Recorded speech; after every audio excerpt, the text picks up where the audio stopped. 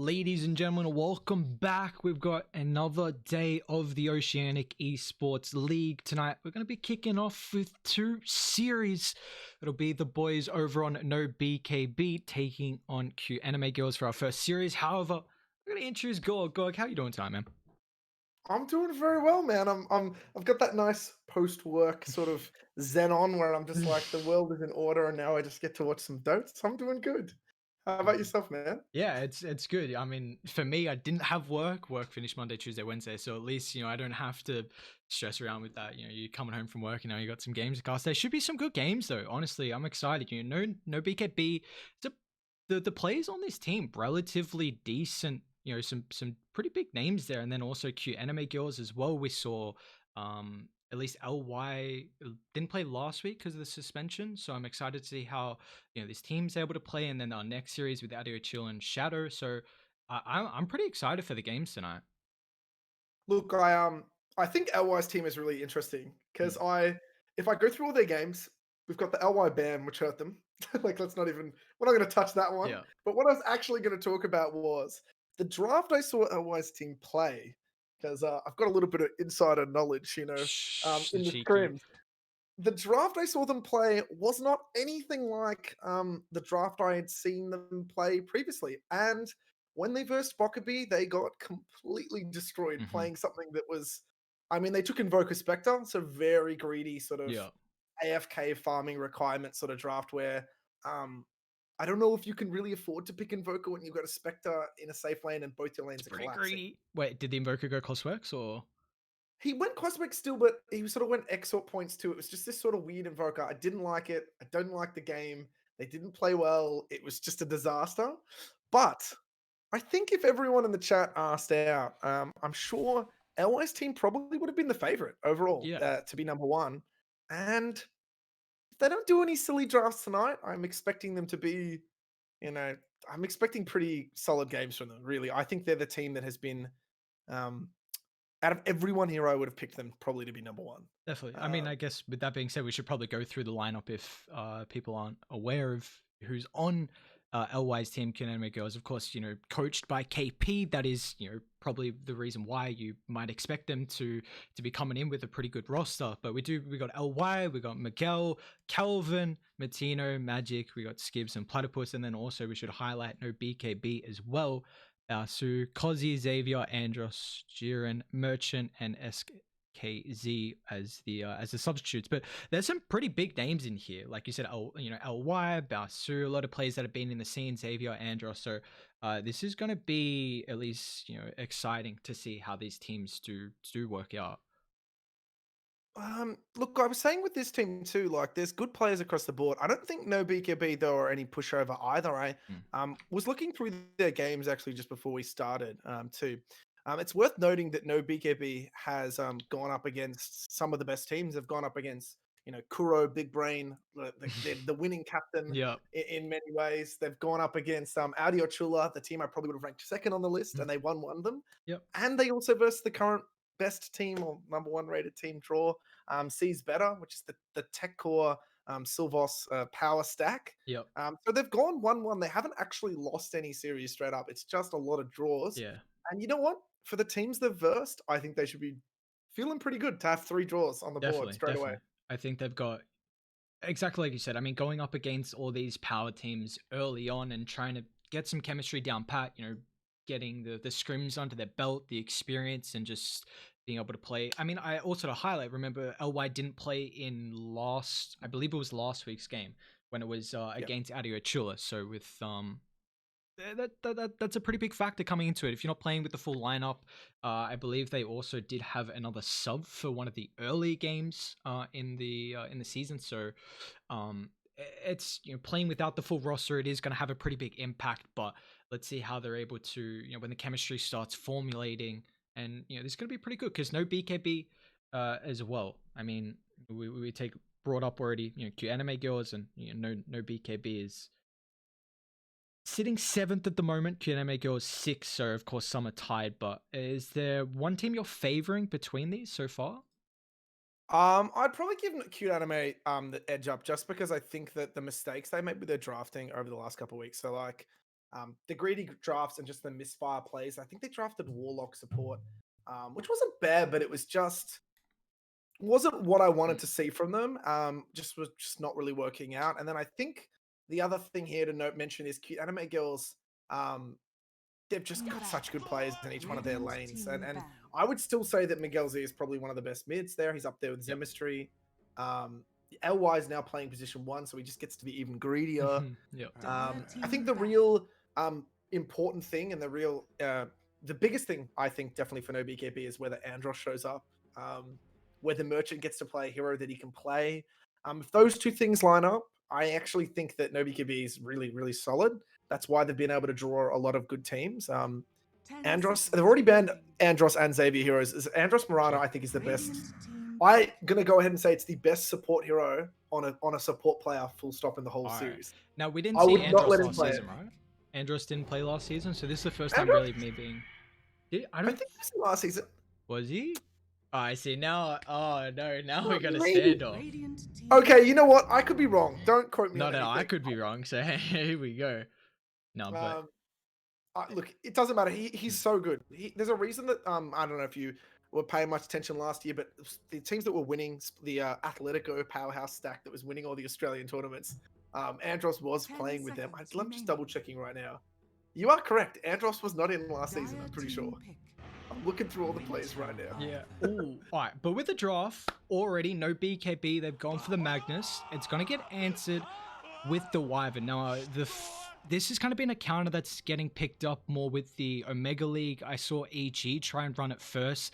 It's just a massive factor. Mag, RPs, Wyvern, instant counter initiation with that curse. Literally just takes away the effect of the RP. Very good as well. Mag lineups like to draft themselves around with a lot of physical damage, enabling the Empower. So the Wyvern Cold Embrace, very good protection. Already a lot of damage in the curse. They got good team fight. Phoenix Wyvern protects the egg.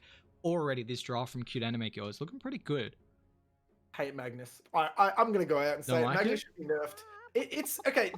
So when we like talk about Dota as a thing, and we talk about like weak points and strong points and trade-offs with heroes. Yeah. Magnus has sort of no straight weak point. Like, he's got way too much health. He's way too easy to AFK farm on. He's literally like Alchemist 2.0 in my eyes, or like old school. That's what a lot of people were naming him, as an Alchemist 2.0. Honestly, with how much farm he could get. He doesn't do anything. He sits there. You can't kill him. The hero could honestly lose like 150 HP and like 10 base damage, and I think it would still be balanced. That's how strong I think it is right now. Though Cuteanime, look, they've got the counters. Winter is, you're right, one of the best.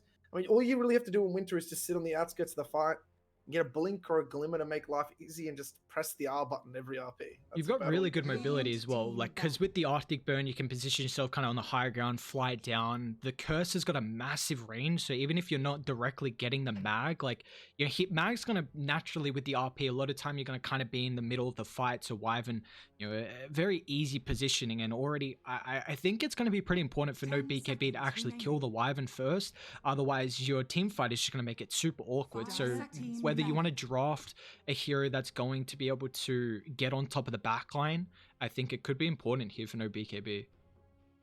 Yeah, I mean, I'm expecting pretty much all the basic heroes to go out now. I mean, they already banned Ricky too. I reckon Cuteanime is going to have to ban Pierre probably too.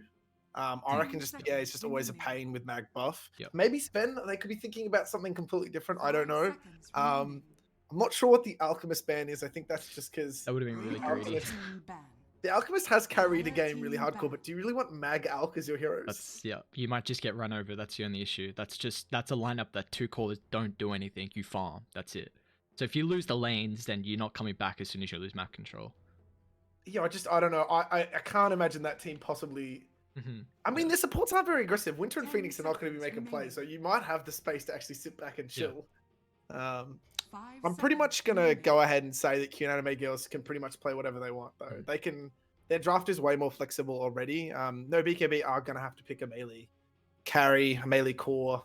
It's Sven and Pierre are really the only two I can think that they would really want here. Sven's sort of. I'm torn on Sven, Aries. I'm torn on Sven because it can be really good, or it can also sort of take one bad fight and lose the game, or waste God strength and lose the game. The issue is you're It's going not to a good, Wyvern. yeah. That's the thing. Like that's the reason how Wyvern's so good against a Mag, because you really want to pair someone with physical damage. And now Sven against the Wyvern just doesn't seem good. He doesn't have the greatest attack speed, so dealing with the Phoenix Egg as well is not going to be the greatest. I mean, they can pair it up with the Grimstroke though. Like that is nice. The double Storm Hammer. Whether they want to go more particular. Is Doom banned actually? Doom is banned from No BKB. Okay. There is no way anyone. Okay, after the tech core performance the other night, no one should let Doom through. If I had to talk about heroes in Dota, Doom is up there with Magnus in my opinion. It is so good. Yep. No doubt. Willow? Is that a thing still? Not really. I don't see it too much. It is a lot of damage the Willow can provide. It's going to be a playmaker. You're not a huge fan of the Willow? I don't think you ever want to run Grim Willow as your support. I just feel like it's so risky. Now, again, you have Andros and you've got Xavier. You've got a lot of potential to do stuff. Yep. My only complaint really is if Magnus can't set up a fight, Willow is not going to catch someone to set up a fight for you.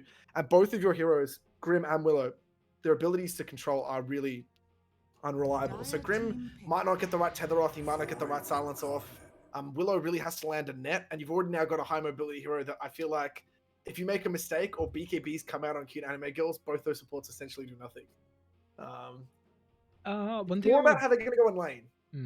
One thing I want to bring up is that last season LY was playing a lot of the Wyvern as a core, but you did say he's playing the position 1, so I don't personally see position 1 Wyvern. If it is going to get put on a core, it's mainly that 2 or the 3. But LY did like it on the 2 last season. Maybe he feels pretty comfy on it. Just one thing to highlight. I imagine it will still be a support, but let's see how much LY really prioritizes this Wyvern. But I do really like the Void Spirit. High mobility, not a lot of catch, at least guaranteed catch for no BKB at the moment. So this Void Spirit's going to have a pretty good game. Look, I mean, it's not...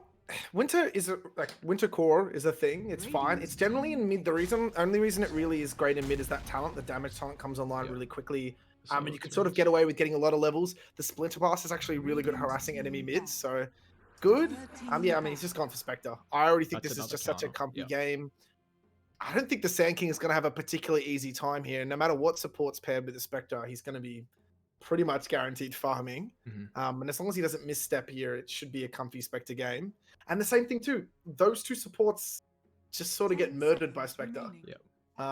There's no answer really. No position based, they're so squishy. Spectre is also another big counter to the Mag. You're instant damage with the Haunt, you can't blink in, find the RP, and it feels like this lineup, I mean, now you're pretty reliant on the Sand King having a good game, because if you don't, how do you initiate fights? Mag's already kind of countered, so your RP's no factor because of the Wyvern Curse and now the Spectre Haunt. So it feels like my only big issue with the Cuteanimegirls lineup is they could be cooldown reliant. The Phoenix Egg, the Curse, and then the Spectre Haunt. So Void Spirit's going to have to make a lot of plays. They're going to have to draft probably position 3 that is also not as cooldown reliant, I believe. Yeah, I mean, I'm feeling like they're going to take something like Axe. Mars is gone, right? Is Mars in the pool? Mars is in the pool, yep. I'm thinking it'll be like Mars or Axe, just something with some simple control that isn't on like a super long cooldown. But to be honest with you, in this meta, the cooldown timing isn't really as much of a problem in this game because your heroes on No BKB are sort of tied to cooldowns too. So you need RP, probably want Core Stick to go really deep. And it's on you to make the plays. Can you find the right time to gank a Spectre with Winter or Phoenix standing behind him? Will the Void Spirit just be running around the map killing your heroes? I really hope No BKB put Magnus mid and just try to go as fast on the farm on him as humanly possible. How does the Mag fare versus the Void Spirit mid? It's fine. I mean, Void Spirit does really well generally against a lot of heroes, but I actually think in this matchup, it's down to the Magnus and how good he is and comfortable he is at getting those like little last hits. While he isn't directly harassing the Void Spirit, I think as long as he holds enough regen to keep his health up, he really should just free farm here.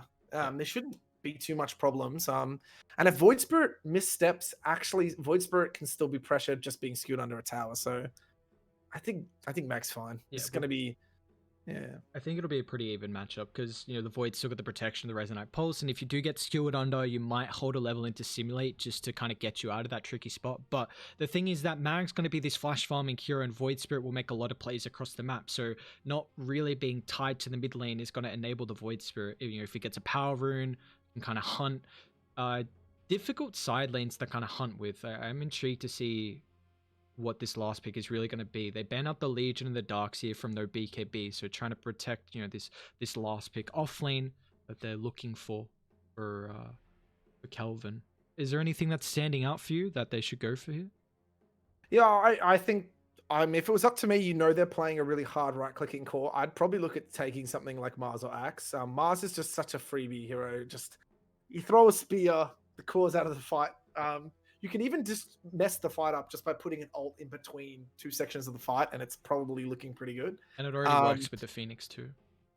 I'm just a greedy boy. I like the only reason I'm saying Axe is because I think you can get away with it with your draft, and I think one Blade Mail Axe taunt into like the core empowered is always just such a funny play.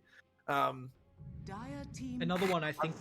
Ooh, is this Phoenix 3 then? They can do whatever they want here. I really think their draft opens up a lot more flexibility. Yeah. That is going to be a hard lane if they do continue and go ahead and pick something like PA. I don't know if this is going to be a great game for them. Whoever they put down there is going to have a pretty rough time, I reckon. Yeah, it's going to be pretty tricky with this matchup now. I mean, you got the ultra last pick, but at the moment, it's looking like it's going to be a bit difficult here. Because they don't deal with the Phoenix Egg, and you don't have... It's really Sand King. Slark against Spectre's not the worst. Like, it's a pretty good matchup.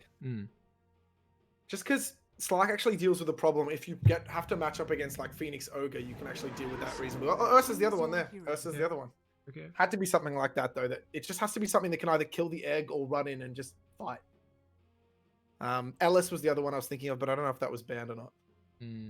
I like the Ursa. It deals with the egg. You don't mind, honestly, because we did see that patch on when Ursa had the Battle Fury. We don't really see too much Ursa at the moment, kind of fell off, but still that flash farming Battle Fury, the Mag's going to kind of buff him up a little bit. Mag can still play around by himself, and it's against the melee matchup and on the Ogre position 3. Kelvin is actually going to pick that one up. So, are you still favoring Cuteanimegirls, or do you like this actual last pick, Ursa from No BKB? I'm probably still going to give a slight lead to Cuteanimegirls. While Ursa is like traditionally quite good at killing almost every offlaner in the game, I actually think that if they play this offlane correctly with Ogre, and I do hope they put the Phoenix down there with them. So I think it's Ogre Phoenix? Sure, I reckon. I reckon they could probably kill Ursa over and over again. Actually, not saying that the Grimstroke couldn't support him well enough. But I think if Ursa's sitting in lane taking weird trades, it might really hurt them this game. And I think Ursa needs to sort of get a couple items going and really sort of get moving here. I don't think he has all the time in the world to waste. They could try and set up the lane with putting Andros down bot as well with Ursa. And if you can kind of get first blood against the Ogre, maybe just have Ursa absolutely demolish this lane matchup. That's the play, dude. Make Calvin tilt, guys. Just tunnel aim him, kill him 2 or 3 times, sub 3 minutes, the game's over. That's it. Just, get people angry at each other. That's the whole game plan. Ultra tilt. I mean, see, who's the... If you had to choose a player in this game, is there one person in particular you're just telling your team to tip constantly? Get him tilted, Calvin. Get him out of... Kelvin? That's it? Instant? 100% Calvin. Right. That was fast as well. It's like, all right, Kelvin, sorry, buddy. It's like, let me put it this way. If I go through all these players, like no one else, then everyone tilts, you know what I mean? But I feel like when you get one of the best players in your team and you manage to make them sort of lose their cool and composure, and all it takes in this meta really, we were talking a little about this meta about how important it is the laning. The laning meta is literally you need to trade regen for hits and health and use that regen to actually get your last hits and levels. So if you're if you die 2 or 3 times and you waste a couple of salves and, tangos and suddenly the enemy core has 1,000 net worth on you and he can just spam kill you, lanes spiral very quickly. Yeah. Yeah, definitely. So that's sort of what I want to see them do here. I feel like 2 people really underestimate Ogre as a core. His he's fine. Other teams have run this. I mean, it's not super common either, but plenty of teams have done it. It's been shown to win games. It can really kill you if you're not careful, and it's not great against super tanky cores like Ursa and Mag. But I think in this situation, he could really go any item build he wants on the Ogre, and he's not really there to carry the game himself. He's more going to be sort of utility and just frustration in the laning phase, I think. Yeah. Do you see Kelvin potentially going for this Midas? It is starting to, at least when Ogre was being played as a 3, that Midas felt super, super strong. And then we're seeing this item kind of get picked up a little bit more just with the recent changes. The gold got dropped, the experience got buffed up. So could this be a potential Midas game, or is it going to mean Kelvin might be a little bit too slow? Look, I'm sort of reluctant to say Midas. I don't think you want to play. Like I say, to be honest, I haven't played the hero a ton myself. I'm sort of sitting here torn between the fact that if you don't get Midas and this game, let's say, goes for more than 20 minutes there, and you start to stall as the Ogre, you could be a pretty big. You could be just a sack of potatoes, or you could be completely useless in this game if you don't keep your tempo up. However, you do have Spectre, and do you really need to go Midas? I mean, part of me wants to see like a way more aggressive tempo Ogre where he goes like, I don't know, Veil something and just fight. Which is something we've been seeing a lot, actually. The Veil on, not particularly Ogre, but at least a lot of these heroes have been picking up Veil a lot. So that could be interesting. Yeah, it's just like I mean, he could even go Guardian Greaves. I really don't feel like he needs necessarily to go Midas. It's just whatever he goes, I think he's the one that's going to be sort of making the plays with the Void Spirit. And they've got quite a good sort of, Void Spirit dashes in, hits you up with the Aether Remnant, and then you just get followed up into a Fire Blast multicast, and you're just gone. Yeah. So I would like to see them sort of not play too greedy. I've seen Calvin play it both ways, so we'll see. It really just probably depends on how his laning phase goes to decide like what style build he's going to play. Are you worried that potentially Cutenimegirls are going to rely too much on the Void Spirit to be that playmaking hero? Because you brought up in the draft that the Phoenix and the Wyvern kind of struggle making plays. You don't really have a stun, and now Ogre not the great, not too mobile unless you maybe go for a couple of items. So is it going to be too much pressure if Miguel can't actually make plays on the map that no BKB could push the tempo? I know the mag, you go 1-2 items, but they just might ramp it up fast where Cuteanimegirls can't do enough to really stop that. I mean, I actually think if you're Cuteanimegirls, if you think that the Ursa and Mag are just going to go AFK farm mode, I actually think with your hero lineup, you probably don't care. You have Spectre. If the Ogre does go Midas, I really don't see the problem with you just chilling. Oh, definitely. And waiting for the enemy team to make a mistake. You can constantly just make 4-man plays. Your heroes are ultra defensive, and you're completely tied around the Haunt cooldown. So I feel like you don't actually have to do too much here. Aside from just making sure the first 10 minutes of the game are not a stomp, just don't get collapsed. There's nothing worse than watching someone get sandbagged in the first 5, which we've had some games like that. We have. Yeah, we have. Where just kind of that first big fight, and then it's like, oh, well, now you lost all your map control, no farm for you to really take, and it kind of just get run over. Well, I mean, that's the thing too. Like, there's another question that has to be asked this game. Does an ultra late game Spectre really beat, because they have 3 cores that are definitely going to farm. Sand King will always find farm. Mag will always find farm. Ursa with power is going to find the farm too.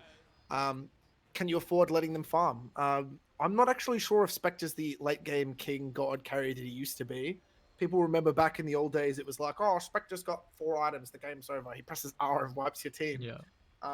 Those days are long gone. Spectre does not, verse the whole world by himself. And to be perfectly honest with you too, if the Grimstroke just has like a Glimmer Cape and Dark Willow just pops Shadow Realm, the 2 weakest targets in your team are not that scared of getting haunted too. So I don't know. I feel like really curious to see which team sort of tries to play aggressive. I think Cuteanimegirls should just look for a fight every haunt.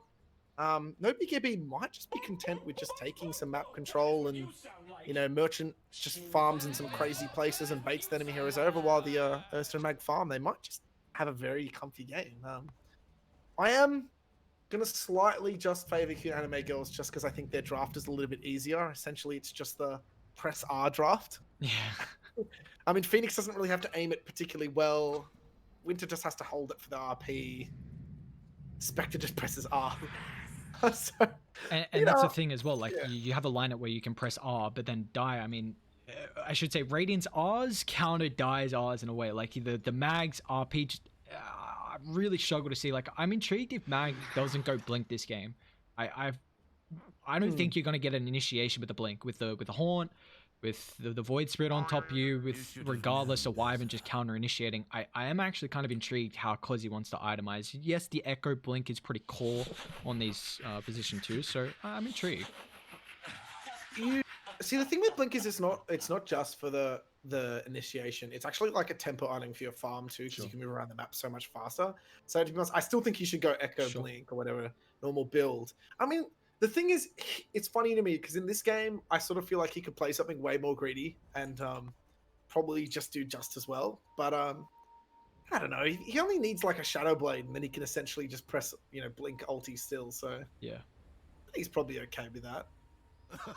Yeah, just get the old Shadow Blade. Silver Edge is good this game. It's a good Silver Edge. It is. That is actually very true. You don't really have a Silver Edge carrier as well. Like Ursa kind of can. Actually, speaking about the Ursa, he's got the Battle Fury queued up.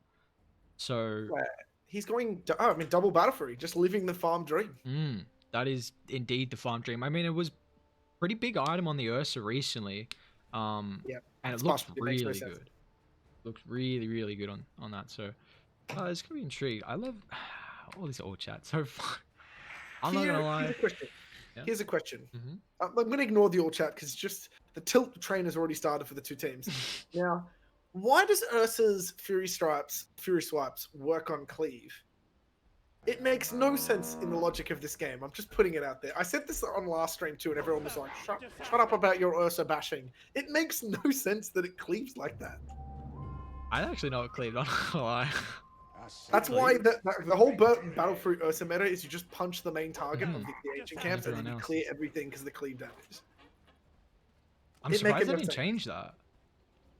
Well, yeah, I mean, that is the change that everyone has been playing Battle Fruit Ursa. That's just it. That's the reason. I hate it. Get rid of it. Yeah, I mean, I'm with you, but another thing, all the pause has been done. Looks like we're finally go. Everyone's reconnected. We're gonna have Cuteanimegirls taking on No BKB. As, the lanes are getting situated. We do see Kelvin's actually going to start with the Windlace, just going to try and prioritize on the movement speed. Ursa's already got a better base speed of 310, and Kelvin was 290 at the start, so now they're going to be even. Very important just to have a little bit higher mobility. You are unfortunately going into a Grimstroke, so it's going to kind of affect you with his abilities in the lane, but... I would have liked to have seen the Ursa actually start with an Orb of Venom over the Quell, just because I think there's a lot of kill potential here if Calvin ever makes a misstep. I think this top lane could really go either way. I feel like Ogre Phoenix can kill or Grim Ursa can kill. Yeah, it should be a fun one to watch actually. Yeah, they definitely have a lot of kill potential. I mean, Matino hitting level 3, 2.5 spirits, you just can't trade against him. If Kelvin, how he wants to max out the abilities, I imagine it's probably he does go for the Ignite. They don't get the bounty though, actually. So Jiren's going to walk up, and snag that bounty away. So that's a good start. You'll take that. Why did they let him have that bounty? I don't know. I think Kelvin knows it as well. The GGs and the Relax are doing fine in the team chat. Is that are we allowed to do that? Oh no, it's in teams chat. Yeah, team chat. Makes no sense. Oh my god, that was confusing me. Yeah, I was for like, a second, you're like, hang on, what's going on? This game's over. Oh, that was a nice last one. Yeah, that was a quick one. Magic, she's gonna hold 2 sentries at the moment. There is one on Andros. So Merchant went for this early Sandstorm. Gonna be intrigued to see. Matino should be dead right now if he doesn't miss this. Oh, he missed! Oh, you hate to see it. He hesitated it like 4 times too. Could have just killed Matino there for free. He had no fire spirits. Really?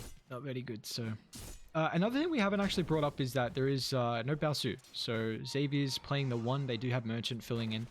So just want to highlight that as well with other rosters looking if anyone has not picked that up at the moment. But in the mid lane, we got 6-2 for Miguel, 5-0. I mean, it's pretty early on, but this matchup early, cause he's just going to try and farm. Miguel will make some rotation potentially with the power runes once he hits level 6, and we are seeing just this top lane Matino trying to drag the wave all the way back and get some solo experience and more importantly, deny a wave against the Ursa. Radiant's top tower is under attack.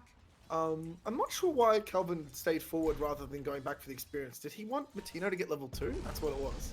Okay. They can harass Xavier a decent amount here. I guess Kelvin's kind of has to stay for the range creep, but he wraps over. He does have it on Ignite. Looks like Xavier should be fine. I actually think Calvin could have just walked over there and then Matino could have dived, and that's probably Ursa like almost dead right there. Yeah. I mean, he's got 3 tangos of Silv as well, but that definitely would have been a lot of damage. I mean, Jiren's only got 2 tangos, so he actually has a Silv in the backpack. They're going to go on the Phoenix. He's got that level 2 with the solo experience, so we'll be able to dive away. Down bot as well. Andros is falling low. So into Blast will connect, but he's going to be able to protect himself with the Shadow Realm, so no more hits from LY to secure the kill. LY will get forced back here. But this is, I mean, a Spectre. Very good HP regen. You're pairing up the lane with Magic, and it's a difficult lane to kill the Spectre. I mean, they've done pretty well sort of doing some damage on him at the start. I just sort of like... Both lanes are having their supports pull behind towers and just getting solo experience. It's really bizarre to me to actually watch. You know, the pulling is like a really important thing in this meta if you can't actually straight up man fight the lane. But it's just really interesting to me how that one's going down. Both supports trying to get level 2 as fast as possible. Yeah, just trying to hit these early level spikes and with that damage for the laning stage. How close is Matino to 3? So 2.5 at the moment. I'm intrigued to see if they, as soon as Matino hits level 3, if they get aggressive. He does also block. Very nicely done, yeah. That's pretty important. That ward, deep scouting it out. I mean, top lane's just really sort of bizarre to me too, because I really thought that the Ogre and the Phoenix were going to play a lot more aggressive. I'm pretty sure he just high ranks Ignite and just ignores Fire Blast here and just gets boots out as soon as possible and just punch the Ursa through the tower. He's gonna go for the Soul Ring, looks like, just to constantly spam out that Ignite. And then, yeah, I definitely favor the boots pickup. Also, the mobility against the Ursa, you very much want. To be honest, Soul Ring's been sort of gutted. It's lost all its health regen. It definitely is not the item it was before. Looks like Spectre's even going for a Soul Ring. So we're gonna see LY go for that one instead. I mean, I'm okay with it still on Spectre because it's still health. It's just on some of the heroes that generally used to buy it, it's pretty risky because you start to lose a lot of health using it over time. So, like, you know, is it as worth if you've used it to get 150 harass damage if it's cost you 150 health? And you've essentially spent 1,000 gold on an item that gives you 6 strength. So it's not super valuable. Down bot, LY. Getting harassed down a little bit. Looks like Merchant, I mean, as soon as LY gets out of the Sandstorm, can't do too much. They'll turn back on Andros. Just a dagger out, but it is very close to the tower, so unfortunately Andros is going to be able to make it back. A lot of harassment, but he's still got a Selv. We are about to have the bounties as well, but it looks like Magic is out of mana, so it could be in trouble if Andros is able to play this correctly. 2 points in the Shadow Realm. He's got the movement speed. Yeah, should be able to find this kill. Magic doesn't have mana for a TP, and no real help's coming out from at the moment. There might be a First Blood top. His heroes are falling low, but they're going to be able to get out. So now Magic, you're in a situation here. Might be able to deny yourself. Andros going to try and snag the Corey instead of finding the kill. So, alright. Bye-bye, Corey. He probably could have just chased till these Bramble Maze. It was up in like a couple of secs there anyway. He probably could have got... I mean... I don't know. At this point of the game, I'd almost say that the hero kill might be better. He might have almost got level 4 there. It's also First Blood, too. So. It's a lot of dosh, man. It's a lot of dosh. We do see the rotation top. Miguel, level 6. They are pretty far forward here. Jiren's in trouble. They don't have a stun. Kelvin just can't get in range, but Miguel might end up diving because the Ursa's pretty weak, and they've got the creeps. They'll glyph it up so the heroes don't have to tank up the tower. Grimstroke's going to end up falling. Miguel will claim First Blood. He doesn't have the 8th Remnant, so quick TP from Xavier. No way to cancel that one. Do they have... With that glyph, it keeps the catapult alive, so this tower might actually die, and putting the Ursa in the jungle this early is not very good. You're not going to be able to farm too fast here. This is a great movement from Miguel.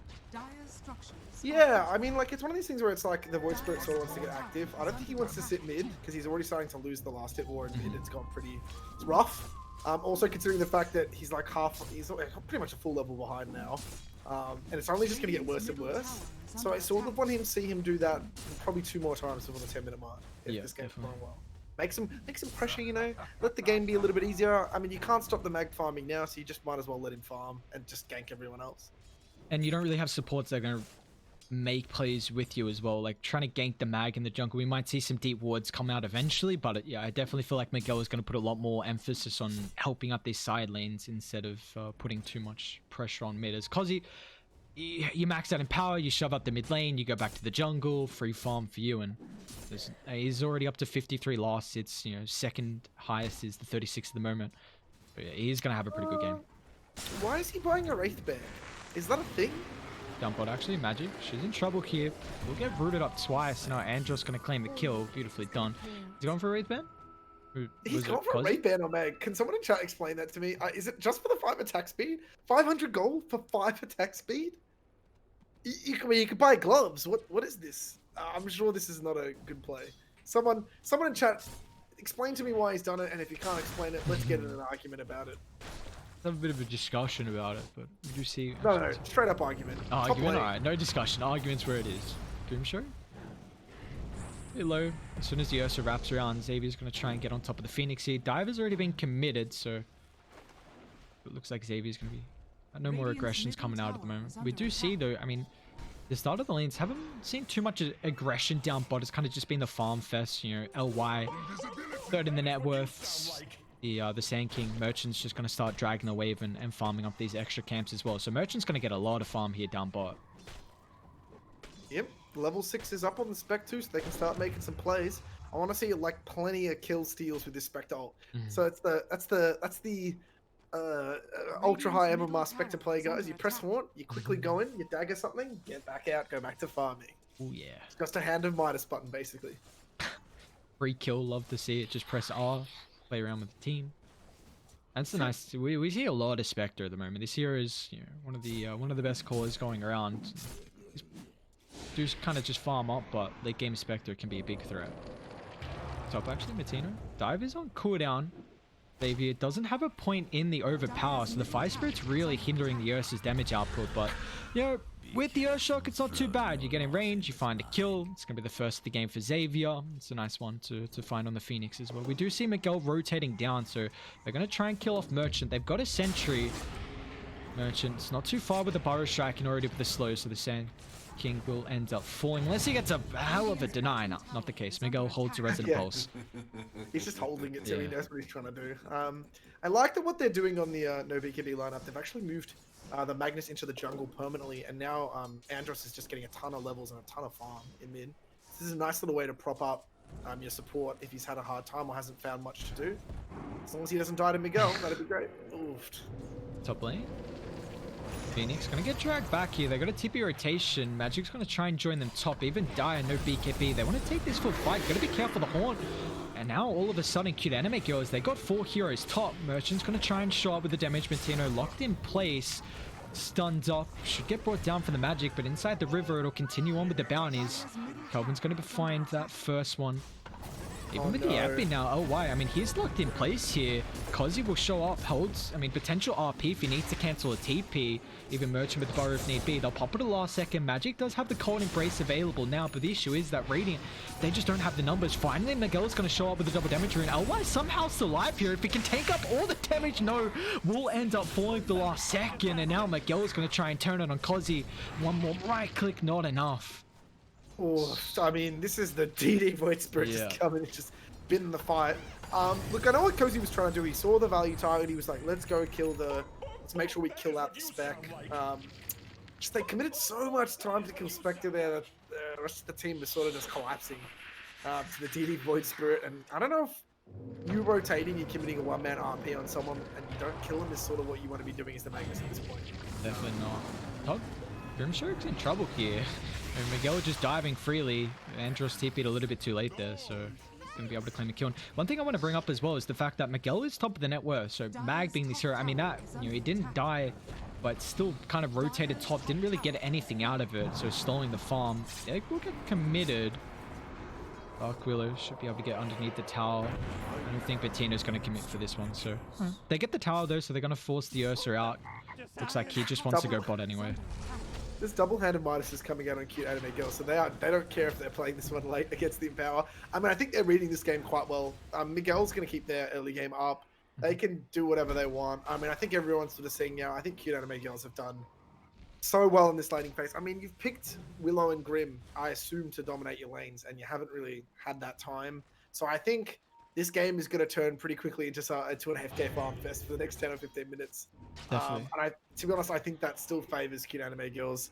If they get double Midases out, I think Miguel will keep running around killing people. Yeah, it's just I'm not sure if these were the support heroes to pick if you weren't gonna. Oh, he stole the root. They have no vision. Oh, that's true. Yeah, exactly what you brought up. I want to highlight the fact that the Ogre's actually ahead of the net worth on the Ursa, and they last picked this Ursa going up against a melee matchup. Grimshaw can be pretty aggressive as well, but you did bring up that the Phoenix Ogre lane is going to be pretty decent versus Ursa. Wait, what's happening? Multicast Midas straight away. Oh, okay, I missed it. There we go. Oh, that just sets you up. If you don't honestly get a multicast Midas to start, or at least like your second Midas usage, it just doesn't feel value at all. Oh my god, Andros is so weak against this Void Spirit. Also, I totally agree with you. If you're picking Ursa and you're losing against a melee off lane, there were issues in that laning phase, definitely. Merchant's got the blink, charges up the FB. Miguel still has the Yules and Dissimulate to be able to utilize here. Looks like Cos is actually going to try and deal with magic instead. This frees up Miguel to hunt the backline though. He'll find the Courier. Not going to be able to play too aggressive. Dodges out the Silencer now. He's got the movement to be able to come back up here, but no more charges and they'll force out the RP. He's got the Yules, but won't be able to get that off through the stun duration. Beautifully done there. Just the last second. Come on, Miguel, man. Show some respect. You're against 4 enemy heroes. I'm sure you're probably doing. That's, I mean, they are going ultra late. They're trying to get the couple Midases, but here come Dire. They're going to dive the Ogre underneath the tower here. Kelvin will fall. Lucky Midas isn't available. That would have been pretty bad. They are going to lose their tier 1 tower though mid. That's probably worse here. They need to stop going one by one. So like, this is just them being so greedy and complacent. I swear this is sort of Cuteanimegirls' real big downfall, is that they just feel so complacent in some of their games, and they show, I don't want to say they show no respect, but like, come on, guys. You lost 2 heroes in the jungle. You're now standing in a tier 1 against the Blink Sand King that killed someone less than probably 1200 range away. Like Blink distance range away. Why are you sitting at this tower? Just little respect things that start to add up, and suddenly, you know, your little lead you had gone for you with your Dubsy Midases is sort of falling back, and suddenly Spectre's not going Midas now, and these things start to add up. No, the Haunt. So they just baited out with the illusion. Oh, you hate to see it. That Sand King illusion mid just forced out so much there, and that's Horn on cooldown. And I wonder if Dire feels safe to protect the time. I mean, RP, Epi is going to be up in 15, but they don't really have the greatest like tower taking. It's kind of just Miguel sitting in the front with Bloodlust that's level 1. But as soon as you deal with the creeps, now the tower is just going to beat onto you, and you got to force them back. Again, it's just sort of interesting to me. I didn't think the Radiant team would be the ones getting super active. Also, I really didn't think there'd be I'm not sure what it feels like they sort of don't have as much of a game plan. Like, No BKB clearly are just sitting in the jungle waiting for Ursa to keep farming, and they're just playing around RP now.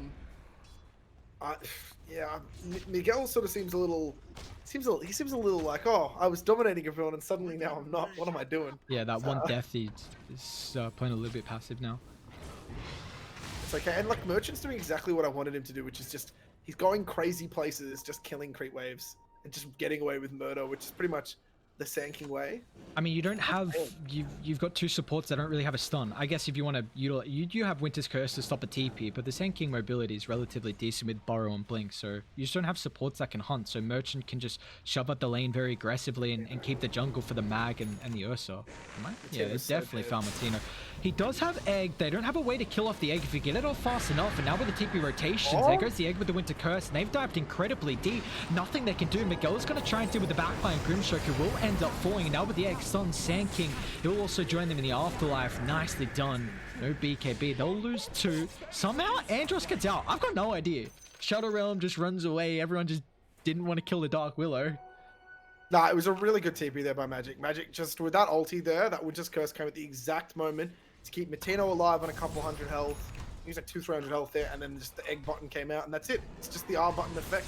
And just suddenly you're like, what do we do? This The could be panic another... set in.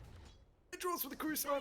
Oh, it doesn't hit hard. Okay, he'll find it. Wow, 3 hits. That is pathetic. Dire's bottom Just- tower is under attack. They're hunting him, but I mean, it's just up to Miguel. They don't have any vision at them. Oh, did he run? No, I don't think he ran into that Radiant. Oh, just around the middle lane. So he'll be fine. He's, Oh my god, is is he he trying gonna to stop get another? Yeah. He is Oh, he gonna get it. will. Oh my god. Radiant's courier. He might get another, honestly. I'm not gonna Oh, lie. no, There's Spectre no! coming. Oh, Andros, he can he TP out? No! He got gotta it! find the Courier. Shadow Realm. He doesn't have a TP. He's stuck. Phoenix fight. Almost. Oh my god. What is going on? He's the best position for. I'm sure him taking Radiant's 3 bottom career kills. How tower much is is that? under 70, attack. 60, 70, 70. So 60, 60, 70. Ooh. A lot of money. Like that's like he essentially just made 1,000 net worth out of thin Radiant's air, bottom just running tower around has doing fallen. absolutely nothing. And the enemy hero is committed and chased you around. Yeah, a lot of space. I mean, Merchant was able to get a tier 1 down bot. We see the Battle Fury now picked up on the Ursa, so that he was playing Xavier a little bit around the mag just to kind of... He had a roughish laning stage, so the Empower gave him that catch up. And now with the Battle Fury, he's going to be able to flash farm. And you brought up as well the Battle Fury, you know, the Fury swipes. It's a really nice build. And now he's got the double Battle Fury and Empower, man. This Ursa is just going to be... He's flash farming. I think with the farming now too, I'd like to see No BKB sort of play around their heroes now. You've got an Ursa, you've got your Battle Fury up.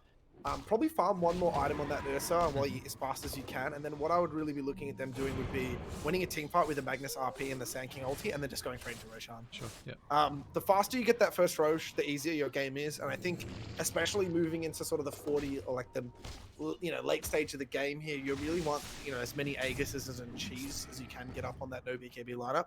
You've got such a good team at killing Roshan, so just it's time to get a little bit active now. Get another item. He's gone for BKB.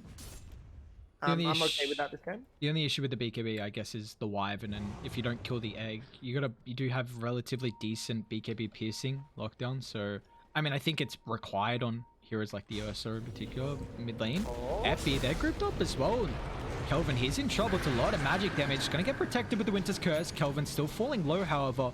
Makes it back thanks to the help of Martina with the heals. Unfortunately, the stroke's going to be off the mark there. So a couple of ultimates utilized. Miguel is actually going to try and get on top of the Sand King. And they'll even join up now with LY, who haunts in on top of the back. Killing off Merchant, falling incredibly low. We even see Xavier thinks that increased attack speed will do with the egg. So it's a 1-for-1 to start. A lot of force now with the RP. Kazi, he waited out for the haunts. Now with the blink, is able to follow up. He deals with Miguel. And LY, he's in trouble. They get the illusion instead, unfortunately. Now he can turn. Xavier gets a little bit of distance thanks to the Earth Shock, because he's going to try and zone back LY, but he's not too worried. They get a multicast. Even they're going to try and buy back Jerem if he can get in range here, but it looks like he can't because he with the blink, skewer off the mark. Okay. He's actually going back on here. Can they find the kill? Inkswell off, and now with a stun, Soulbind will connect. Leash is up with Kelvin, but it looks like Radiant, they just got the numbers advantage in Grimstroke. This could be a dieback. They find a stun up on the higher ground. Now with the rotations, Andros even joins the mid. Merchant's gonna not cancel this TP. We'll be able to protect Andros. Radiant looks like they're not going to dive too far, but this is with the bounties now on the map. It looks like Dire and Andros going to be able to get one down, but I don't think Miguel is going to be able to get there in time for the second. So at least they will get two, but that's a big fight for Radiant. Look, it's just really like a couple of really big mistakes. So the RP was really good there, but your Ursa is not ready to fight. He needs another item still really to sort of be comfortable in these fights. They're really overzealous on killing this Ogre. The Ogre is like the tankiest target pretty much on the team, maybe with the exception there of Spectre now. I would pretty much say that if you committed that lineup of spells on anyone else, you probably would have killed them. And it's just, again, it's like they're using all their spells, they're saying to commit the start of the fight, and they're not really finding the target they want. And then suddenly the Winter and the Phoenix are covering the Ogre out of that fight, and you're just wasting way too much spells, and man, it's no BKB. A couple of misspells, couple of late, spells there. Cozy tried to get a good sort of recovery RP, but it was just too little, too late. Too much had been used in the tank. There's nothing left. Yeah, and it's the fact that, like you already highlighted, I mean, the Ogre's not an easy person to kill. Probably the hardest at the moment to a Spectre. He's actually got higher health. Spectre is definitely, Spectre definitely is harder now, but now, like I still don't.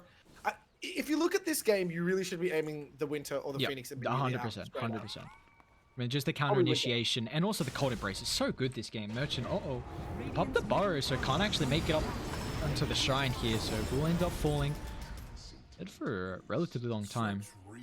But I mean, it's 3,000 net worth lead at the moment here for Cuteanimegirls, and you know, we do see Mag top of the net worth, you know, very close to the BKB. Xavier is got enough gold for another component of this BKB. Radiant might sweep down to the bottom side. They are relatively aware of the positioning on Die. The fact that they weren't in a spot to protect Merchant, I mean, they're a lot of the time the Sand King wants to play the dead lane, and yeah, they're so aware. They're gonna head down.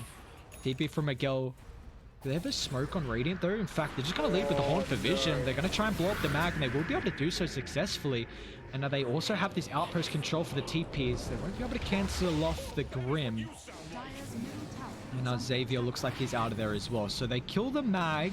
Haunt is used, but you find a kill. Let's see if they might be able to get a T1 tower down bot. It's so value. I mean, again, you're playing with a Magnus draft. You're not using your RP. None of your spells are committed, and suddenly Spectre just got another 500-600 gold. And this is like, once this Rad comes out, and I really think probably Radder than the next item he's got Abyssal queued up. Man, once the Abyssal's out, I think this is just a free game for Spectre to do whatever he wants. I really can't see the Ursa with just a BKB being able to keep up against an Abyssal Manta Rad Spectre. I just can't see it happening. And he's Bloodluster too. They're rushing themselves. They're taking that window that no BKB really should be aiming for. I do have ultimates. Terrorize on cooldown, but you know, you've got the epicenter, you got RP. They're gonna try and smoke up. The issue is where are the BKBs at the moment? Mag's still without his, Xavier's still without his as well. So Radiant could be content to falsify without the BKBs, and now with the Sand King initiations off the mark here, they find the silence with a nice dual scepter, get through the silence with the epi follow-up, a beautiful curse, enables them to find the Roshan. Miguel's gonna claim it with the egg to protect them as well, cause he can follow up. He'll skewer drag them out, but still where's at least his RP usage? LY falling blow, they get the Inkswell stump, and now with the meteor hammer from downtown from the Phoenix, is it enough to keep LY alive? He's got the cold embrace, still only level 1, but the heals is enough. Spectre, oh no, the stroke from downtown. Jiren's gonna be able to secure with a kill, but it's a 2 for 3 when all said and done. That's just such a staggering commit. You know what? It's funny when you think about that play there. Like Merchant thinks he has to go immediately, but him going first essentially denies his team the damage to actually win that fight. Like his ulti didn't get off there; it just got cancelled again by Magic. While that Winter ulti went off, which again I'm just loving the Magic ultis this game. Yep. She just let her team take Roshan for free, and then they just got wiped. Bye-bye, They're Andros. doing everything on another hero they couldn't. I believe Miguel had the Ags that fight as well. I think that was the first fight with the Ags, so that's pretty big for the Void Spirit being able to. Oh, that was the silence actually on the Yeah. You just can't keep going for the Spectre and the Ogre. You have to deal with the Phoenix and the Winter.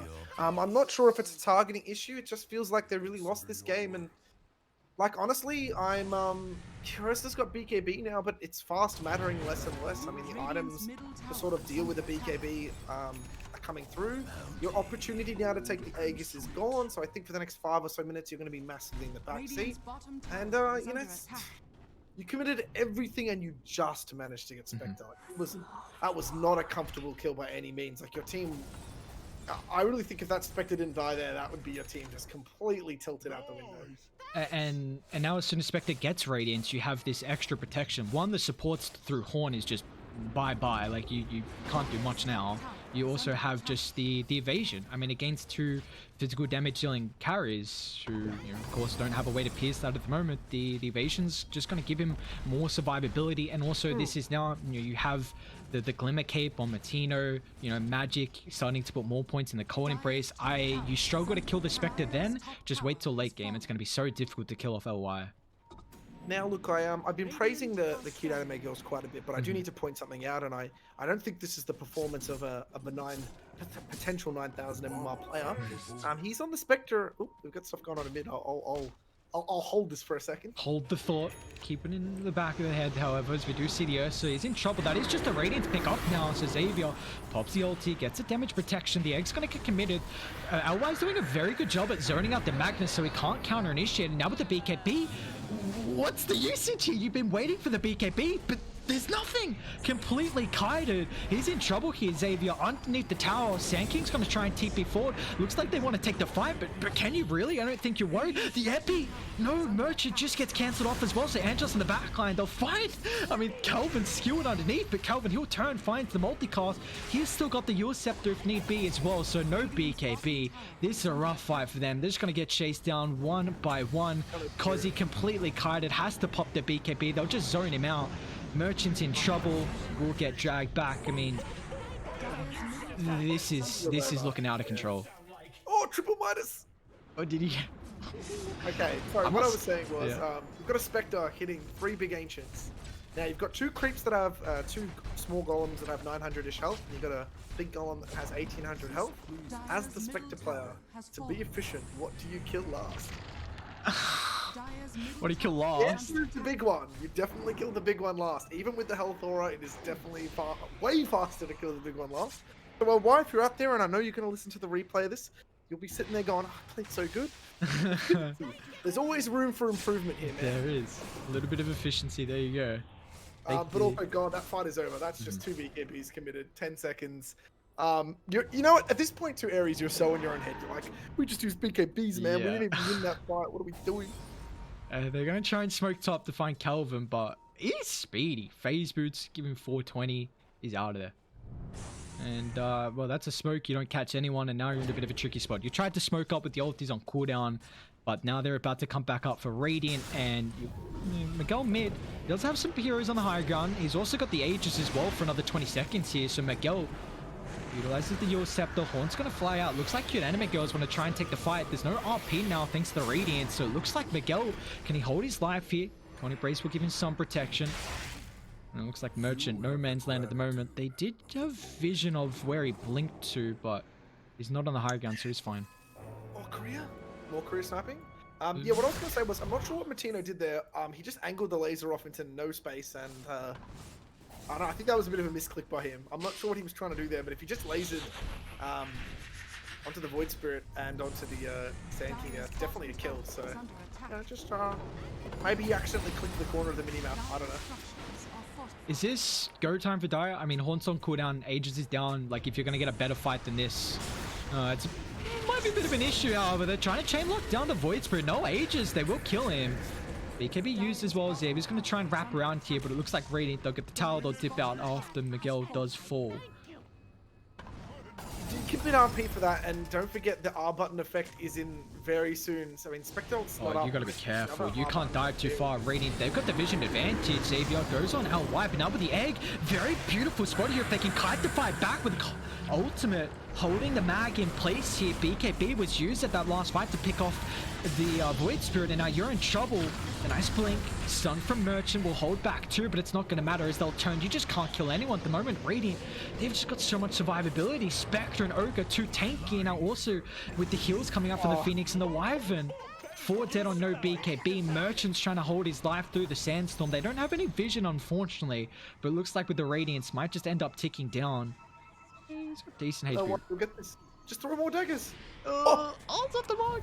Oh, there we go. Finally, essentially, Merchant. He's gone. He's got Blink of Borrow. No, it doesn't matter. I was going to say, I don't think he ever makes it out, but you may as well point it out. If he made it out, that would have been a pretty old Duke, but no BKB. I mean, now all of a sudden, that's a 17,000 net worth lead. Yeah, this is rough. That's, you know what? It's like you suddenly were like, oh, we can win fights, but use your BKBs and use your RPs. Yeah. You have absolutely nothing in the tank, and you've got 2 incredibly tanky heroes, and you're still aiming the Spectre first. You can't, man. Stop going for Spectre. If Spectre's running forward, I think you need to be a bit more crafty here. You need to look at, some angles and sort of look how you can move in the fight. You just can't run at them, man. It's not working. Yeah, I mean, Mag is going for the Silver's Edge. You did highlight earlier that potential Shadowbladed Silver's Edge is going to help 1 with your initiation, 2 against the Spectre, of course. So they're going to have to find a different angle because right now you can't kill Spectre, and also you're not being able to get on top of these supports that are giving the high amount of survivability for the Spectre and the Ogre. I mean, it's like The way you start this fight is you don't run Oh, straight to Miguel double silence mid. He'll catch out the Willow. Nice counter initiation from Emergence. Gonna get straight on top of Magic inside the base here. It's a decent ultimate, but it's not gonna matter. Magic will end up falling, but it's just way too much damage in the backline. They trade supports, a nice RP, but where's the damage fall throughout this duration here? Miguel's gonna be able to tank it off. They'll lose the mag. They do have a couple buybacks, but it looks like Radiant, once again, you're too tanky. You do kill the Wyvern at least, but it's not gonna matter. The G's are dropped. This one, a beautiful game one performance from CAG. Yeah, that was just this. I think Matino and Magic just completely showed how strong they are when they're both on defensive supports. I mean, every time they went on Calvin, they went on the Ogre, they couldn't kill him. They went on Elwa on the Spectre, they couldn't kill him. Okay, they got the Void Spirit once or twice, being really aggressive, but man, like you just can't brute force against that many defensive supports. It just feels like, you know, Matino and Magic just had their number that whole game. They were in the right spot every time to sort of just sit there and laser and counter initiate with ultis. I really crispy just, stuff. yeah, crispy. And I think the draft really enables them as well. It's just the fact that your initiation feels so difficult going into just the mag. You countered by the Spectre and the Wyvern. We really saw that there was no superior RPs to win team fights. A lot of the Sand Kings ultis were getting cancelled. It just felt like Cutenimegirls, this draft just looked beautiful for them, and they executed, which is the important thing as well. I think, yeah, complete show there of what they're good at, and I don't know if it's maybe Xavier just a little bit shaky in the position one. He did seem a little bit. It's not an easy Ursa game, but I really just think he had to buckle down, and he just could not keep going to fights with just Battle Fury. He killed his team, and he just stalled the momentum completely that game. Yeah, definitely. You brought up the fact in the game that they just kept fighting without the BKBs, and then it got to the stage they finally have BKBs, but you're too far behind, and in the end, Cutenimegirls, they're able to take it. A 31-minute victory, so they secure game one, looking to try and clean up No BKB, who have been able to tie up every series so far. So with, you know, they played 3 series into this 4th one. Is there another potential to tie this? Well, stay tuned. Game 2, ladies and gentlemen. About 5-minute break, and we'll see if No BKB are going to be able to continue with their streak of tying all the series.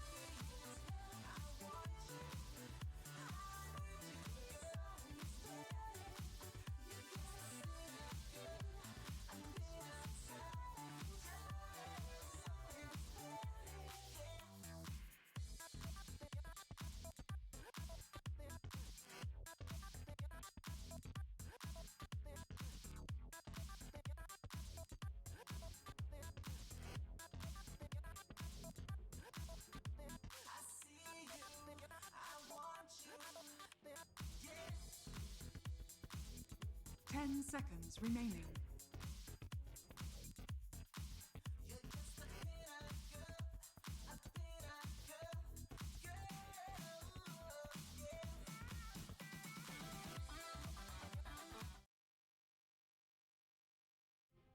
Ladies and gentlemen, welcome back. We got game 2 now underway. Cuteanimegirls with a game advantage over No 10 seconds BKB. remaining.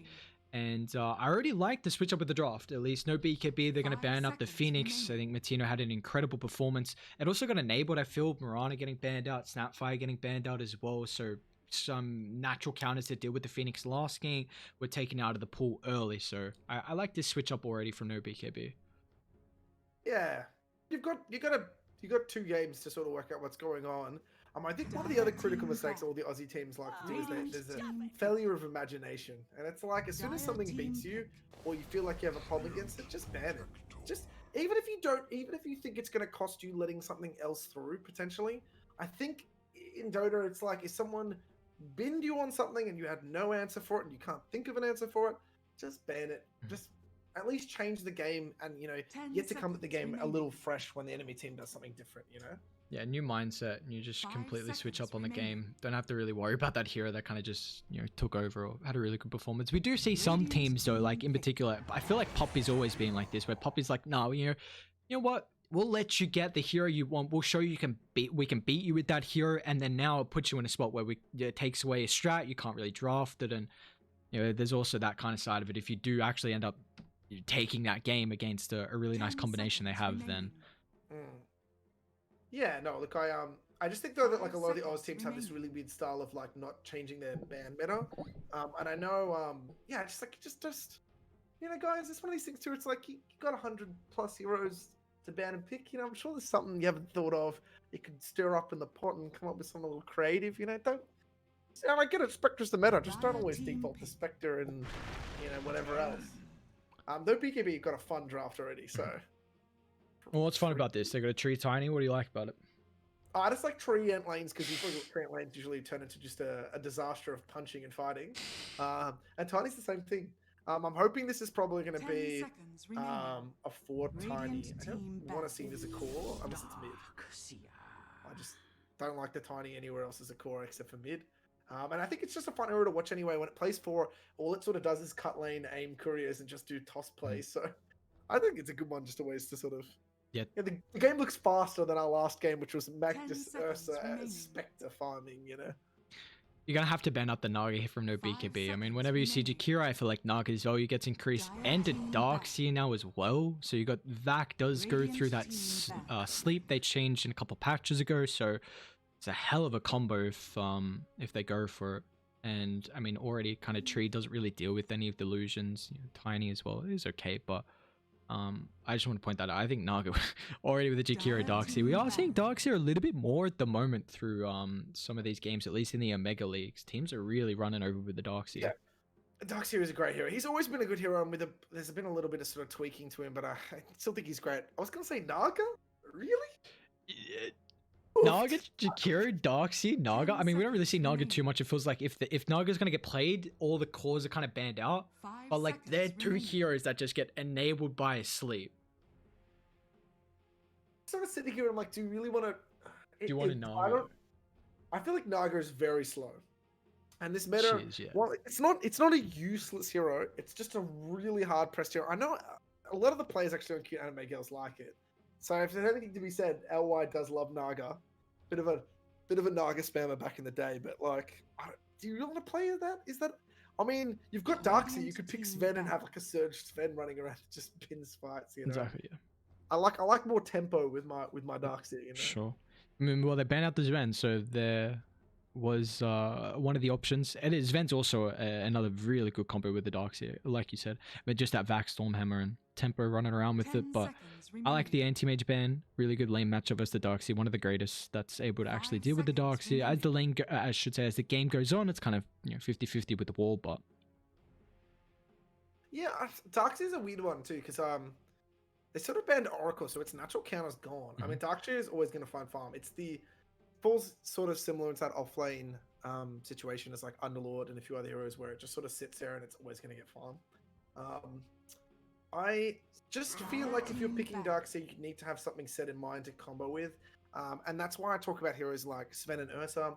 Because if you get like an Abyssal Blade on them and or like an Ags on Sven and you just surge them, they're in. Like their whole mobility issue is solved by you just having that Darkseid on your team.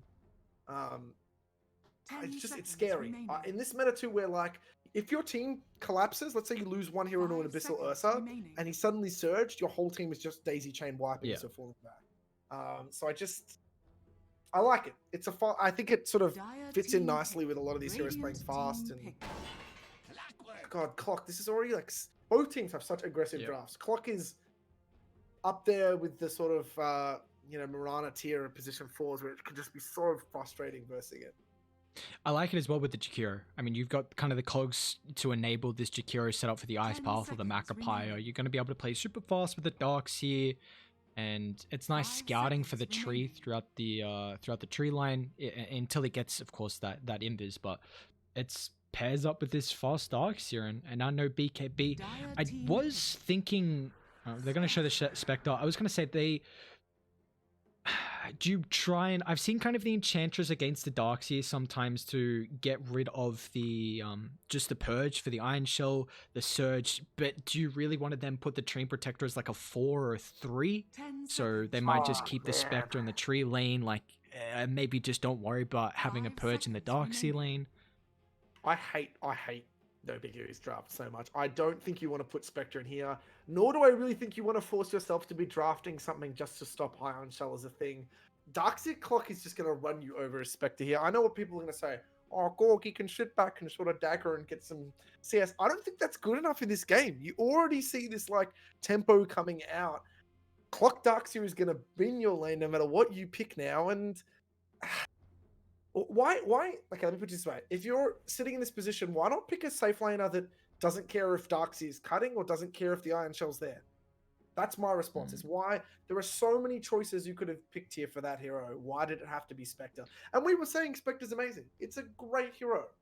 I just think that when you're already not as mechanically skilled as the other team and you've just had a rough game, I don't think you should be picking lanes that just trade even or are sort of, gonna lose. And this is Um, also Xavier playing the position one as well, like how much experience potentially in this match. It's not going to be the greatest lane, so you're already putting him, he's not in his favorable position. You're already Radiant putting him in a pretty team tough pick. matchup. And Miguel looked incredibly good on the Void Spirit. Now they're going to pick up again. I mean, look at the tempo that Cutenimegirls have. They're just going to run over this. They have a lineup to run over this game before the Spectre is able to find the farm. it's scary to me because like now I'm like literally the other draft was 10 quite like seconds we remaining. could see what their game plan was. They were going to do their Ursa Mag sort of farming. 5 seconds remaining. While I think Spectre is very good, I don't think he's great in every game. And if anything's shown us, it's that it's as good as sort of what your team lets it be. I don't know what lanes you're running here with this tiny Spectre and Treant together. Like, it's sort of like you sort of have to put Tiny and the Tiny and Treant on support. But what are you putting with a Spectre now? So you've almost then forced your Tiny to be a core. And I hate it as the core in this game too. It's not that it's bad, it's just never really super good at killing things that are really sort of tanky. And there are a lot of heroes that are going to give it a lot of grief this game, in my opinion. It's like when we talk about the best drafts in this league, the best drafts are the ones where you don't know where anything's going. Or you have the flexibility to put anything anywhere. So let's say you pick something like Queen of Pain. You're like, yeah, I know that's going to do well in any lane, pretty much, with the exception of maybe like a Viper. And Bat. Okay, here we go. That's this is a more good what I pick. want to see. Yeah, that's a That's good what I pick. want to see. No counters at the Um, moment, which is big. Is this a Bat mid? I think it could be, honestly. I mean, Void Spirit, until he has level 6, he's not going to have enough 10 mobility. And seconds Batrider can remaining. take over the lane before the level 6. And I actually 5 think this could be the seconds Batrider mid. remaining. Even if you put him in the off lane, like, there's no support that deals with Sticky Napalm Dire or team Lasso as the back. game goes on. You see no Yeah. BKB. They're going to try and counter out. The Lifesteal ban maybe makes me feel like they're going to they want to put the Bat as a It's 3. Bat off, yeah. Yeah. It's definitely Bat off then. They can't. I don't think you need to put it against the Void Spirit anyway. I think Void Spirit probably doesn't care too Radiant much because he got the team back. physical resist to run under the tower, probably make it under the tower post 6 anyway. Also, I don't know. There was a part of me that was like, oh, you know, why don't you just put Bat in the safe lane and let Spectre go off? Because, like, you can't kill... Okay, let me put it this way. If you see that it's clocked Darkseer and you know that the Darkseer is farming and the 10 clock's going to be seconds there, remaining. why not just dodge that lane altogether with Spectre, make the enemy team play musical chairs, is what I would like to see them do. 5 seconds remaining. Spectre should just keep rotating wherever Darkseer isn't. And Bat's never going to die to that. Like, Bat dying to clock Darkseer is him making a really big mistake, in my opinion. Did he mean Slark? Is this not just a Slark game? What? Good against Bat Rider, pretty good matchup versus Spectre. You can get out of, you know, you've got your Q to get out of the overgrowth. It can get 10 binned seconds by... remaining. not really. Yeah, it's pretty comfy Slark game. If you had a wand in the safe lane like he's 5 seconds. free time. I remaining. mean, again, that's assuming the Bat is 3. But yeah, no, look, I mean, like I said, Cuteanimegirls really could sort of pick whatever they want here. I don't think there's too many problems that... Radiant team pick. They've got a Jakiro plus something. It's just always just so frustrating to verse already. Jakiro is one of the strongest supports too up there. I was going to say, how do you like the Jakiro? You think it's a pretty strong support? You just press dual breath and you pretty much win a trade against anyone. I think the only hero that could really trade against dual breath is maybe Rubik or Silencer. I don't even know if they win 10 against the seconds Jakiro very well. remaining. I guess the Rubik's pretty good at right clicking because the 5 Fade board, and then seconds Dual Breath remaining. takes I mean- away that right click effect, maybe. Yeah, but I think Rubik just pretty much wins against every support on a Hmm. straight up right click war. But Yeah. again, if the Jakiro plays around his spells, I don't know. I feel like I said here, I'm curious to see how No BKB runs their lanes, and I really want them to try to do something different here. I don't think putting Spectre against that lane is a smart idea. Chat, get talking, get discussing. Is this a play? I don't think it's a play. I think it's just a free loss of a lane. There's some memes going on with the bands. Enigma. Enigma last pick. All right. I'm okay with it. I'm all right with it. I like it. You know what? It's one of Merchant's best heroes. 10 He'll get a seconds BKB remaining. and Blink, and he'll be able to make some plays. It's damn good this game. It's 5 damn good this game. seconds It's remaining. actually a solid game for it. What's good about the Enigma this game? It's just really hard to actually counter the black hole, and a lot of the heroes the Cuteanimegirls are running are actually going to be charging at someone on your team. So Clock, Void Spirit, Darkseer are all going to be in on someone probably on your team. Gives you a lot of opportunity to just walk in Midnight Pulse, BKB, Black Hole into something. And now what you've got is you've got a clear game plan. You're going to be farming with the Spectre, farming with that Enigma. Once you have the whatever items you need, which is probably Blink, BKB on Enigma, and maybe like 2 items on Spec, you should just be able to win team fights. You may now select your hero. I love this. My favorite draft of the entire thing. Alright, Cuteanimegirls Talk win. to me. Chaos Knight's the best hero in the game. Talk to me Chaos about Knight's it. the best hero in the game. It's no one's been playing this. I've been playing it in ranked. It is the best hero in the game. I know what everyone's gonna say. They're gonna say you're trolling.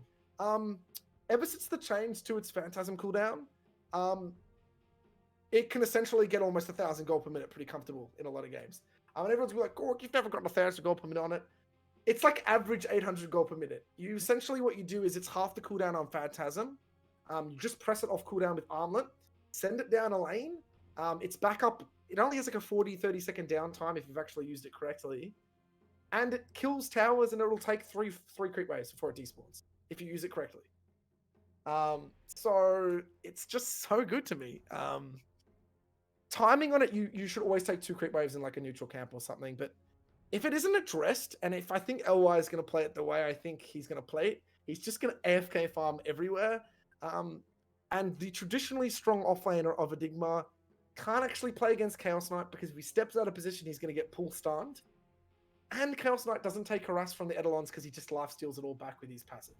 So I love this hero, and I also think it kills Spectre even in the ultra late game. So I'm a big fan of this draft. You're all for it. You're for it. I think we went in Chaos Knight a lot, but then I think it was a big winner in that recent change, 7.27. I don't want to say big winner, actually. There were changes required for that hero. The Phantasm change in particular. I believe some of his other abilities did get tweaked as well. So I haven't seen Chaos Knight too much. I'm intrigued to see how Y plays it. And you brought up that. How does it actually fare versus Spectre if this game does go towards a late It will stage? kill the Spectre in ultra late game. It will completely okay. murder the Spectre. If the Spectre, the thing with Spectre is this.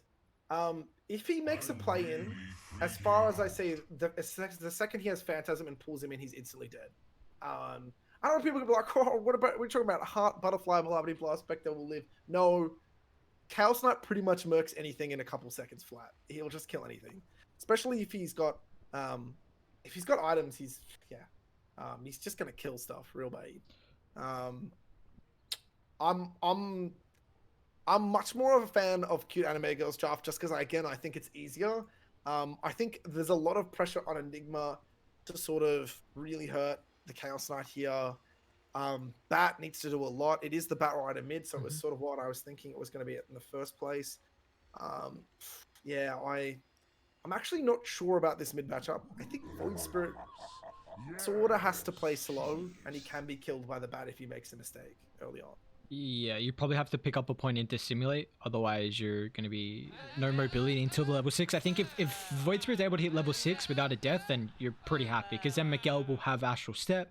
You're going to be able to get away from the aggressive Bat Rider here, but before that, it is an issue, and it's a goddamn good Bat Rider game. Like, they don't have at least a lane counter, they don't have a overall game counter with the lasso as well, and we've seen a lot of times Bat Rider just going for this movement speed, constantly just running down the enemy team instead of kind of relying on the lasso just being this mass amount of movement speed. And can Cuteanimegirls really deal with a fast tempo on Kozi? Because then that could be space for Xavier. It is going to be a bit of a tricky lane matchup versus the Darks here in particular, and if they do put the... Do you think it'll be Jakira down bot, or is Martino going to go down bot on the clock? I definitely think the way they run their lanes is it's Martino. It's the Darks here and the clock right together. Yeah. And I think Jakira Chaos Knight is just an absurdly strong lane. I am expecting both their lanes to go well. To be perfectly honest with you, I think the Enigma is irrelevant in this game, because I think the way Enigma normally wins is denying enough creeps and then prodding the enemy's safe laner well enough with his Eidolons, however you want to say it.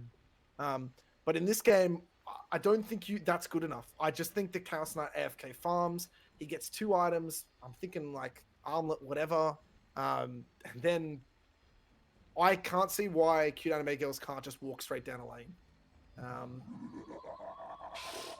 They're just going to run at you. Look at this lineup. They are literally just running you. Chaos Knight, Void Spirit, Clockwork, and the Darkseer. I mean, four melee just running at this team. And if Spectre doesn't have a really good lane, he could be in trouble. I mean, he's got the drums queued up, which is something we've been seeing a lot. The drums on these early heroes. The drums is so goddamn strong at the moment as well. Yeah, a lot of people have been building it, and like, I don't know. I'm literally just putting this down to what we saw last game, and how everything was going. People in chat are telling me to keep off the happy powder. Like, guys, I'm not on anything, don't worry. No, but seriously, like, I just think this is going to be... Is drums even... Like, what is your Spectre build here? It has to be early game items. I actually think the Spectre needs to go, like, a Manta, something else, maybe just a Bissell even, and just start looking for plays on the map, because Miguel's coming for you again. Miguel's going to be chasing you around everywhere on this map. It's not an easy game. Between Clock, the Chaos Knight, the Void, Surge heroes, I really feel like you can get caught out of position, and yeah, I'm sort of, I know everyone's sitting there laughing and being like, oh, I'm such a fanboy of the builds, but I feel like when it comes down to the draft, Aries, and who's thinking about the game easier, I just think that Cuteanimegirls have got the right answer. Strong lanes just win games, man. That's it. Especially as well, I mean, just taking over the lanes. In particular, I think with a Spectre is a hero that doesn't really get too much farm. So if you do lose this lane matchup, Spectre's not easy to lose a lane though, but if you do, in particular, if you get ran over and you don't have map control, you might fall behind, because also the Enigma does need a couple items, and you've already brought up that the Enigma lane's not going to be the greatest here. I feel like Cuteanimegirls, I think for No BKB to take this, I think this mid lane has to go incredibly well for the Bat Rider. It should be a good matchup.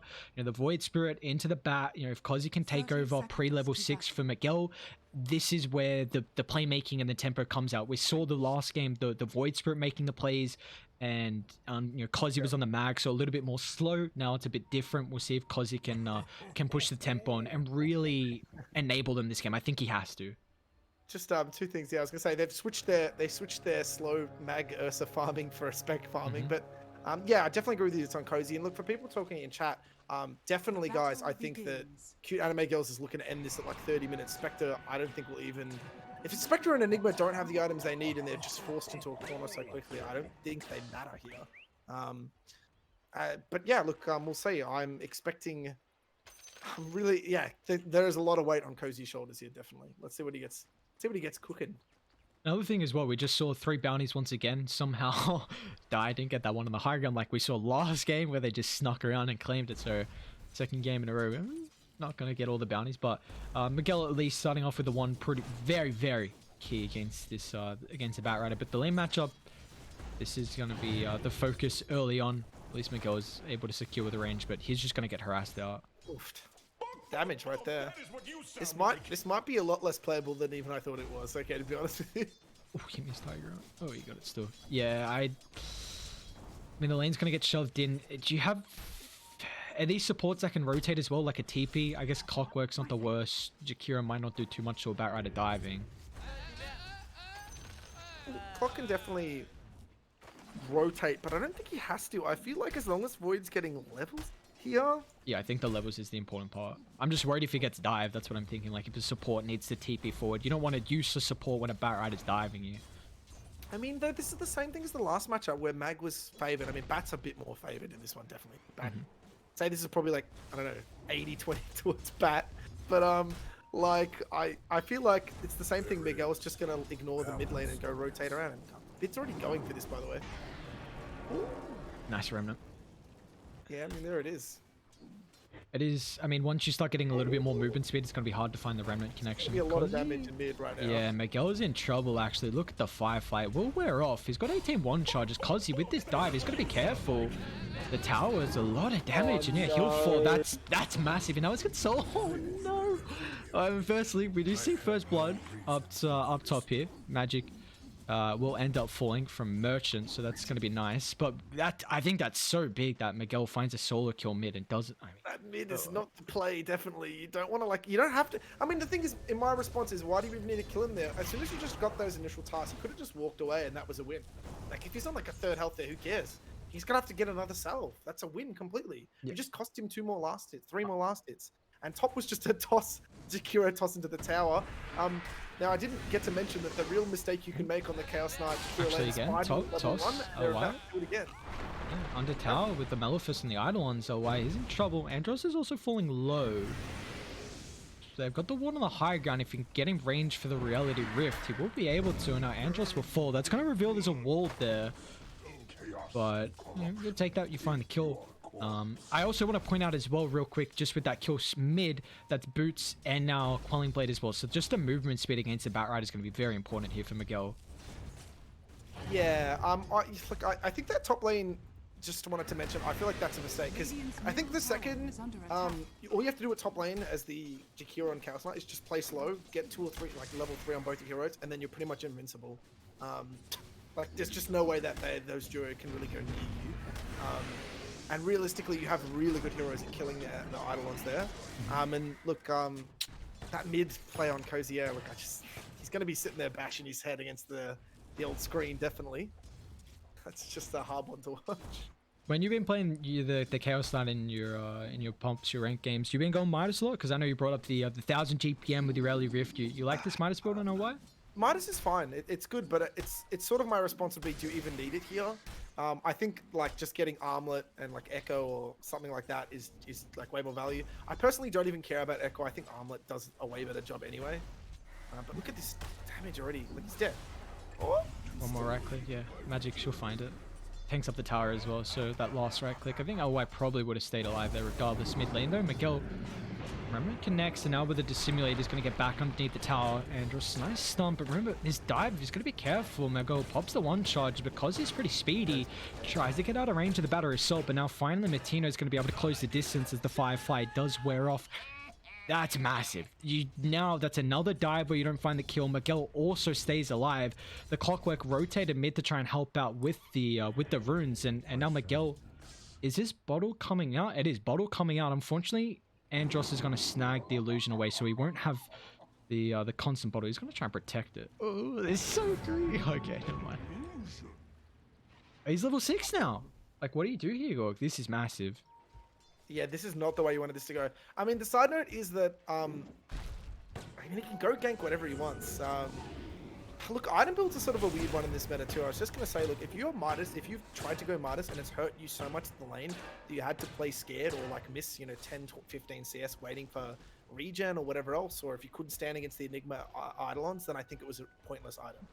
But flip side, if you can manage to get it still at a reasonably comfortable time and it didn't hurt your lane too bad, and it's complete, just a complete win. It's so good. Chaos Knight really wants to rush level 12 in this meta now too. The second image just makes him infinitely stronger. And oh, hey. There's a bit of an expedition there. He was, I don't know, he was just trying to run away, trying to waste some time. 2 supports just chasing him down. It's okay though. I think that's your Spec's farming, which is good, but Darks is also farm, and your other 2 lanes are sort of going a little so-so right now, I'd say. Oh, top was a really good TP there. Do you think this lane went better for Spectre than what you were expecting? I mean, he's top of the last. His Spectre dying in a lane's not easy. I mean, Jiren has got 2 points in living armor. Spect very, very healthy with that base HP regen. So, is this? Did you expect this lane to go as well for the Spectre and last hits wise? Look, I think I'm surprised they didn't try to fight a little bit more earlier on here, but I mean, I think it's going. Look, I think Spectre Xavier's playing this one quite well. Also worth noting that Matino did have to go to mid to salvage the mid there a little, so yeah, I mean, I think Matino's played this well enough knowing that he had to rotate and help his mid out, yeah, and that Calvin was going to farm anyway. So yeah, Spectre's got a bit of farm, but I think your mid has just gotten infinite amounts of assistance. He might have just... Top lane. Magic. She will end up falling. LY is going to have to push back as well. Can't really trade a kill there. Nicely done from them. But yeah, like you highlighted, of course, it's just the fact that you're going to have to help mid. So Matino was well aware of that. So Kelvin's still going to get farmed. This is not really a lane where they're going to stop him from getting that. Level 5 at the moment. 20. What is he on? 28 last hits. Got 3 points in the Iron Shone. So far, I mean, no BKB. They do have a 1,000 net worth lead, at least fluctuating. It's neck and neck very early on with this net worth. So we'll see how it's able to end up turning out. But how close to Midas is? Oh, why? He's got 1,300. He's gonna have it at a good enough time here. I still feel like in this lane though, he probably could have played this one hero a little bit better, but it's fine. I think the real curious thing is sort of again what the Spectre's looking. Spectre is going drums rad. Again, if the rad doesn't affect your overall farming too much, and your team doesn't get demolished while you were going it, it's very similar to the Midas, where it's a great item if it didn't cost you too much to get it. Oh, there's a little bit of chat banter going on here. I don't know what happened. I don't know why he said CD, but it was a bit of a mistype there. Yeah, must be. Yeah, so far we see. I wonder when Miguel is going to try and get aggressive. I mean, seeing if we can find the power, and I mean, a regen not going to be able to play too aggressive top. Andros makes it back underneath the tower as well. So Merchant has been able to find his Midas already. Utilized the first one for that. But Miguel almost does find off Kozzy. Doesn't want to dive too far with any rotations. Is actually going to try and attempt now. Kozzy shows his face. Miguel's going to be careful. He doesn't want to feed away his life here, but it looks like with the simulate max out, he will still fall. And now also down bot, we continue on with the walls going to get dropped here. Kelvin stunned up, tosses off the mark. Unfortunately, now Kelvin's going to try and turn. This is a lot of damage in the darks here. Vac, drag back. Encino is going to have another charge of the battery assault. Xavier might end up dropping. LY is even going to show his face as well to the fight, but he just can't get in range. Nice little juke and jive. It looks like he's going to be able to keep Xavier alive with juking through the chi line. LY came bot there. Like, I'm not really sure. I think LY's just sort of getting baited around the map here. I think he's not really quite... Oh, Spectre actually peels back up and now comes back if he wants to here. They'll kill off the tree, but LY, I mean, he just TP'd down. I believe he's Midas as well in the corridor, so he's not going to get that one delivered here. Andros will fall. Miguel's got to be careful, because if he can get any range for the lassos, trying to close the distance there, but won't be able to. So, I mean, that is the CK went down, but you're TP'd down. That's also now Midas you're not utilizing here, so pretty much off cooldown. And he won't have a TP to go back to lanes. Look, to be perfectly honest with you, I don't like this Midas still. I feel like, again, you could have played like a way more simple build, treads armor, and you would... The Enigma would not have Midas now if you were playing with that amount of health regen. I mean, like, you might be picking it up around now, but you definitely would have delayed him, and I think you would have opened your Akira up to go bottom to help you a lot earlier too. But anyway, across the board too, like, Xavier, I think you read that right too. He was like, I need to go home. He got some assist gold there. It's going to be really important for him too to start to look for some cheeky little snipes around the map with that haunt, I reckon, too. Yeah, well, he's it looks like he's got the drums now completed, so this is that big kind of early game item where if you do want to take fights, it's going to enable you, should give you some pretty good stats as well. But I mean, it looks like still down, but it's just the darks here, the clockwork playing together. This is maxed out Iron Shell, just surge up the clock, gets on top of the support, and it's gonna be another kill for them. It's just nice play. I mean, again, credit though is that the Spectre and the Enigma are farming really well, and also even Cozy, like Cozy has not held, like, sort of dropped off, even in the mid matchup that I think he should have been significantly more dominant on. You know, I think Miguel, 3 points in the stick here now with the lasso. Not gonna do enough damage here now. Cozy could be in trouble. Miguel's got another ultimate here. The Astral Step's not enough. I think we'll be fine. He's gonna be careful because the Dissimulate, it's maxed out. It's a lot of damage here. Does he dodge the Flame Break? He did. And now for Miguel, one more right click will find it. Beautifully done there. That's just another outplay from the Void Spirit. I just think Cozy needs to, like, be a little more creative with how he's throwing spells there. He needed to hit one of those spells.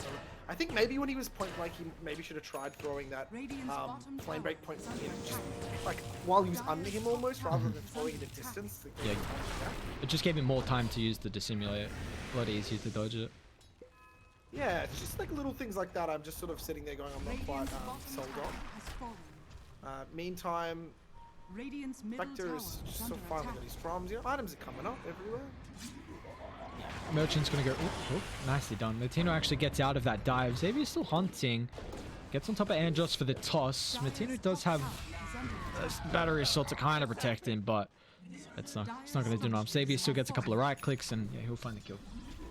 I think all the supports are being really greedy, trying to hold their safe lanes up while there's no cause around to help.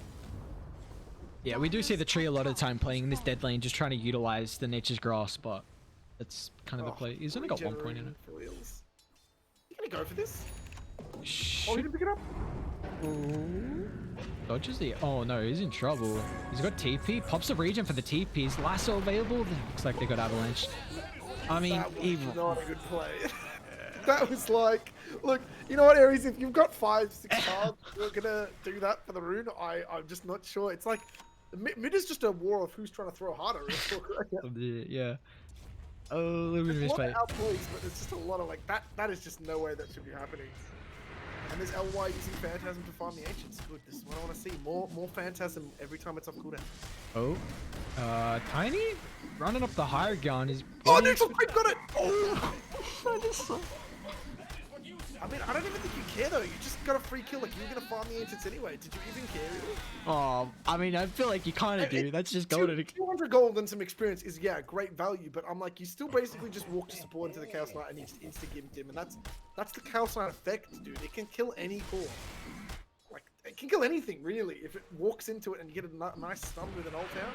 And that's rank 1 ult, remember. The rank 2 ult and rank 3 ult are significantly more damage. Yeah, just the number of phantasms getting increased. Looks like the mana's just up a little bit as well. The damage and tankiness of them is flat now. Which is really good for him. And I think his late game potential with the Chaos Strike, not just the cooldown, it's now 30% chance to proc. Which is... the proc is significantly better than the hit was before. It's, way better.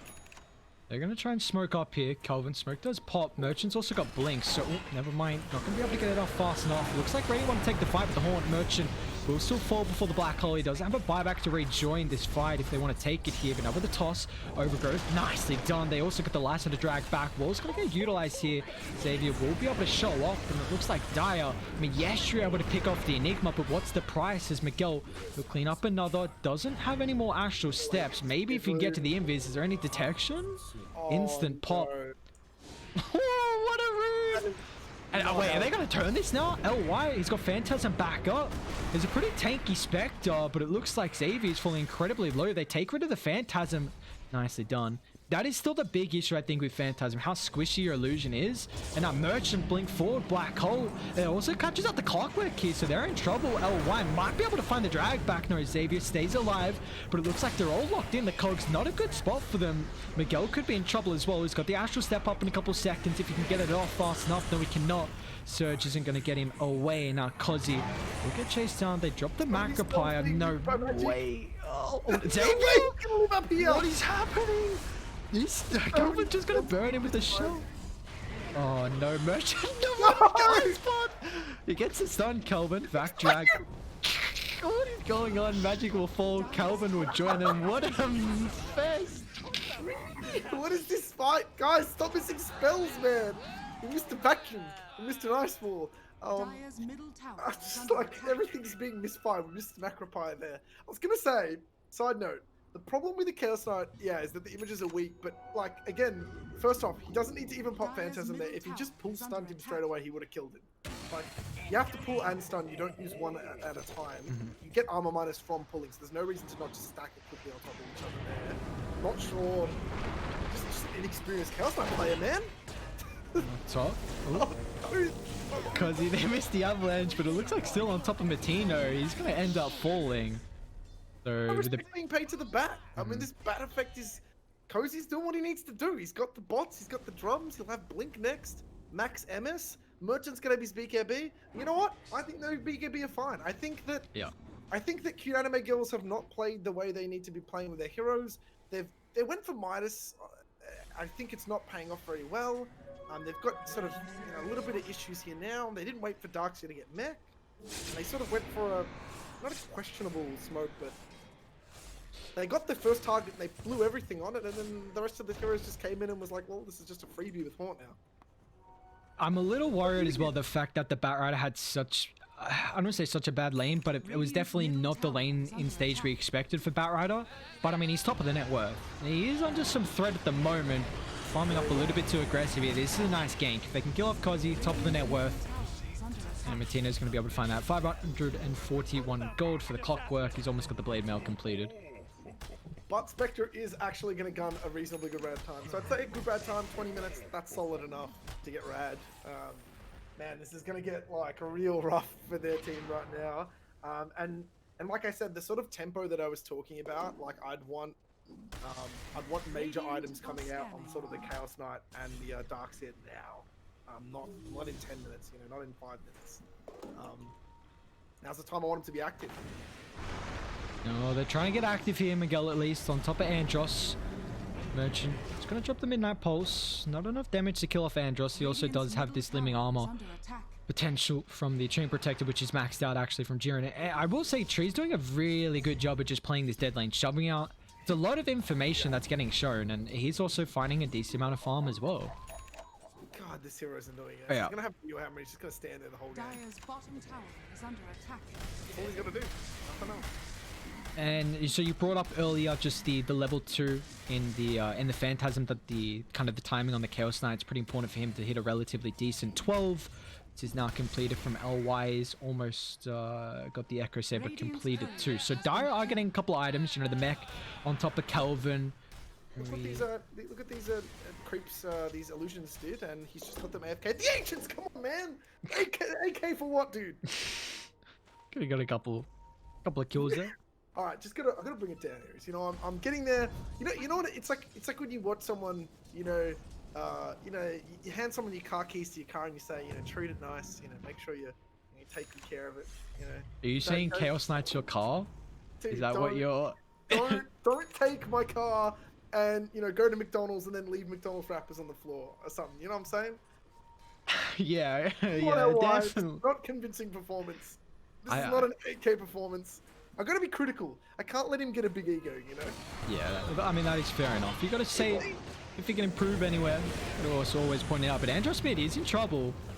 Will end up falling. Tiny, it's gonna be the 4th death of the game here. They might try and find this a kill into a tier 1. It looks like they should be able to do so.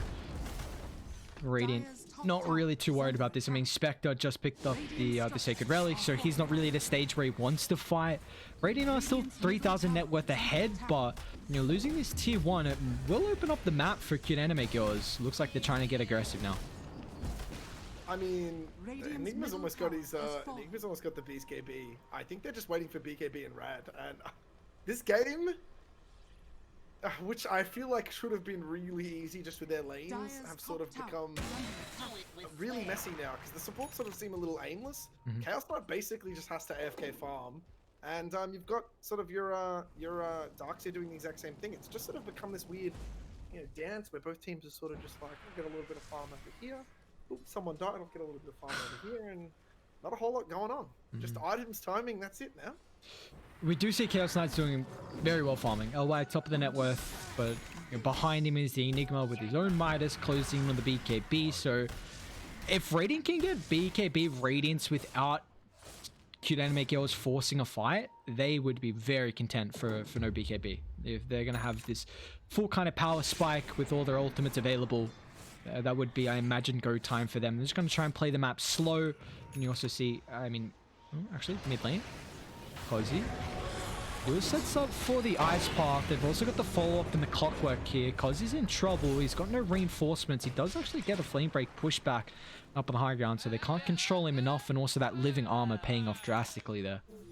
He actually saved himself with that flame break too. He was about to get vacuumed backwards, and the darks actually got pushed slightly back, cancelled the vacuum, and then he got to walk away. So that's Cozy, man, just flexing. He's like, yeah, you can send 3 heroes at me, I'll be right. My thanks. He's played a pretty good Batrider after the laning stage. Again, he brought up the fact that they don't have a real way to deal with the Batrider as this game goes on. So Dire's top I tower is under really attack. like the performance so far that he's had. And we see the Blink really just waiting for Radiant to get involved. It's more Dire. Do you feel like Dire feel pressure to make a play, and if they don't do so soon, then they might have just missed the window of putting too much pressure on the map? Look, I think this game does get very hard, but it's mostly just because I think the way they've played their sort of first part of the game is quite if this goes ultra late, I think they're fine. I mean, this dive mid, so apologies. They're going to get the toss back. I mean, Matino. Do they have this BKB on Merchant, though? It's getting delivered at the moment. Radiance is also getting delivered as well, so there's no full-on fight. It won't matter. Andros somehow finds it with a massive tree swing, but there you go. There's a bit of a dive there. They won't find the kill. So. It's a couple things here. So like, and again, I don't want to harp on any one player too much, man. You know me. I'm seeing red in my eyes right now. I actually want him to use the Chaos Knight ulti off cooldown. I actually don't see the point of holding it for this long. He's been up for like a couple minutes now. Your hero is sort of only as effective as you sort of let it, you play it to be. And now that Spectre has Rad, and you know the BKB's out, and Black Hole's gonna start being a real problem. Mid Cozy? Not fun. No, it's fine. Yeah, this game's gonna not get very fun. Cozy might turn actually.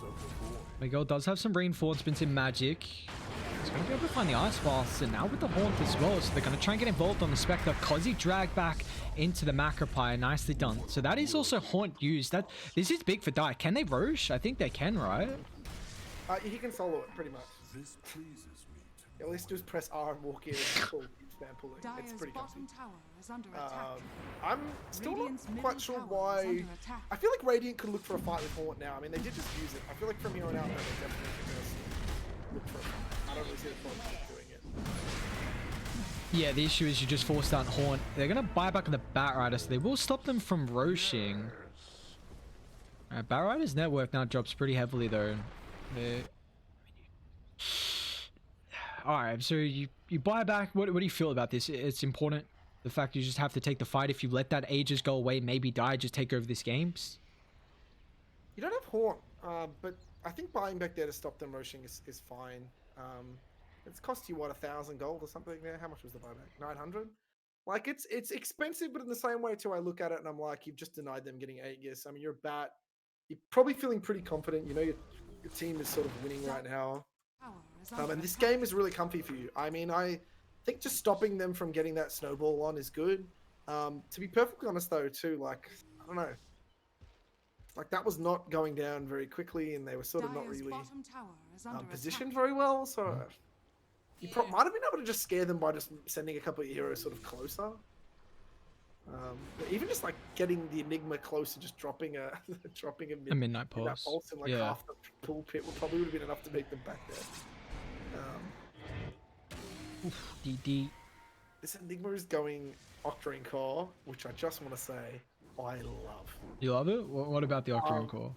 He can go Ags here, which is also an amazing pickup. But you know what? This game clearly is not going to end in the next 20 minutes. So him getting the talent, the Octarine Core with the CDR talent makes him have a ridiculous amount of cooldown reduction on the Black Hole.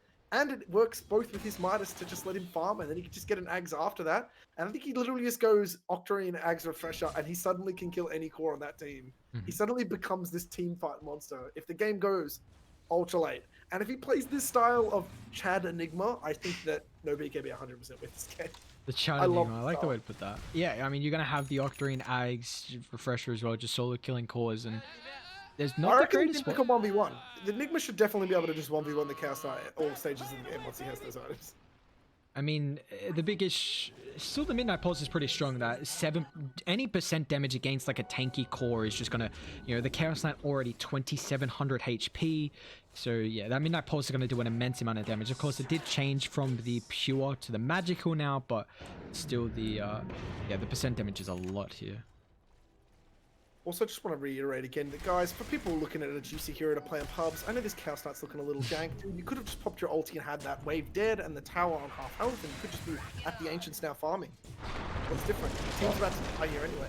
Nice overgrowth locks into Kelvin's going to be able to purge it off thanks to the Greaves, but now they're in trouble. Merchant with the black hole only. Oh, it does find two actually. Darkseid runs into it. Died to. They want to continue with the fight. Miguel's got a double damage for Inspector's got to be careful as well. It's a 2-second stun. Miguel's going to get aggressive with the Dissimulate. Looks like they want to try and force it out with the buyback here of Clockwork and get in range. He doesn't have the hookshot though to get close by. We do see Andros falling. So it's a 1 for 2. LY is going to be able to claim another with that 3-second stun. That's a lot of damage from LY. Didn't even get a crit, dude. No crit, dude. Where was the crit? Do you feel that LY is holding Phantasm just in case a fight does occur? Because, you know, like, Radiant haven't really taken a full fight with this Haunt BKB Radiance. Do you think that he's maybe holding it for a big team fight? He doesn't actually have... The thing is, again, with the cooldown now, it's like 30 sec. It's like a 30-second something window that it's down for. So he doesn't actually have to hold it. It'll be up unless you fight in that, like, 20 seconds that you don't have it at all. You know what I mean? Yeah, and, like, that fight, and it did absolutely nothing anyway. He sent it into just a bunch of AoE floor damage, and it got wiped anyway. There's two ways to play it. You either send the illusions back and then send your throw forward and then pull instantly onto a target because the images will come from a lot further away. Or you do the reverse thing, which is just ignore it. You don't even need it necessarily always to take that fight. Don't think that the fight's going to come, and just you could have had like another couple thousand gold. Like really, you could have 2,000-3,000 gold easy extra. You'd have the silver edge now. I don't know. That's just how I view it there. Everyone's going to say you're a greedy Gus to tournament game, but guys, I think you know, with this game right now, I mean, like his ulti didn't do much there. It was just his hero punching. Mid lane, Andros is in trouble here. LY is going to show up. We'll be able to. I mean, LY just picked up the level 3 in Phantasm, so that extra illusion just ripped through Kazi, and that's Roche now. Yeah, Black Hole down 48 seconds. No buyback. I believe that's a dieback death timer. I don't think he died that last fight. So, yeah, Batrider is down for a long time. This is going to be pretty free here for Cuteanimegirls, and now this is massive because they've been looking for Roche for a while now. You see LY is always poking and prodding whenever they've kind of used some ultimates or have one hero down, so they'll finally be able to claim the Aegis. What about Hook? There's nothing to toss to. Andros, bye good sir. Nicely done from Matino, just being able to scout out that rocket flare, and we'll find another pick off. Radiant are trying to shove out the lane. You see Xavier bot getting the lane in. We also got top where the Chain Protector's trying to split push out the map, so he's doing whatever they can to get the lane shoved out. But do you feel like Radiant, can they fight into this Aegis if they have all ultimates up, or are they just going to try and split push the map? I don't think they have to look for a fight, but again, I really think the best way to fight in this game, and it sounds a little bit suicidal, but might actually be just baiting the Spectre and then letting your Enigma get a really good black hole. Spectre isn't at that point yet either where he really could walk anywhere near the Chaos Knight still. But I think once he has Manta and then maybe like an Abyssal, suddenly he's got a lot more opportunities to sort of start the fight, act a little bit suicidal, and then let his team follow up and just win the fight. And I think if Cuteanimegirls go for the Spectre, and then the rest of No BKB gets to collapse while they're committing on the Spectre, I think they win every fight. Yeah, you've also got the fact that, I mean, is very looks like Manta's actually coming out on the Courier now, so that's extra survivability. Plus, if they go him, he's got the living armor potential. So yeah, if they can bait the Spectre and then just set up for the big black hole and the Enigma, they can turn this one around. He did actually switch up the build. He's going to go for the Refresher Orb instead of this Octarine. They catch out Kozzy. Nice ward on the high ground. Here comes the horn. Andros gonna try and counter initiate. Almost blows up Martino, but somehow is still alive in the cogs. They've got the heal from Kelvin. And now Martino's gonna try and turn. Merchant with the blink forward. BKB, Black Hole will slowly get used on LY. They've already popped the hook shot, so they can't cancel this. And now LY will fall. That is the Aegis, so pretty much Aegis used here for the Black Hole. And now Spectre, used up in the air. They can drag him back. Nice Manta actually dodges the stun here, but he's still caught out with the Ice Path. Andros follow up. They're able to get the Remnant drag back here, but still with the lasso. LY protected thanks to the Glimmer Cape, and now up on the high ground. Miguel, he's got this Aghanims to be able to play around with another Astral Sept to make it back. No one died. All we lost with the Aegis. Merchant cancels off the TP from Magic. Andros, another counter initiation to deal with the clockwork, and now it looks like Magic she'll end up falling. Miguel no man's land as well. Has just got enough mana for the ultimate, but won't be able to get it off fast enough. So Cuteanimegirls, they lose 3. They also end up losing the Aegis on the Chaos Knight as well. Was not the fight. Sort of this is what I it's like, okay, they got outplayed, man. That Manta there was real value because it was during it was during a break moment too, so it would have been like a real bad for him to get stun pulled there. But just so many sort of problems, and it's sort of the similar reversal of the other game where the support's doing so much. Oh, why is that bot? He finds the Enigma. I reckon he could probably chase this too if he really wants. Kozzy's gonna blink forward. LY. Try and man fight for kill off Kozzy quickly. 3-second stun. They do deal with the Phantasm Illusion. Xavier, that's a lot of damage. Calvin a little bit too late for the Greaves there. Will drag back Kozzy. Sets up for the hook shots. Martina will claim it. Radiant, they did have this outpost control, so they can TP a couple more reinforcements to claim a 3rd kill there. Beautifully done. You see 2 for 3 when all is said and done, but now they've got a catapult wave, and this should be a tier 1 to their name. I think this is like ultra value for Radiant. I mean, again, it just feels like LY is just sort of, yeah, it's just a little bit of sporadic sort of spells here, and he's really out alone there. Like, Kozzy came in, he was close. Maybe if he got that stun just a fraction of a second earlier on the bat, maybe he gets the bat kill there too, and then can daisy chain kills. But just, I mean, no BKB just playing together on the map a little bit better. Kozzy was there to help, and you know, you've traded a core. Yeah, Enigma died, but I mean, he's not playing Chad Enigma build, but he's probably playing the more reasonably solid build here. Refresher will do so much this game. Yeah. Hopefully he gets to that Chad stage. Who doesn't love seeing a late game Enigma just absolutely demolishing the enemy team? Enigma is such a fun hero to watch. So I think that's anything with some late game potential with the big like ultimate. The Black Hole starts to get really silly with everything up. I mean, even with the talent alone and the rank 3, it's 140 seconds already. So it's like, it's good, you know, half minute shaved off already off the ulti cooldown. It's so value, man. Oh, God, that talent is so good on Enigma. Yeah. And especially for, you know, this Midas build, working with the items. Yeah, you love that. Oh, man. 79 seconds. It's like, it's literally a minute with Octarine. Yeah, is there a build, like, is there an item that you see him go that's not the Octarine next? Ags. Okay. I mean, there's never been a better Ags game. I really think this is like a dream Ags. Drop it down. Just beautiful. Well, at the moment, no BKB. They do have a 3,000 net worth lead 33 minutes into the game. Currently situating themselves, we do see that the Spectre's being able to get a decent amount of farm here. He is working on the Abyssal Blade as his next item. LY is still farming up incredibly well though. Even without... I'm surprised how well LY is actually farming. He hasn't really been using the Phantasma too much for his farm. Oh, he's only on a 26.5 second cooldown now with that Phantasm and the CDR. He can literally send his ulti wherever he wants and just AFK farm. It will always be up. LY, I'm begging you, man. Just press the ulti button and send it down lanes. Like, it's not only is it good to send it down lanes and take multiple waves and force the enemy heroes to react to it, but you're also getting scouting information by watching what they're doing. Yep. If you see that there's like Phantasms hitting a tier 2, it's probably their smoke or they're doing something. I just don't understand this. I don't care if everyone in chat's like, stop talking about the Chaos Knight. It's Moldini time. My hairline's receding. I don't know what else to say. Just press it, man. Don't you want to press it? Woo! I mean, yeah, exactly. The fact that he's also got this Phantasm duration, talent increase as well, but I am still surprised how much he's actually getting this amount of farm. Crazy hero. It's such a yeah. good farming hero. It just kills anything in like 2 seconds flat. Because, you know, the Spectre has this farming. The dagger's pretty goddamn good with that cooldown and also the Radiance. So the fact that he's keeping up with the Spectre, but you know, we also see, just to refresh you up, this is now picked up from Merchant. They're going to try and smoke Radiant.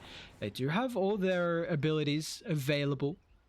And it looks like Dire, they're going to smoke up as well. I don't believe this deep Radiant ward around the Dire Ancient scouted this out. So, yeah, look, for them to win this fight, I think they literally need to just explode Enigma before he can react. this is a nice movement. They might actually be able to kill off Xavier. Elway's leading. He doesn't get the break with the Silver's Edge, and now they're right next to the tier 1. Oh, he's in a BKB. really bad spot. Be careful, Merchant's gonna catch him up with the hook shot. Beautifully done. They cancel off the black hole. He's got the refresher though. Merchant, if you kick him down, but he doesn't have enough mana. Unfortunately, they're on the high ground. No one taking too much damage at the moment. A little bit of awkward of initiation, but looks like LY inside the river. They'll kill off Andros, dead for 90. Can't rejoin the Miguel, bashed off as well, but they can turn. Jiren will fall. LY, it's a lot of damage at the moment without dealing with the Phantasm. Kozzy, he's inside the middle as well. He actually blinked forward, and now he'll pay the price. It's a triple for LY. Merchant, 4 dead. Ultra for this big bad Chaos Knight. There we go. You love to see it. What a hook shot from Atino. Cancels out the black hole. Didn't have enough mana as well for the secondary one, and that's just a fight completely turns from that. Sure. Just press R there after you refresh and wipe that entire team. Just feel like, I mean, he's got a slot. He should just have 3 mangoes ready to go to press. Radiant's middle tower is You know, it's under like attack. 200 gold, but he always has black hole then. He doesn't have that problem. He, yeah, that, I mean, he literally had all the enemy heroes in front of him too, so, not sure about that, but look, you're seeing the Chaos Knight effect, guys. I'm telling you, for all the other OEDL teams, guys, play Chaos Knight. It's fun. Radiant's middle tower is So nice with the Darkseid. You just Iron Shell him, you Surge him, LY's not going to get kited, just runs into the middle of the fight. And also the fact, like, you have this Reality Drift. Yeah, this is Rax. You got Catapult Wave, you got Phantasm backup. They got Glyph at least. Tree's almost up for the Living Armor if that's going to do anything. I don't believe they have repair kits, but it looks like Pretty good. That tree armor is still like real value. That is Yeah. throwing that way down. Wow. And that's it. You can probably just stick the images on the racks and run now. Yeah, that's like a massive move. It's not hitting the range racks. What is going on? Because he's going to try and catch. Alright, But they're out of there. on a side note, he did just use the ult. It's 36. Oh, Was he? It they're looks like letting that die. oh, please don't let her TP out. Okay, they get the bash. Oh, they're right. They're right. They're right. Don't stress, don't stress. is under This attack. game is honestly still fine. I know that everyone's gonna be like, they just lost a fight. Look, if Merchant just gets a little bit more mana and gets that second black hole, it's fine, dude. Maybe try to make it a little bit harder. Maybe his team really should be like blinking in front of blocking the hook. Yeah, we'll see the positioning. I was going to say, mate, you're not really going to have Eidolons in the middle of the fight to be able to position. So, yeah, it's going to have to You don't rely. need to though. You've got heroes that, in my Yeah. opinion, should be able to be blocking for Definitely. you. I mean, I don't even care if Tiny and Tree just suicide in front to block it. Like it's a win. Well, they do All have... you have to do, yeah. I was gonna say they got full blinks if including Enigma, 3 not. So you got the Tree, Bat, Tiny, multiple heroes can kind of just jump and also hunt the Clockwork, so Matino can't find that opening. Because that's pretty much what felt like won them that fight. If the Enigma gets the black hole on LY, he probably just ends up dying there. Look, I'm pretty sure 100% that last fight is just over if Merchant has the man in the black hole. There was clock in front of him, Chaos Knight, Void Spirit. He was BKB'd in a cogs of just an entire enemy team in front of him. I'm sure that's like, you know what? That would have been like maybe one of the top moments of this entire series if we pressed that black hole then and just wiped the whole enemy team. Leveler. Ooh. That is one of Chaos Knight's fixes the attack speed problem. Spectre loves it too though. It's so good for both of them. Yeah, there's 2 heroes that love the attack speed, being able to utilize them, and you get the crits proccing out now, the Desolate as well for the Spectre, so we do see Raining, they're going to try and smirk up. They do have a ward on the high ground around Roshan, so this fight looks like Dire are going to actually drag it back. They're well aware. If Merchant does not buy some mana right now, I'm gonna flip. Merchant, please, just 3 mangoes. You would have the mana to do it. Yeah. Someone Trouble. help me. Oh, that's so much damage, and now look at the surge. He's gonna pull. He's for something else. Nothing there. What's- Do you like the Aeon Disc next for Merchant on the Enigma? I'm okay with that, but please just get some mana. Yeah, that's the I don't one know thing who- we just beg. Did someone? I don't know, man. They're Look, gonna it's try and pretty- rush. See, Radiant do have this ward on the high ground, so they are well aware this is occurring, but beautifully done. They're gonna buy back on the tree. You see what Matino's doing, they're kind of getting the vision, stopping this blink initiation just to space. Roche is about half HP here, but it looks like with the buyback force out once again, no BKB. We saw that buyback earlier to try and prevent Roshan. It's going to be on a support this time. They will smoke again, so that's 2 smokes in the past 2 minutes here. Who can they catch? This Oh, ward they're did gonna get smoke derailed. with still not enough mana to do this play. They're gonna kill Martina? Martina though. Martina's AFK. He's in trouble here. They got the horn. Now on the high ground, however, LY is trying to deal with Cozy with the initiation. They might be able to bring him down. The Abyssal going to keep him alive, and now they can drag him up. He's in trouble here. Can he find anyone to rally with? Drag back Jiren. If he's in range, no. They'll find him. So LY's now stuck up there. Hookshot forward. Andros going to end up falling as well. It's a 2 for nothing. Merchant commits the black hole just onto a clockwork here. He's got the refresher, but now Merchant pops the black hole. I mean, he gets the BKB. He does a What are you TP up through doing, the Merchant? duration now, and Merchant back, drag back. He'll fall. That's 3 dead on no BKB, and uh-oh. That's just game. That's Roshan game. They just win. I like Merchant. I just don't know what to say.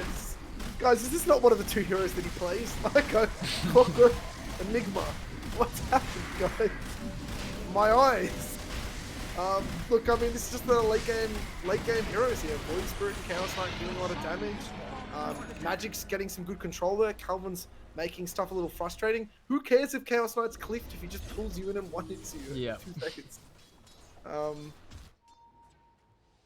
beautiful Look, performance. yeah, just gonna get harder and harder. The longer Merchant doesn't sort of find a way to get this off. Radiant's middle barracks. And now you just force the buyback on Merchant as well, so... I mean, it does have the black hole, I should say. Force the refresher before the death. But, this is tricky now. Because Dire have a 11,000 net worth lead, probability is 75% for them, and you know, with the ages on Chaos Knight, he's also got a Satanic. There's a lot of status resistance, you know, so for the lasso, the stuns. How much does he actually heal for now? That's the real question. That is true, yeah. He actually just heals for like, I swear he's healing for like a fourth of his health or something, like 25%, 30% healing. I don't even want to know. Let's watch it next time he gets low, but I don't even think he needs the Satanic. It's just absurd how much healing he's going to get now, though. If they don't kill him through Black Hole, I don't see how he's not going to have a fight where he can't right-click anyone. But the status resistance with Surge, it feels like... I don't think this doesn't work on Black Hole, right? No, but I'm saying, like, you got to kill him through Black Hole. If they don't, then any other stun, you're not controlling him. Yeah, I agree. I think this is just Black Hole time now. Let's get it done. Let's get it done, boys. There's a lot of weird champs in the chat. I don't know what's going on, but I really need my Merchant to show up, guys. We need a Pog champ for Merchant here. Let's switch to weird champs, get some Pogs out. Dude, I need, like, it's not even that bad still. Like, as crazy as this sounds, you have, like, the one hero that can essentially come back in any game. He bought a Staff of Wizardry. That's getting him a little closer. He still technically doesn't have the mana to do what he really needs to do. Because there's absolutely no leeway on him using anything. It is 1,000, what is it, 1,375 no. to do nothing. LY? Dire's bottom tower. Not going to be able to LY catch can kill you. him, yeah. Oh. My fault. By the way, too, Illusionist Cape, best item Chaos Knight could have got. Ooh. It literally would just push down and it wave by itself. It doesn't need anything. It's so hot. I love this item. Oh man, can we delete Illusionist Cape out of the game too? It's one of those other items that on some heroes like PL and Naga and stuff. It's just so. It's so broken on like a few heroes, and then just so absolutely dog tier on so many other heroes. 100%. Is that what the neutral items are supposed to be? Let's not get me into that again. Yeah, let's.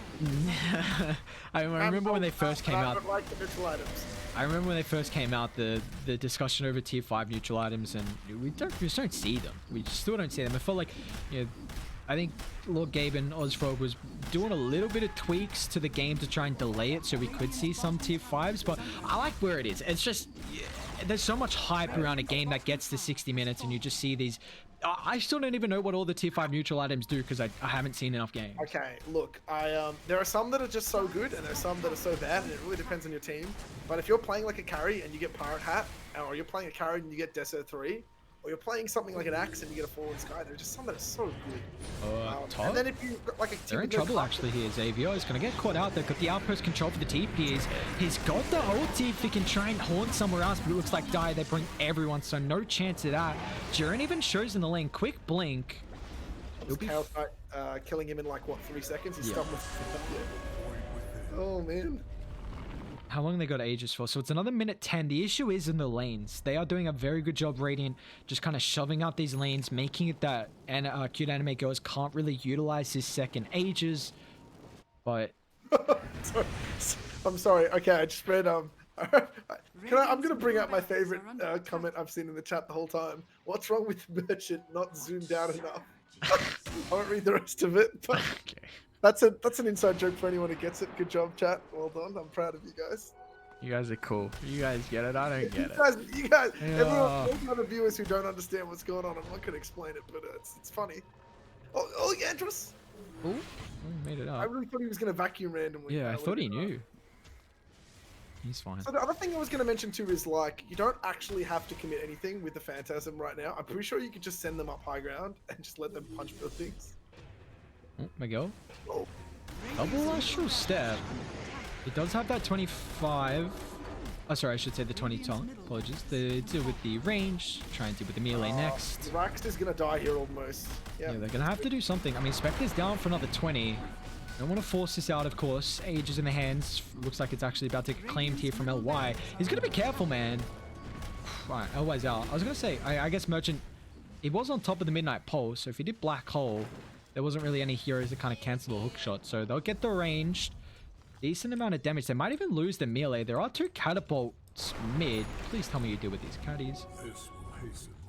I mean, it's still a little bit too healthy. Dude, it's fine. Yeah, actually, never mind. I thought it was going to do a lot more. I think I missed a couple of times, but... Alright, 16,000 net worth lead here for Cuteanimegirls. They got a 84% win probability at the moment. The game's looking pretty good for them to be able to take the series 2-0. It's just... Is this on... Blade, it's done. The window of you making the play on Enigma is actually closing. Please don't go Bloodthorn. I feel like just go the Abyssal Blade and just stop the Enigma ever killing you.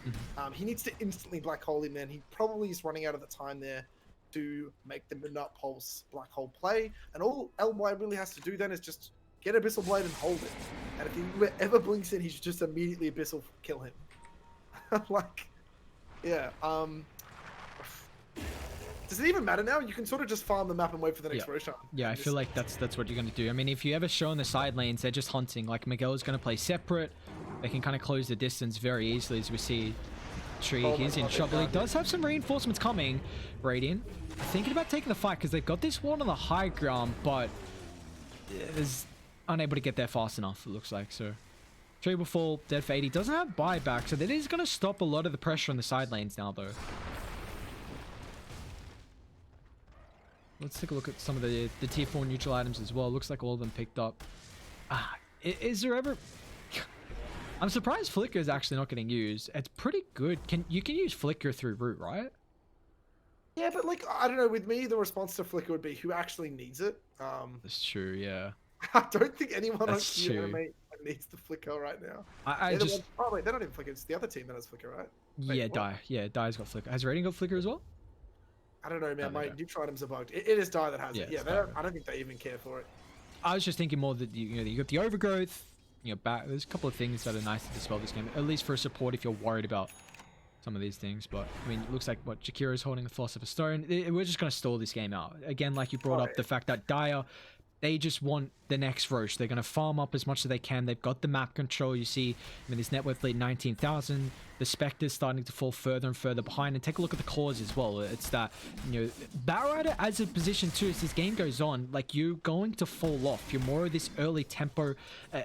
You do scale pretty well late game because you got a BKB piercing stun, but I think it's just more important as a position 2. You're not going to have as much factor as someone like a Void Spirit would. I mean, and it's like, this has just become a farm of just chilling. Look how fat they are. I'm not even sure what to say at this point. It just feels like it's just going to be slow. It's going to go out with a slow whimper. I mean, they've got the heroes to play. I mean, Spectre Enigma can play against Megas. I don't know how that feels if this goes Not good. longer and longer. I don't feel like he's going to be great, but they've also got 3. They can just heal buildings, right? That is true. Game goes forever. That is true. Melee Axe is almost healed back up to full. This is also the items uncompleted on Merchant. So he's also got the Ninja Gear, which is pretty good on the Enigma, enable him to find these better positioning from the initiation. They are moving outside the base here as 3. Why, please keep using the ulti. If you were hitting buildings right now, they would actually have to back. That's what I'm talking about, man. I just don't get it.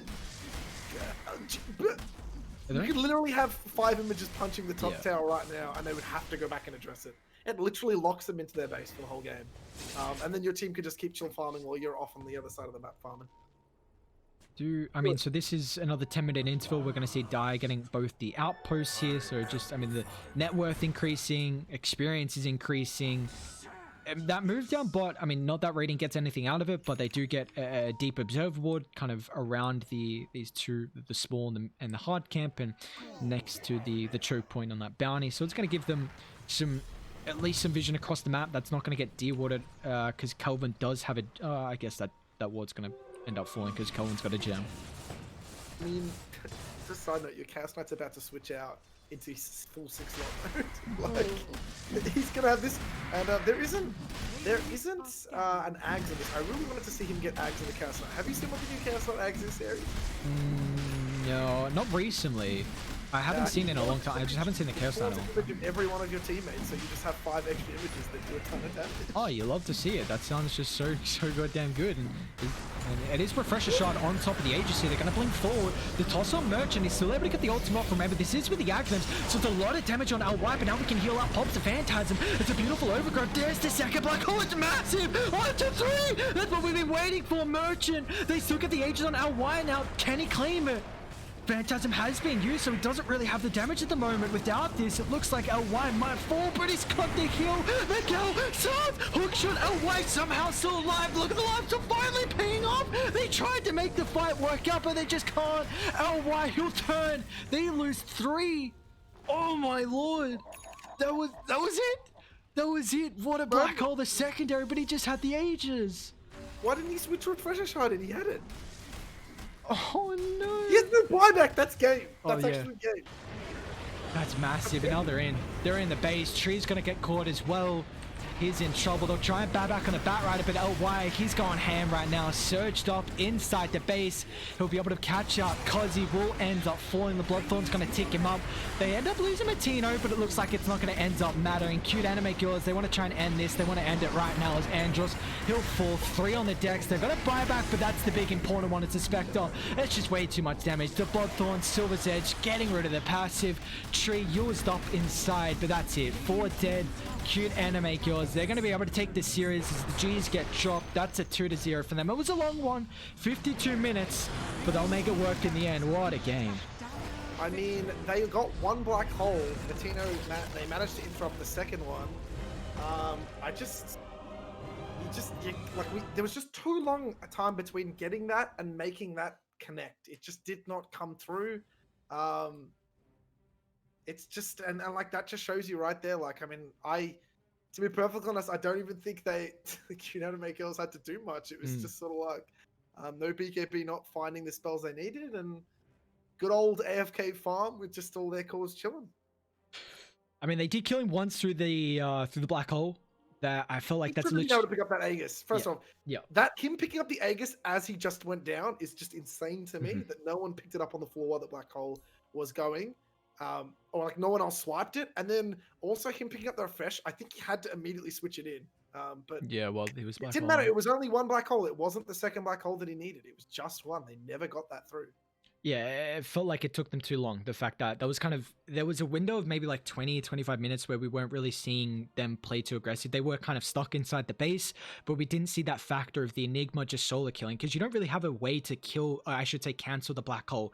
There is the hook shot. We saw it once or twice, but if you position well from no BKB with a lot of blinks getting on top of the clockwork, you just solo kill LY and then you run down Cutenimegirls. And I think just I love how Cuteanimegirls played this series in particular. I think they're looking really, really strong. This is LY back with the roster. I mean, he missed one series last week, back now. They're 2-0 to no BKB. And any closing thoughts on this series here? Look. Take too much away from that one just because no BKB weren't playing with their main That's true. squad. Yep. Subs are always never going to be like a good enough, to fill in the main roster. But look, just Cuteanimegirls just seemed pretty comfy both games. Didn't really feel like there was too much pressure on them, and I just think, couple of really sort of critical mistakes in both games from OBKB costing them quite a bit.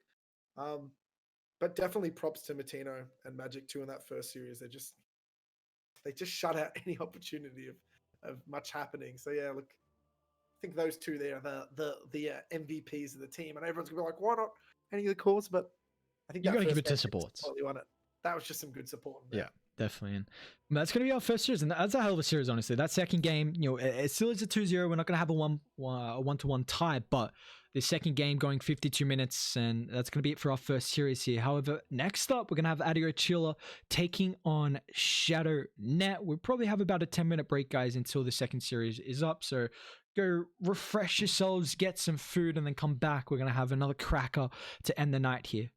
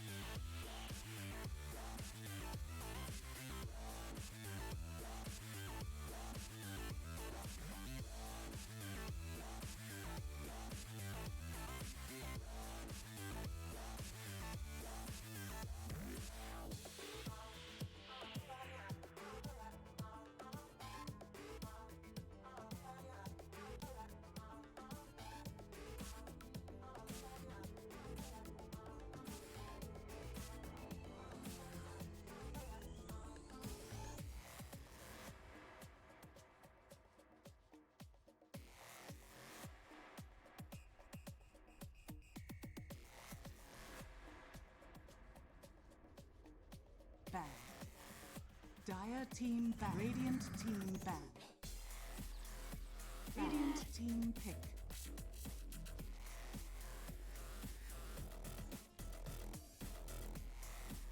Dire team pick.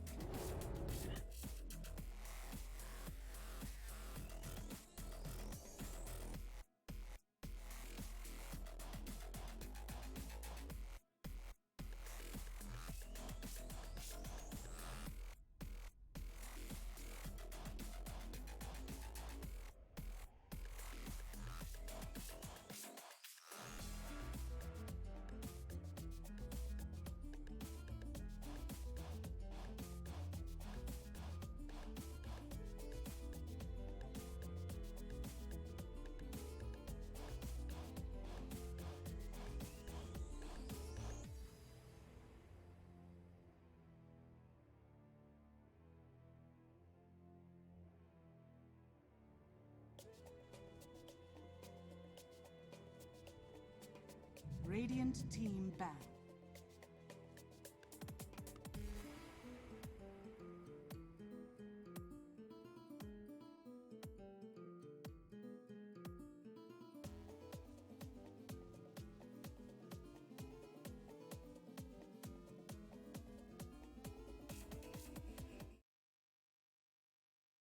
Ladies and gentlemen, welcome back. We got our second series now underway. Adio Chula taking on Shadownet here. Now, we saw a pretty good series one, and you excited for this one? How's this going to end up faring with Shadownet and Adio Chula? I think this one's going to be a lot closer. I think Shadownet has the power of the corrosive big brain draft. He has the drafts and all the strategies locked away in his head. But I also think that Adio Chula, out of all the teams I ranked, and everyone tries to do their own rankings, I would have given Adio Chula probably the second strongest team.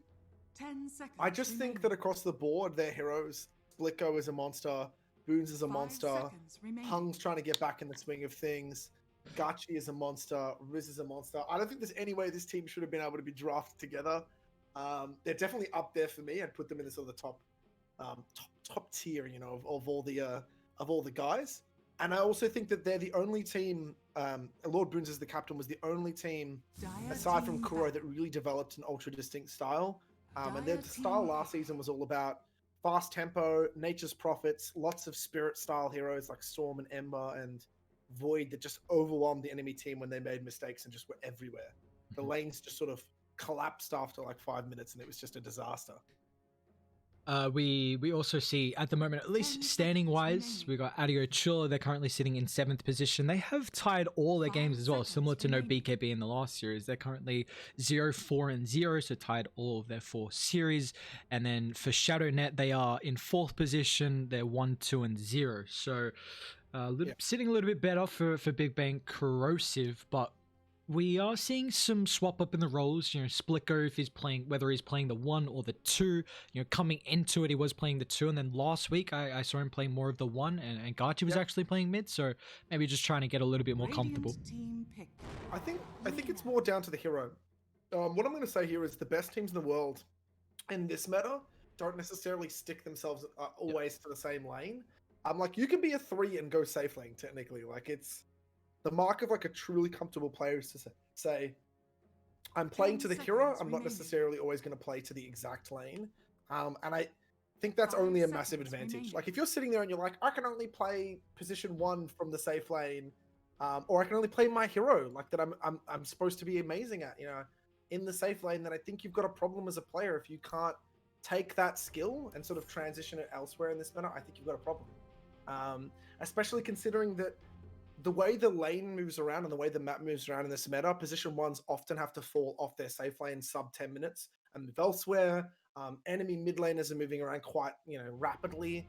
Most of them, there's a 50-50 your mid leaves his lane as soon as he gets 6 or 7 to go gank or do something with a power rune or any other sort of movement. I just think every player has to be reasonably adaptable, and also considering the fact that a lot of supports have significant game impact, get a lot of items and really do a lot of damage too. It's just, you can't really have a player that sits there and goes, I can't, you know, you can't put me here, or, you know, you want that flexibility. I don't know if that's my sound cutting out, if that's you. Oh yeah, my sound was cutting out. Apologies. We're all good. We're all good. We see the flexibility in teams like Team Secret, for an example, like OG, where you just play these heroes in so many roles. Where you've got like players like Nisha who can play mid, you can play in the safe lane, and I think that's an important thing. It just we've seen this flexibility come into Dota. It's just really evolving. Firstly, it was 10 seconds. maybe one hero can play multiple roles. Maybe you can play mid and safe lane, or 5 seconds and then we're starting to see more players actually evolve to that as well, being able to play different lanes, because it is different from a mid lane how it's organized to a side lane. It's completely different how you're going to play in these some matchups. So we see this flexibility increasing. We do have a draft though. We haven't put too much emphasis on this at the moment. We see Shadownet, they're going to pick up the Sand King here. So we saw the Sand King, at least in the earlier game. It is really, really nice. The Sand King Lina, we saw a lot. I mean, they can still flex put the Lina mid if they want to, but the setup with the Burrow Strike into the LSA, this point target for the skill, very, very nice combo. Yeah, look, I think both teams have picked such strong laning teams. Now, Undying is played in a really ultra-sacrificial way that I love watching Corrosive play. If he plays it the way I think he's going to play it, which is he basically just repeatedly runs into the enemy heroes and just spams all his health down. And what he does is he forces all the attention on himself while his offlaner is just chilling. And I really like its style. I'm expecting this game to be ultra-fast. So far on the draft, Man, these drafts are both quite even. I'm not going to say that I don't think one team has a massive advantage on the other. It really is going to, again, come down to how the Spectre fares in the first sort of 10 minutes, I think, to sort of decide who's going to be up here. Adio Chula have the tools to kill anyone, anywhere, and they've got a lot of mobility, and I'm guessing it's going to be like a Blink Slaughter, so... heroes like Lina and Undying drop very quickly if they make mistakes here. Wind Ranger can afford to be a little bit more sloppy, and he's always got Wind Run. There is a lot of magic damage, but I'm sort of thinking about it more as which supports are going to have an easier time and who's going to sort of do what. Also, though, on the flip side, Shadownet's lanes are crazy strong. Undying plus Sand King, I don't think they'll... I mean, Lina could be mid, it's fine either way, but it's going to be Spectre plus Lina or Spectre plus something, and I mean, it can even do Spec Undying. I think it's fine too. You just get the Undying to suicide at the Slaughter over and over again. I'm fine with that too. Well, I was going to say, how does the Slaughter actually fare versus the Spectre? Because I know Spectre's kind of... He doesn't lose too many matchups just because your HP regen, it's super hard to kill, but Slaughter against the melee matchups is pretty goddamn strong. So with the Undying as a support, this should tip it, and like it's going to make it pretty difficult to kill the Spectre if Undying's in that lane, right? If Undying's there, Slaughter can't play that lane. Yeah. I know what people are going to say. They're going to be like, oh, Slaughter's, all about getting the bash and hits up. I actually think that a lot of players underestimate just how strong Undying is against strength heroes. Not just because he takes their health, but he takes their damage quite quickly. True. And I don't think Slaughter is happy just trading hits with an Undying over and over again.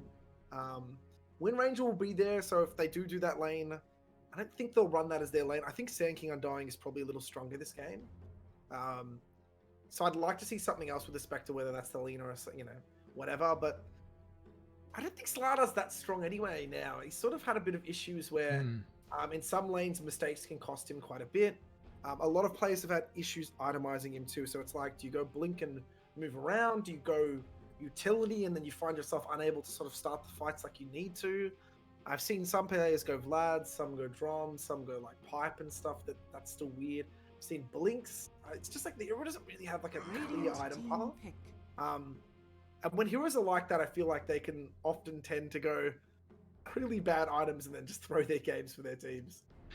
We did see Slaughter got the Guardian Sprint kind of that mana. I think that was the big change where he got a couple of nerfs. The Guardian Sprint is the one I can remember in particular because that mana change at least. But they scaled his bash damage down too.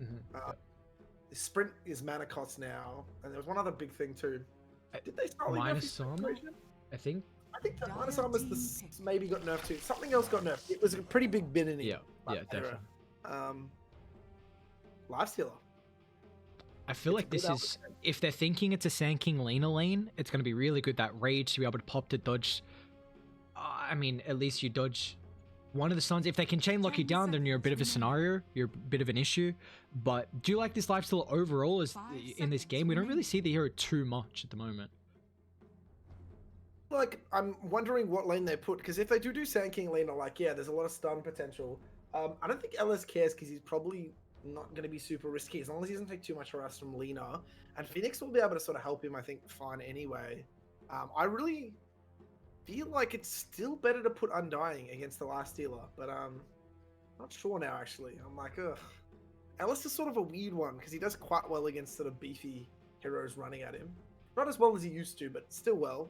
And if he gets farm here, man, he could do a lot of damage. Like, there is a lot of potential for him to just infest bomb into Void Spirit or Slider, and just kills out of thin air. And Spectre too. Spectre's like mandatory required to go man to this game. I don't think there's any other item you can really think about. Dragon You may Knight. now select your heroes. What's with this DK pick, do you think? Because Dragon Knight. it's interesting. Dragon Knight's really good because now they've sorted their sieging problem. They don't need to play with Spectre. Because, like, you can 4-man now with Mellow frontlining as Dragon Knight, but I don't like this as a hero. There's a reason I don't like Dragon Knight, and it falls into a similar category when a lot of other players were talking about some heroes that Australia has never traditionally played very well. Spirit Breaker was one we were talking about where a lot of Australia players misunderstood where they needed to be and what they needed to be doing. I think Dragon Knight also falls into the similar category where, not that it's particularly difficult to play, but if you move to the wrong area and try to siege something and die, or you, similar to Slider, it's very sort of flimsy on its item build. If you go the wrong item at the wrong time and take a fight, pretty quickly you're just useless. Yep. I mean, you have a lot of stall factor, so we'll see how he goes. I'm hoping he doesn't play anything too passive here. I feel like in this game you don't want to be too passive. You've got Spectre farming. The thing with the DK, I think it's going to give you at least some way to initiate on top of the Void Spirit, because the Burrow Strike, Void Spirit does have this instant dodge with the Dissimulate, so you might be able to get it off. It's going to give you a nice way to catch the Void as the game goes on, and exactly like you said, it's going to be... They don't have a way to put pressure on towers, which I think is important, because you can get to a stage where, like, yes, you have a Spectre, but if you lose map control, where is the Spectre going to be able to find the farm? So at least you're going to have a lineup that you have some way to secure towers, which is important, because if you don't, you just start to... You get yeah. you just shrunk. The map shrinks, and you can't keep up in farm. You can't keep up in experience, and it just gets to a difficult spot. So, I'm intrigued to see. This matchup is pretty good for the Void Spirit, though, right? Like, DK doesn't pressure the Void at all. Either kills. I don't think Dragon Knight should ever be able to die to a Void Spirit. Which, to be honest with you, I think if you're in a mid matchup and you're the Dragon Knight player and you aren't dying and you can out CS your enemy mid, I'd probably say you're winning. I would expect this to be DK favored, just because I think the Flame Breath makes it so he's going to outlast hit him, and Void Spirit is going to be required to commit, Resonant Pulse every range last hit or something like that. I'm guessing. There's just a quick BR back. Really What quick lane pause. did they end up running? Phoenix. So yeah, they did go for. They just did play. They're playing Undying Spectre. Okay, I don't mind this. It's just going to be him running at Slider the whole game. Well, they're going to give Spectre an incredible lane, though. Like, he's going to get so much... I'm worried, though. Like, if Slider doesn't have a good lane, he can't really catch back up, right? Because he doesn't have a way to find farm across the map. And I feel like you really have to have a good lane and kind of take over from there. Slider isn't too bad because, like, perfect example, even... I saw my team play for example, and the way Nova played it was he went Vlads, looked at playing more around helping his team out before he worried about starting the fights off, and sort of it was like his logic was, as long as you're there to put armor minus on everyone for your team to do tons of damage, your mission is complete. Okay. So I don't think it's the worst thing in the world if he doesn't find a ton of farm. Because he can still be quite useful. He's got a Windrunner, a Void, and an LS that are all going to do, like, right-click for him. And I would expect to see this hung Windrunner actually go, like, soft carry after a while and start to get items like a Javelin and some right-click there and really kill people with that armor minus too. So, I don't know. I don't think there's a ton that Riz really has to achieve here aside from just not getting collapsed in the fights. Yeah, I feel like the big thing is if you can get that blink and have this lifesteal at Infest Bomb. I feel like lifesteal, like when you think of an Infest Bomb carrier, I feel like Slaughter is always the number one, right? I don't think there's one that beats him. Storm, but does it work in favor that you have? I guess the catch is a lot better, but then you have the corrosive haze.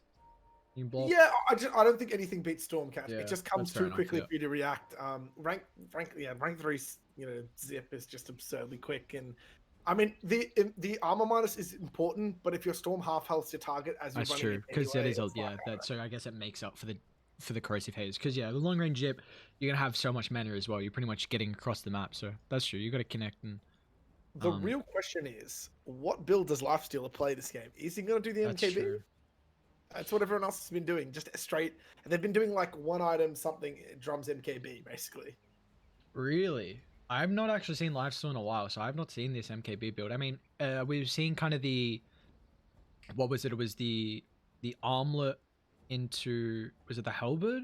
Oh no, with the Maelstrom halberd, and we saw the armlet for a while, but then Lifesteal kind of fell off, and I haven't actually seen this drums MKB, but it makes... I mean, he's a hero that has very good attack speed, so the MKB is going to work out for it. I think it wasn't even drums. I think it was just straight MKB, now that I'm remembering back. Yeah, it was. I think it was just straight MKB. Because he doesn't really need drums attack speed. It was absurdly strong when we saw... I'm trying to remember. I think Baus who did it and actually won a game with it. And another player tried it and they failed with it. Yeah. But it was still really effective in the game. Yeah, I wouldn't mind to see it, honestly. I mean, I think... It was very... I would imagine it's pretty similar just with the Maelstrom. The fact that you got a mass amount of attack speed, you're going for a proc item. So it's going to be similar in that regard. Because, I mean, with the change to the Lifesteal, the Feast giving you the attack speed instead.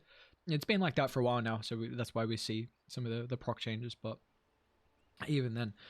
so this is kind of a newish team, I guess, for Corrosive. I mean, Shadownet, at least in particular, just, there's a couple of players that weren't in the in last season, Sixer and Corrosive are there as well. But is there a standout player you've been able to see so far through Shadownet's games? I think Shadownet's strength isn't necessarily, and the reason they're doing so well isn't because their players are particularly amazing. I just think the way they're working together and whatever strategy, like I still think Kuro is the best drafter in the league. And I think then that's sort of backed up by the fact that whatever he's doing is the captain. And to be honest, I haven't heard his team comms. I have no idea what's going on there, but I have a feeling that Kuro is actually giving them very clear instructions what they need to think about. A lot of teams have a lot of different comm styles. Me, when I think down to like the best ways to go, you can have someone shot call, you can have someone, talk about this or that, but I have a feeling that Kuro just says, hey, you're getting this, and you're going to go do this. Yeah. It just keeps the game real simple. You get the MKB on LS, we go take a fight, we then take a rush. You know what I mean? Like, I think that's literally how, step 1, 2 he's taking in this team, and I think it's working well for them. I mean, we saw how well it worked for Kuro last season with his team, and he's got a lot of experience as well. So it's going to be nice for this team And to a beautiful verse. And a beautiful voice. You can never take that away from a man. I mean, I think that just puts him on top of other captains, right? It has to. I mean, if you're getting yelled at and someone, sings it to you in a beautiful way, I feel like that just raises the spirits, Yeah, it doesn't make it seem as bad if they got a nice voice at least, but it's nothing worse than sitting in a team there, Aries. You're sitting there playing in the game. It's week 3 of your league. You're sitting there ready to pump some games, and then suddenly someone starts the proverbial barking at you, and then you go, oh man, I can't stand this guy talking. But if you're getting yelled at and it's like, oh man, this guy's got such a lovely singing voice, you're just like, whatever. Yeah, I deserve that. Yeah, you can you roast me all you want. Your voice is just too goddamn nice. All I want to do is just hear your voice. So I'll cop it on the chin. I'll cop all the roast. Surely that's gotta be the way it goes. But yeah, I was just gonna say I'm like Osnet, another person dropped out. Yeah, I mean, going the wrong way. Wouldn't be some Oz Dota if we don't have pause. It feels like it's just a common thing. We're gonna have to try and work into the scheduling now soon. You're gonna have to put that extra time. It's Oz Dota. It's to be expected. There's pause, so it feels like not much we can pausing. That's it. I mean, have you ever played a ranked game, Aries, and not had a pause in Australia? That's it. It's That's gonna happen. true. That you ain't lying. You speaking facts right now. But with this draft, is there one in particular we do favor from Adio, Chula, and Shadownet? I mean, do you think that the lifesteal or late game is really is going to be able to deal with the Spectre? I feel like I'm going to give a slight advantage to Adio Chula. Now, when I was talking about the drafts, I sort of just have been sticking to a real simple idea about who's winning. Sure. And I think probably their draft is just real easy to play. Like, it doesn't require anyone to hit any particularly good stuns or anything like that. They just walk forward with Infest Bomb and have Windrunner and Phoenix backing them up. Their 3 aggressive heroes just charge forward suicidally, and they should do pretty well. I just reckon this is an easy game for Adio Chula. I also think that the Spectre has a bit of an issue this game where I'm sort of worried that he's going to be off farming and his team is just going to be getting killed all around the map. Yeah. I mean, because the fact you take a look at Adio Chula though, like they have a lineup where I feel like you got a couple of heroes that can make plays. I mean, you Slaughter, the Void Spirit. I feel like Wind Range is relatively decent to make plays as well. So just hunting Shadownet while the Spectre's farming could be a bit of an issue. I'm sort of low, do excuse me, guys. It's a late night. I worked after, and I went straight into the cast. Yeah, it's I was gonna say that I actually think that Shadownet are going to be really reliant on Dragonite being active. Yeah. I don't want to see Sandking play anything too passive either. I think this is a really good game for him to go like Veil and just try to kill people. Like Veil Blink and just go fight on the Sandking. I don't think you're going to have a ton of time to sort of sit back and play anything more greedy. And I just don't really want I don't want those heroes standing around doing nothing. Like if Dragonite has ulti up and you get your, you've got all your Haunt, you've got your Sandking ult, I'm sure you drop a Tombstone, you start pushing a tower with the Dragonite and get Sandking ready to counter initiate and Haunt to counter initiate. You have to do something like that this game. You just cannot. Your draft does not invite playing passive here at all, really. Even though you have the Spectre, I think your team is on the one to be active here. Yeah, I feel like whenever you have a DK in your lineup, it kind of just this hero thrives on being able to take towers early and just have this map control where you are able to kind of suffocate the enemy inside the base. You find these early towers, then you can kind of fall back. You maybe get that level 12, and then you got this nice level 2 ultimate to take these fights. Looks like we got a bit of an issue with Splicker being able to get back into the game. Screen keeps going black when you turn on Dota. That's oof, that's not good. I think probably just gonna see what's going on here. I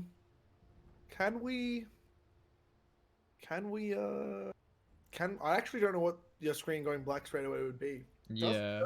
Would Dota really cook your GPU? I just can't see that happening.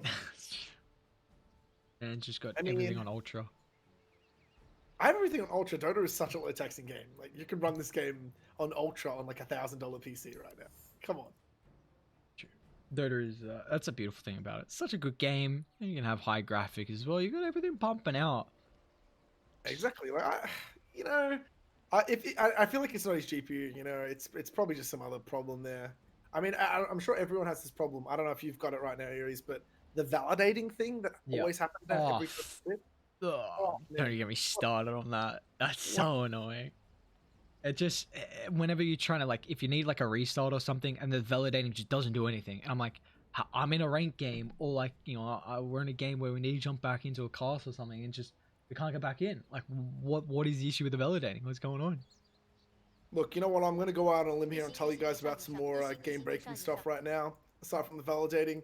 Guys, if you want to play Chaos Knight, equip both the Immortals, put on the new Flame horse pony skin thing, buy Ags and buy Refresher Shard, get a Monkey King on your team, get the Monkey to pop ult, and you ult, and then Refresher ult, and you'll crash the whole game.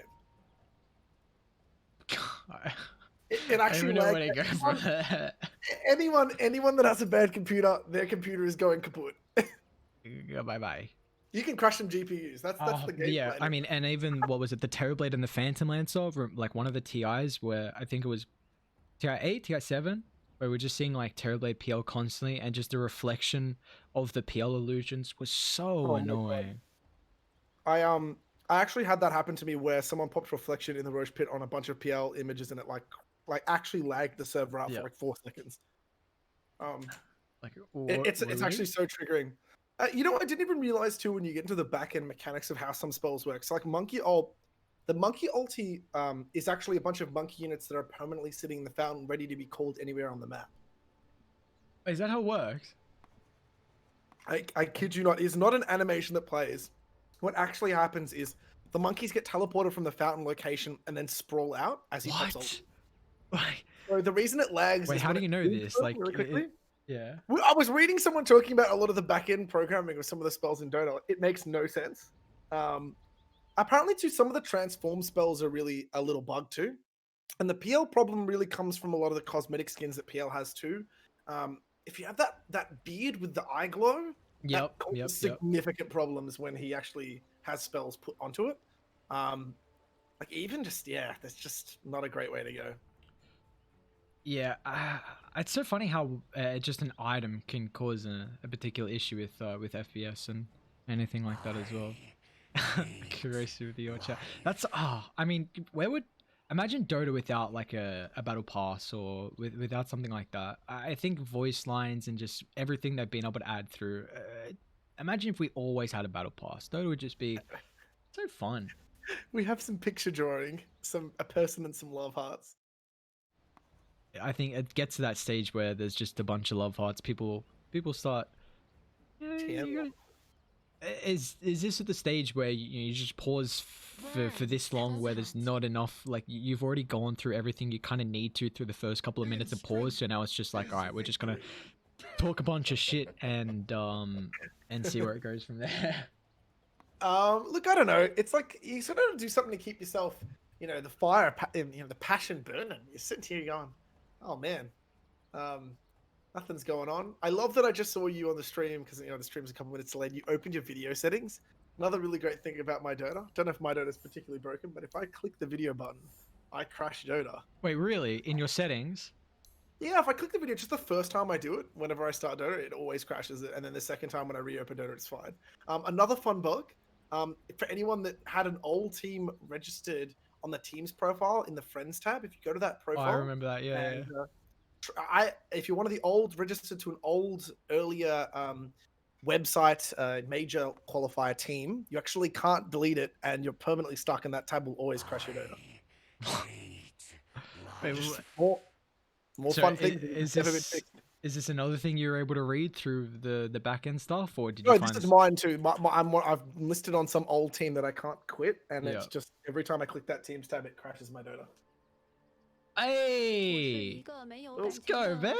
Split goes back. All right, we should have a game. Hopefully, I don't know how he fixed it, but he fixed it. Got out a new graphics card, whipped it out of the box. Yeah, That's what a real pro player would have. Hang on, boys. Give me a second. I'm just gonna whip out the graphics card. You got a couple. Surely he's just got a couple, set up beside him. So let me do a quick maintenance. Just put that one in. But we're back on the way. So second series, we're gonna have Adio Chula taking on Shadownet. Bit of a pause, but it's allowed us to get accustomed to the what's occurring and at least all the players across the map as well. Dude, I'm not gonna lie. I need to see some frags pretty quickly, or I'm gonna fall asleep. Mello has just. Oh, Mello. Oh, that's not bad. Ward straight away. Was that a? I hope there was no stream stuffing going on with that. No. He went in tower range. Yeah, he went in tower range. So the obs was there. Quick place down from Curosive.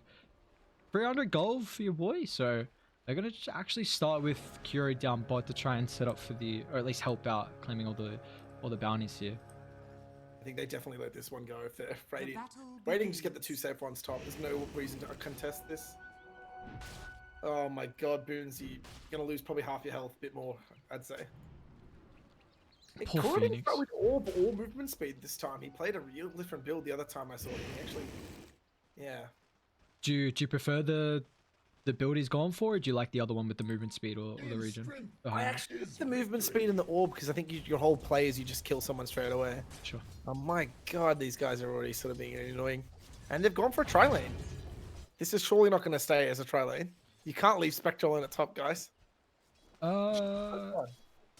have stun. They've got stuns ranked on everyone.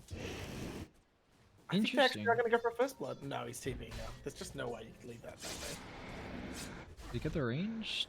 Yeah, it looks like he did. So, well, Splicker is just going to get harassed a bun from Boomer, unless hopefully Boons, if he's able to get a level 3 to decent timing. Of course, 2 points Fire Spirit is just so good to trade, but Boomer will have also the potential in the Dragon Sleeve as well. So, oh, he missed. He had to place another sentry there, Boons, to de-ward the small camp. So the 2 sentries now used. That's cash money. That's Also, cash money. I don't know. I think Sand King's pretty happy to just play whatever build he wants to play here. I mean, he can go Caustic against melees, still fine. I'd probably like to just see him play just some like chill Sandstorm build and get some farm going. I do like the caustic point when you're into melee hero, and then still being able to. The Sandstorm's so nice for farming as well. We see a lot of time you can cut the wave, get the neutrals, and then also the creep camp as well. Yeah, you will pick up a point in the caustic there. Take a look across the map. However, Gachi mid up against Mellow, pretty even at the moment. Not gonna see too much. Maybe there's a nice play coming through from one of these heroes to find a kill, but it's probably gonna just be a passive lane trade occasionally, but. We'll see how that one ends up faring. It's just a pretty chill game. There's not a whole lot of anything. Top's taking some damage, double stun coming out from Riz. Very comfy. I'm not sure if I like this lane as much as I just liked putting the Undying bot. I just feel like the Undying can't really do very much against the... Doesn't feel like he can do very much against this Wind Ranger and this Slardar. They're just killing him.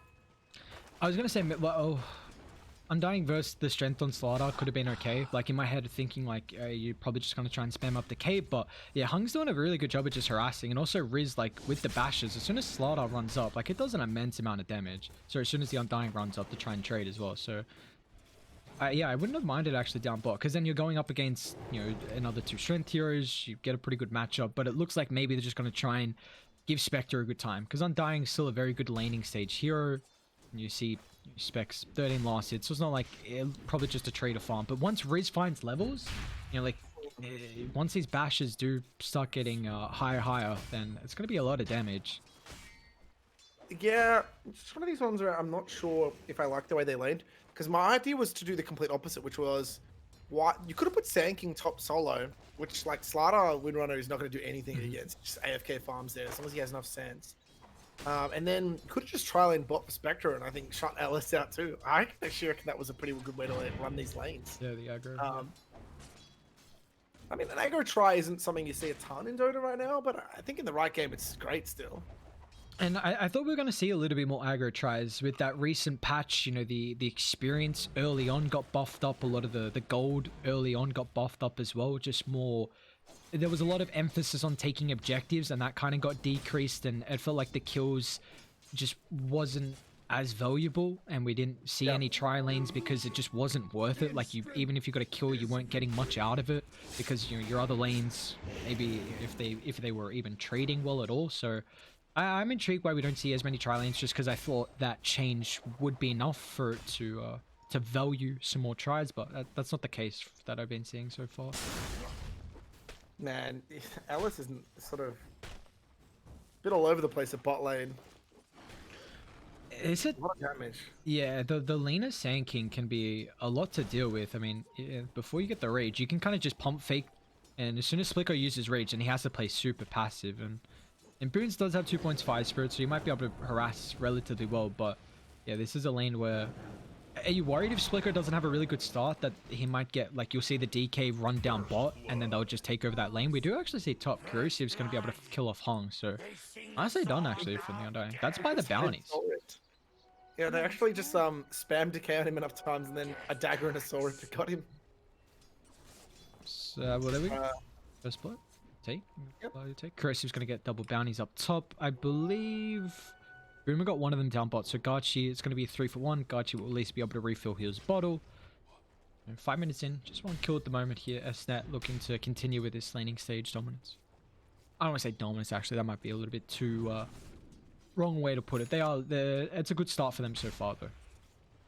Yeah, look, I think Shadownet should be very happy with this opener, just because to me it's like, if you're winning the lane in the early, like winning the lanes or feeling really comfy with a Dragon Knight and a Spectre, you've probably picked them in a good game. And I really think, my God, Boomer's just being... I'm just watching Lena constantly punching Ellis apart. He could have probably stunned him there for a kill, actually, I reckon. Tanking was close enough. I don't know. That's a 2 point Burrow strike, so maybe extra point once you get that range. Was he in range for the Burrow? I actually wasn't paying attention. I wasn't. I didn't have the eyes on bot. Oh. Maybe. Oh, Regent Rune fighting mid. Oh, A little bit lackluster. That just hurts. Yeah. I mean, Hurts to watch, man. that's the thing about the good thing about the Void Spirit. You've got really high mobility, so it makes it so easy to be able to find your power rune here. Try and trade. The big thing I do want to say is that Mello didn't get a usage out of that first catapult. So a lot of time we see the DK having like a one support rotating as soon as you hit level 6 with a catapult wave connecting mid. You can put some pressure on top of the tower, but Mello didn't utilize this, hasn't popped Elder Dragon form yet. We will see him now though. I mean, he had the ward, so he sees Gachi just beeline to top. So Mello instantly pops the Elder Dragon form, puts pressure on the tower, but Spectre still, I mean, he's got the Horn. He's probably going to have to pop Horn if he wants to survive this. Look at the bash into the net. You know that the Void Spirit's going top with your ward mid, but he was still farming very aggressive there. Yeah, I'm not really convinced on that one super badly. I just think he was, just a little greedy. You really should know something's up. Dragonite's punching the mid tower too. And also his support wasn't really close enough to help either. And Kuro actually tried to just short TP in between the tier 1 tier 2 to help get over to help him. But yeah, just little greedy things. Costing a little bit of gold, a little bit of dosh. Bot lane is crazy. Yeah, well, they left the support here. I mean, Dragonite is taking a lot of damage in mid. yeah, he is Mellow. I have the damage to drop in, but man, that was a lot of damage. Back up with one, but it looks like Gachi had to pop both the Astral Steps. So we did see Boons run mid just to try and soak up some experience and halt the tower aggression that the DK was showing. So it did put Splitgo solo down bot. So that's when we saw Sixer and Boomer getting a little bit aggressive there. But yeah, Splitgo's level 6 at the moment. Is trying to close in on the phase boots. He's not doing too well last hit. It's only 34 at the moment. A little bit behind on the net worth, lowest out of all the cores. They're going to try and go on him now. Boomer didn't LSA, but now Splicker with the rage on cooldown. He's going to be careful with the aggression. He'll fall back. I'm a little... He's going to infest that? Yeah, good play. I like that. Now he should be fine. He can just sit in that for a while. Just chill. Just honestly farm with the Hellbear Smasher Clap. It's almost full health anyway now. It's just such a comfy play. Yeah, the regen that you get from it's nice. I would actually like to see him try to stay in that and use it for something. Even if he just goes for Lena and they just dive aggressively on Lena. Well, Boone doesn't have any spells up there to make that play, so... They do yeah, they do TP in the Void Spirit, so he is trying to make some play happen. And you see instantly... I love this from Radiant. You know, it looks like Void Spirit's communicating with him that he wants to make plays across the map. And it just, with this communication, it sets up so they bring us... Oh, actually, support mid. You're in trouble here, Wind Ranger. Hung off HP. Does have the one to be able to utilize. Stun's actually going to hold back Mellow, but it looks like with the heal from Boons, it's going to be enough to keep him alive. Boom is still diving. Dragon Sleeve not going to chuck this one out. Gachi trying to get on top of Mellow here. Careful here too. Boons is like pretty low.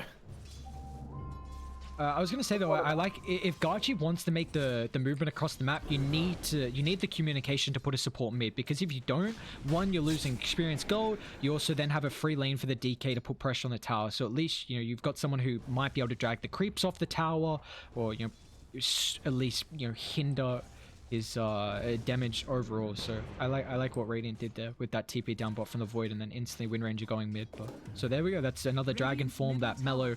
It is a decent amount of pressure on the tower, but not too much damage as top corrosive. It would drop the tombstone, and now at the end it's actually going to find the kill. That's maxed out dagger. Very nicely done. It's all ripped from like half health. That was like, what was that, like 300, 200 damage? I don't even know. It looked like a lot. It said he 523 damage from the fight recap, so must have been a bunch from that silver.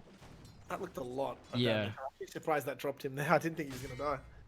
Man, just got melted. So we got a bit of a passive game here. I mean, 2 to 1, 3 kills all up. 10 minutes in. It's a very minimal net worth lead for Dire at the moment. We do see Mellow, I believe, he's actually got the Midas picked up. So coming out on the car, it looks like Shadownet when they're going to try and take this late with the Spectre and the DK Midas here.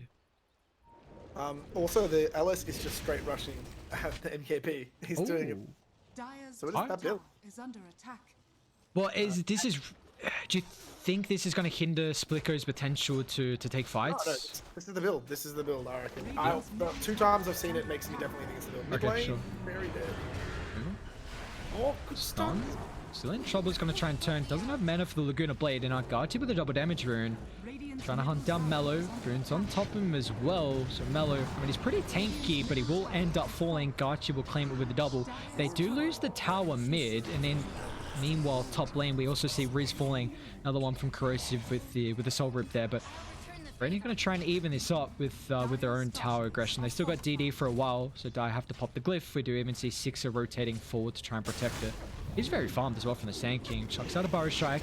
TP rotations out. They're going to try and get aggressive on the Void Spirit, dragging back Sixer. He's protected from Corrosive with the mass amount of heal. They're even going to try and join them with the Haunt. Gachi, the Simulate's going to be up in a couple of seconds, but it's not going to matter. They got the slows, they got the chase down potential. Beautifully done from Shadownet. They hold that tower. They find another kill as well. He was 129 MS. He like literally couldn't walk. He's just that undying ulti is just. Whew, the slow is so frustrating. Just that and dagger is like literally your minimum MS. You can't move.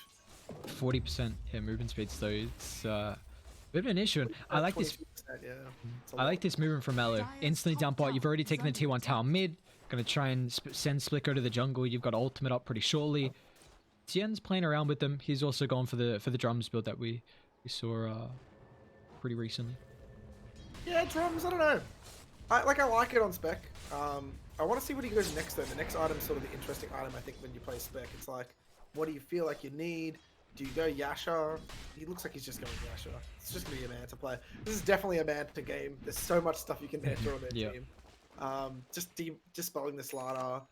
Do some nice stuff against the Shackle. You can dodge the Void Spirit spells if you mash it hard enough.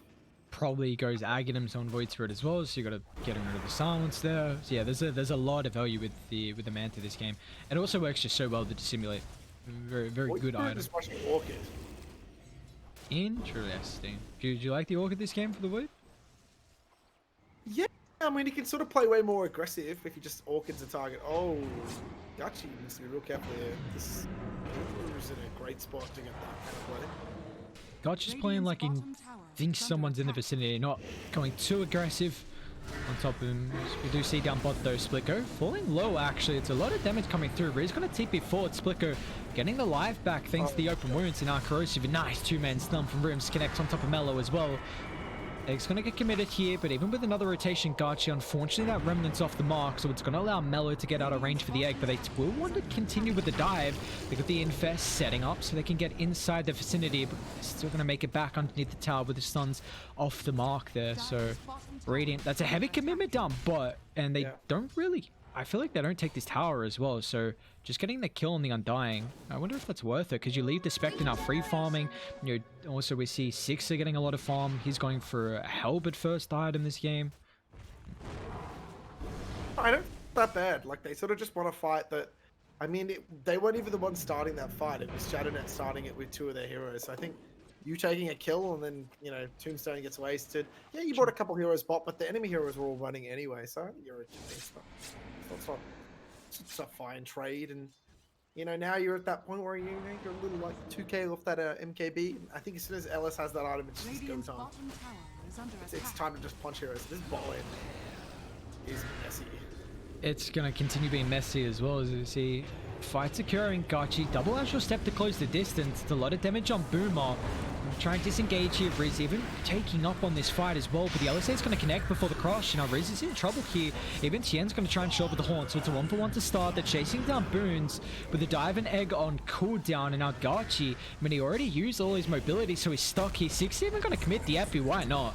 Bring him down, probably a little bit unnecessary, but you find the kill, triple for the Spectre. You love to see that. I mean, you brought up last series the Midas effect. Oh, well, hang on a second, as Hung can even find another for Spectre. A little side step so he dodges the Shackle. And there we go. That's an ultra. You love to see it, man. You brought up last game, actually last series, the Spectre just to press R, get a free kill / assist, kind of this mediocre Midas, and you're pretty much getting a bounty, and your Spectre just finds 4. That's a hell of is under That's attack. so bad. Look, there are two major mistakes made in that fight by Radiant. The first one being you cannot chase over an Undying Tombstone like that and just ignore it. The other thing, which I don't understand, is why is Dragonite their first target? You don't bring him to negative armor. Hell, you barely bring him to half armor. Why is he your target? They all committed and they just couldn't kill him, and then they all just died to the Tombstone in control. Just really big mistake of some of this target. Chula might die here, but I'm still okay with that. We get the Soul Rip off and maybe the Decays. Next to the T2 Tower, it's a beautiful Tombstone, but it looks like Dia don't want to take a fight. No rotations. They're not showing Boomer or Mellow. They do D-Ward actually, apologies. So now Mellow's going to show. I thought they got rid of it previously. Boomer's going to try and cut his way through the tree line. Mellow doesn't have a TP, so he's stuck here. Nicely done from Radiant. They'll find a couple of kills. They'll take a tower as well to their name. Oh, Boomer missed a play too. Oh no! Boomer's in trouble. There's no stun, is he? No, he's actually right. Okay, well, just to say, if you just see your enemy, if you see your support and you let him die to tier 2 to the entire enemy team, probably not the best time to move out of the tree line if you don't have a TP. So I think it's just a bit of a throwback. But again, Spectre was just farming. He's Space. Just space. Such a big Spectre. Oh man, this is gonna be a hard one to deal with. Alright, he's almost got Manta, man. What the hell? He is so farmed. 8100 net worth. A couple of neutral items as well to his name. I mean, Shadownet 1000 net worth lead at the moment. They are, what have we got? Closing in. So Garch's got the one Oblivion staff, still trying to find the second into the recipe for the Orchid. Splitco's very, very close to this MKB build. So I'm very intrigued to see how this works. I was a little worried that the Lifestealer might not be able to... I thought you just get pressured into the jungle and not be able to farm too fast, but I'm actually surprised at how fast he's farming. This is just the Javelin though, I guess. The Javelin with the attack speed, you do still farm an incredible rate. Yeah. So. It's also worth noting, I love this Sand King build, which a lot of other people are going to look at this and go, what is this whack phase boots and like Lotus Rush? But you know what? All he really needs to do is armor, get armor, dispel the Sand King, dispel Slaughter debuff. Yeah, so I think I like this build. I mean, he can always just get Blink later. Oh man. Top, 6 up. Nice initiation. They bring down Garchi. That's a big kill. That is a very big kill. He did buy out for the Oblivion staff, but he's so close to the Orc, and he's getting... And he's 2, 3, and 4 at the moment. Void Spirit, lowest out of all the cores, so not the greatest game here at the moment for Garchi. I'm really not... I don't like this Orchid. I actually hate this Orchid. Okay, so when you break down what Orchid does, it really tries to drop a target and kill something and stop something from using spells. Sure. But got a Spectre that it's going to be irrelevant against. He's going to have Manta. Dragonite is not a great target to bring down with Orchid. You've got a Lotus almost done already, which covers the Orchid anyway. And you've got Salt Rip healing coming out if you don't put it on Undying. I actually hate the Orchid this game. Oh. Smoke, gonna pop. Brady want to try and take a fight though with the Infest. They've got the Haunt. Tien's going to show up, but they can bring down the Void Spirit. He does have the bonus health in the Infest, so Garch is going to be able to get the Simulate off. And now with the backline, they bring down Boomer. Beautifully done. It's a decent position, the Egg. They're going to try and kite the fight to the northern side. Here's Corrosive's falling low. Splicker. That MKB was completed. So Radiant will find 2 there. Poofed, man. The Infest healing that was going on with that Void Spirit just kept him alive enough. just couldn't bring him down. Splitco is very alone in mid lane right now, though. Gotta be careful. I mean, he's life-stealing a lot, and now they find the Minus Armor on top of the Spectre here. He's in trouble. It's a big kill. Chain locked him down, so he couldn't get the Manta off the Dispel. He definitely had to then. He had time. Did he have? Sure. Yeah. Yeah, he had time there. It's just if he was mashing it, he would have got it there. And he could have Manta wanted. I don't know. I mean, he might still probably just die off the back of that. This is just a chain feed. Boomer? He's got the Lagoon on Splicker. I don't think he's in range to die, however. No tombstones up, so they're fine to just back out. Beautifully done. Just massive wins there for Radiant. I mean, they're just... This MKB last healer, that last fight, chewed through 2 targets. He made the right play by keeping his Void Spirit alive and then just went out and he's got his frags on and then, yeah, like, just really greedy plays there. I'm not quite sure... Just not really quite sure what Shadownet were thinking, having their Spectre just walk into mid against all this damage. He just can't be that greedy. And especially... when you're debuffed and getting stunned like that, I'm almost sure he should be mashing Manta. I don't know. It just feels like it's sloppy. He definitely had a chance to click it there, so it wasn't a chain stun, like, and he had a lot of ones, so I'm not sure. And Sloppy. yeah, a bit sloppy, unfortunately. It's gonna, give him pay the price here as we see Livestar now takes the top of the net worth. So Spectre, who was 5-1, having a very good start with that ultra kill we saw before, now he's gonna fall a little bit behind the Livestar with this. He's already got the Sun completed off the MKB, and Radiant, if you give them a little bit of map control, I mean, tier 1's probably the next objective. They can then take Roche very easily after that mid tower forwards with all the minus armor.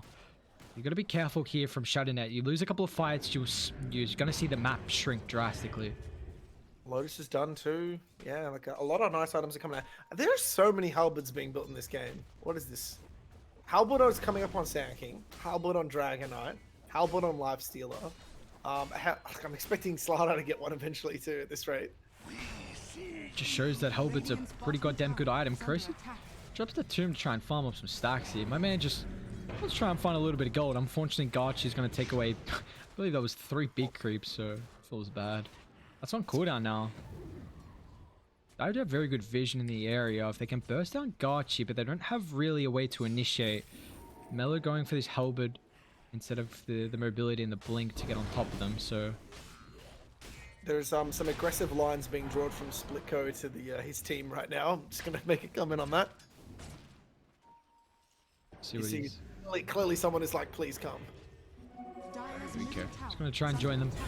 Mid lane, they get the Orchid out, instantly dispelled off thanks to the Lotus Orb. Now they're going to try and burst down the Phoenix before the egg. They do so successfully. Protect on top of the backline. Splicker, nice target prioritization. Melts through the Lina. Does have a buyback. But look at Tien, man. Kills off the Wind Ranger. Riz going to be next as well. Can he stay alive through the tower hits? He's falling low and he will end up dropping. And now Splicker, can he man fight? He's on top of the right. Spectre, he's got the Halberd to be able to work around in his favor. Tien needs to try and get on top of the rest of his Radiant, fellow Dire protection. And he will. So out they go. Nicely done. Big fight. That's a big win still for them. I mean, I just want to say that Lotus Orb pickup is just so good. It's so good in this game. It's like it works against so many of the heroes. It works against Slardar. It works against Ellis. It works against Windrunner. And it works against this Orchid now too. It's just like I honestly hope they get another Lotus instead of the way it is. I don't know. I sort of want to see Kuro go into this Yules and then go back for Lotus himself too. I just feel like it's too value this game. Yeah, this is an incredible Lotus game. What do you think he could go if he doesn't go for the Lotus? I don't know, man. This just seems like the dream Lotus situation. Yeah. And like Sixer bought so much time. God, he's so tanky.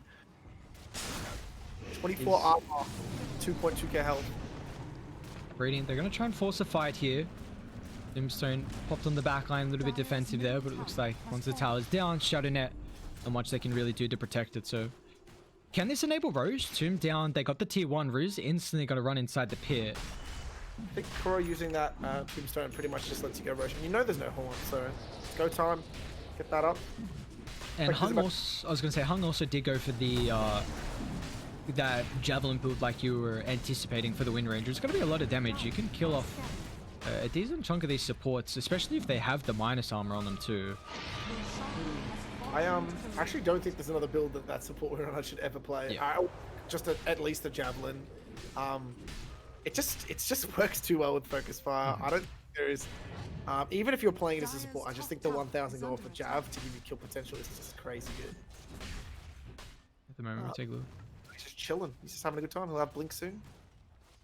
We don't really see too many Wind Ranger supports. Do you like this as the concept of Wind Ranger support?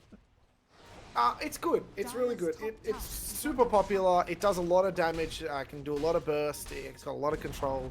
It really depends on the game and how well it's being played. But there's a lot of games where I think it's a top tier support. This game with the Slardar combo, it like literally kills Sand King so quickly once the armor miner actually is put on him properly. They're going to try and smoke up. That tier 2 tower enables them to find the outposts. They will try and cross map down to bot. Going to be a little bit late on the bounties, unfortunately. Dives have a nice one on the high ground. Riz moving max speed. Smoke's going to pop. We'll run up the higher ground. 6 is a difficult hero to bring down. Corrosive also face checking out. Ruse can't really find anyone. Runs on top of the Dragon Knight, but this is a hero you can kill. Splitter's doing a decent amount of damage here, but the egg as well in the middle of the fight. They will bring it down. So it's a 2-for-1 to start. Splitter's gonna get stunned up. Can't continue for more. Garchi, Orchid taken away instantly. But deal with the Tombstone. Everyone trying to disengage here. Oh, I actually thought they had Banter and Haunt and everything. I don't know. I thought they were going to go with that Tombstone there. They're rush running. They're out. They don't want any more of it. It was a 4v3. I think they're strong enough to win, but I guess it's Aegis. They don't want to risk it. Orchid was down. Like, Void Spirit didn't have much. I'm pretty sure they just 4-man collapse on that. Ellis is really the only problem there. I don't know. Doesn't seem that bad to me. They're already committed on a Tombstone, so I'm sure you just go there. Yeah, they did have a couple of ultimates. I think Epi... I believe they used it a little bit earlier as well, but yeah, maybe a little bit too worried about the Aegis potential. And Splitter's a beast at the moment. I mean, this Halberd, he's just got Bastion Arc completed as well. He's getting a lot of farm across the map, but this is, it's still an incredibly close game though. 2,000 net worth lead for Adio Chula. Is there a side you're favoring with, 26 minutes in, with it being, I guess Radiant do have Aegis, but with how it's looking at the moment, is there a team you're favoring? Radiant, just because, look, I know that Dire, and Kuro got picked there. The only reason I'm favoring Radiant is I just think that with them taking Aegises now and them just having the armor minus and this Ellis just punching, I don't feel like Spectre's having the right game to where he can really man up on any of those 3 cores. And I don't think Dragon Knight's doing anything right now, and I don't know if Dragon Knight just getting a BKB really changes much. I mean, he sort of has to, but I'm just feels so useless to me. I don't know how everyone else is feeling, but he's He's in trouble here. He's going to try and get on top of him. They drag him back. He's got the fall. Here comes the Haunt. God, just going to get melted with the Laguna Blade, and now Sand King will fall. Radiant have dived incredibly deep. Splitter's going to get chain stunned, so he will end up falling. He's got the Aegis, Boon, Egg on the high ground as well. They're not going to be able to kill off the Egg, and now with the Yule Scepter kiting out the life stealers. Rage tries to set up for the LSA, but that's not the case. He'll turn on Mellow now. They've got the minus armor. Mellow makes up on the higher ground. Chris wrap around as well, whatever an Undying can really do throughout the fight. It looks like with the bonus Hell Split will turn beautifully done. Finds a kill on top of Corrosive. 2 for 2. They do lose out that Aegis. Yeah, I really would have liked to have seen TN just TP to the fountain, then pick up his Batcher and press Haunt, but he didn't have it anyway, so it wouldn't have mattered. Yeah, just I just like the way this game is looking for Radiant more and more. I feel like this is gonna, man, another item or 2 on Split Caro. Spectre is great hero, but I don't know if he's gonna beat an ultra farmed LS that can sort of kill anyone with armor minus and all this control. It seems like, I was going to say, it seems like Splitco is man fighting a lot better than what Spectre is with these items so far. Yeah, definitely. It's just like his, nice ward, sets up and utilizing this, making sure Dire aren't able to de-ward. He's got to be careful because the rage is about to expire. Boon's going to show up, Radiant, they got the numbers now. Lena will drop, Epi from 6 up, but a nice crush cancels this out. And with the Infest, Splitco's going to get healed back up. Tien on top of the backline, deals the Phoenix. 6 is going to be next as well. The Burrow's up in a couple seconds, but it's a little bit too long, unfortunately. So a monster kill for Splitco. I absolutely love how he just positioned the Lifestealer. He had a ward up on the high ground. Unfortunately, his team was a little bit too far away, so he by himself, he couldn't defend it. He backed off, baited for the Lena to walk through, tried to defend another ward, and that was a little bit more closer to where his reinforcements came through. And it's just so important, one, playing around your vision, and just also making sure the enemy team doesn't come to the vicinity D-ward, just being able to bait it out constantly. A really nice play from Splicker. He's well aware how strong he is at the moment in this game. Yeah, I mean, he's just chunking heroes, and sort of this one feels like now that there's just constant kills happening towards Shadownet. It doesn't feel like their game plan's sort of there. Like, Spectre is just not sort of able to walk in, and he really needs something else. I feel like after Abyssal he needs Butterfly or something. I don't know. Is Butterfly even a build? He's got MKB already pre-done. I don't know. I can't think of anything better. Mid lane Garchi straight on top of Corrosive on the back line. Beautifully done. Radiant aren't going to relieve the pressure. They're going to keep aggressive wards. It feels like it's just Spectre that's going to farm, and now they'll wait till Ages. They'll walk up high ground after. And I think Lifestealer as well as a high ground sieger. It's got buffed up drastically with that change to Feast. Just now, you've always been able to walk up Rage and then run away, but you didn't really have kind of any attack speed. And now late game, you're such a massive threat with the change in Feast. So Radiant, they're in a really good spot to take this. I don't think they're worried at all. What BKB do here for the Dragonite? Is he thinking just BKB try and kill off the egg? My response is basically, like, BKB really doesn't work very well against LS Slardar Phoenix. My response was essentially, well, okay, who cares if you're getting stunned? Why not maybe get something that gives you some, like, damage or farm ability, or just able to sort of scale a bit better as this game hopefully drags on because you have Spectre, and then maybe go BKB after. I know some people would say that he needs it now, but I'm like, I don't know, it just doesn't feel like it's going to do anything here. He does like next to no damage, even as a rank 3 dragon. Level, you know, Frosty Boy dragons. If the big frosty one. Just doesn't feel like doing anything. Riz just picked up AC. They're going to try and infest the Slardar. I mean, he's so tanky. He's got 4100 HP. I don't think you kill him. He's also got BKB. They're going to try and melt him down. But Riz, he'll now turn. Look at the damage that's coming out. They'll melt through the Dragonite. Now with the Invisibility for Cure, he's going to join him in the afterlife. It's a beautiful egg directly in the middle. Drag back Tien. Gotcha. Can he get out of range? Yep, the egg's not going to stun him off. Boons with the Spirit Vessel and also the burn damage. The laser, that's enough. Nicely done once again. And just Adio Chula, they're on another level this game. It's GG. This is done. No way there's no Spectre's useless, and this I hate this Dragonite pick. I mean, I talked about it a little bit earlier where I said that I don't feel like Australia teams know how to play the Dragonite, and to be honest with you, I despise this Dragonite build. It's a Midas into a Heaven's Halberd.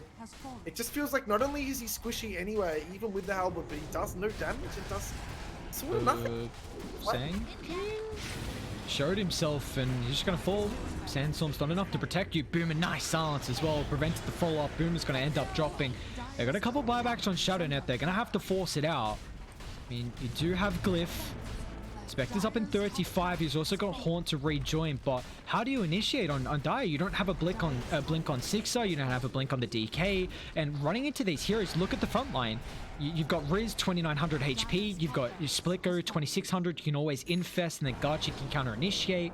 It just feels like Dire can't chain lock anyone down. They try and lead with the Sand King, but then instantly you see just the Void Spirit getting on the back line, and this Ags feels a lot better. Ags is just such a strong item on the Void Spirit. I feel like we're seeing this item pay off a lot more than what the Orchid was earlier. Yeah, look, it does the same thing, and it's like a similar cost, but it gives you health mana, and it also lets you... Your farm, what you get out of it is so drastic too. I feel like and this is sort of what I feel the issue is on the Shadownet side, is that your Sand King played to sort of play, you know, with Lotus and Halberd for you. I don't think doubling down and having two heroes doing it is the way to be played at all. Sure. But also, like, it doesn't feel like they're 4 heroes when they're together and Spectre's farming. They're strong enough to even do anything now.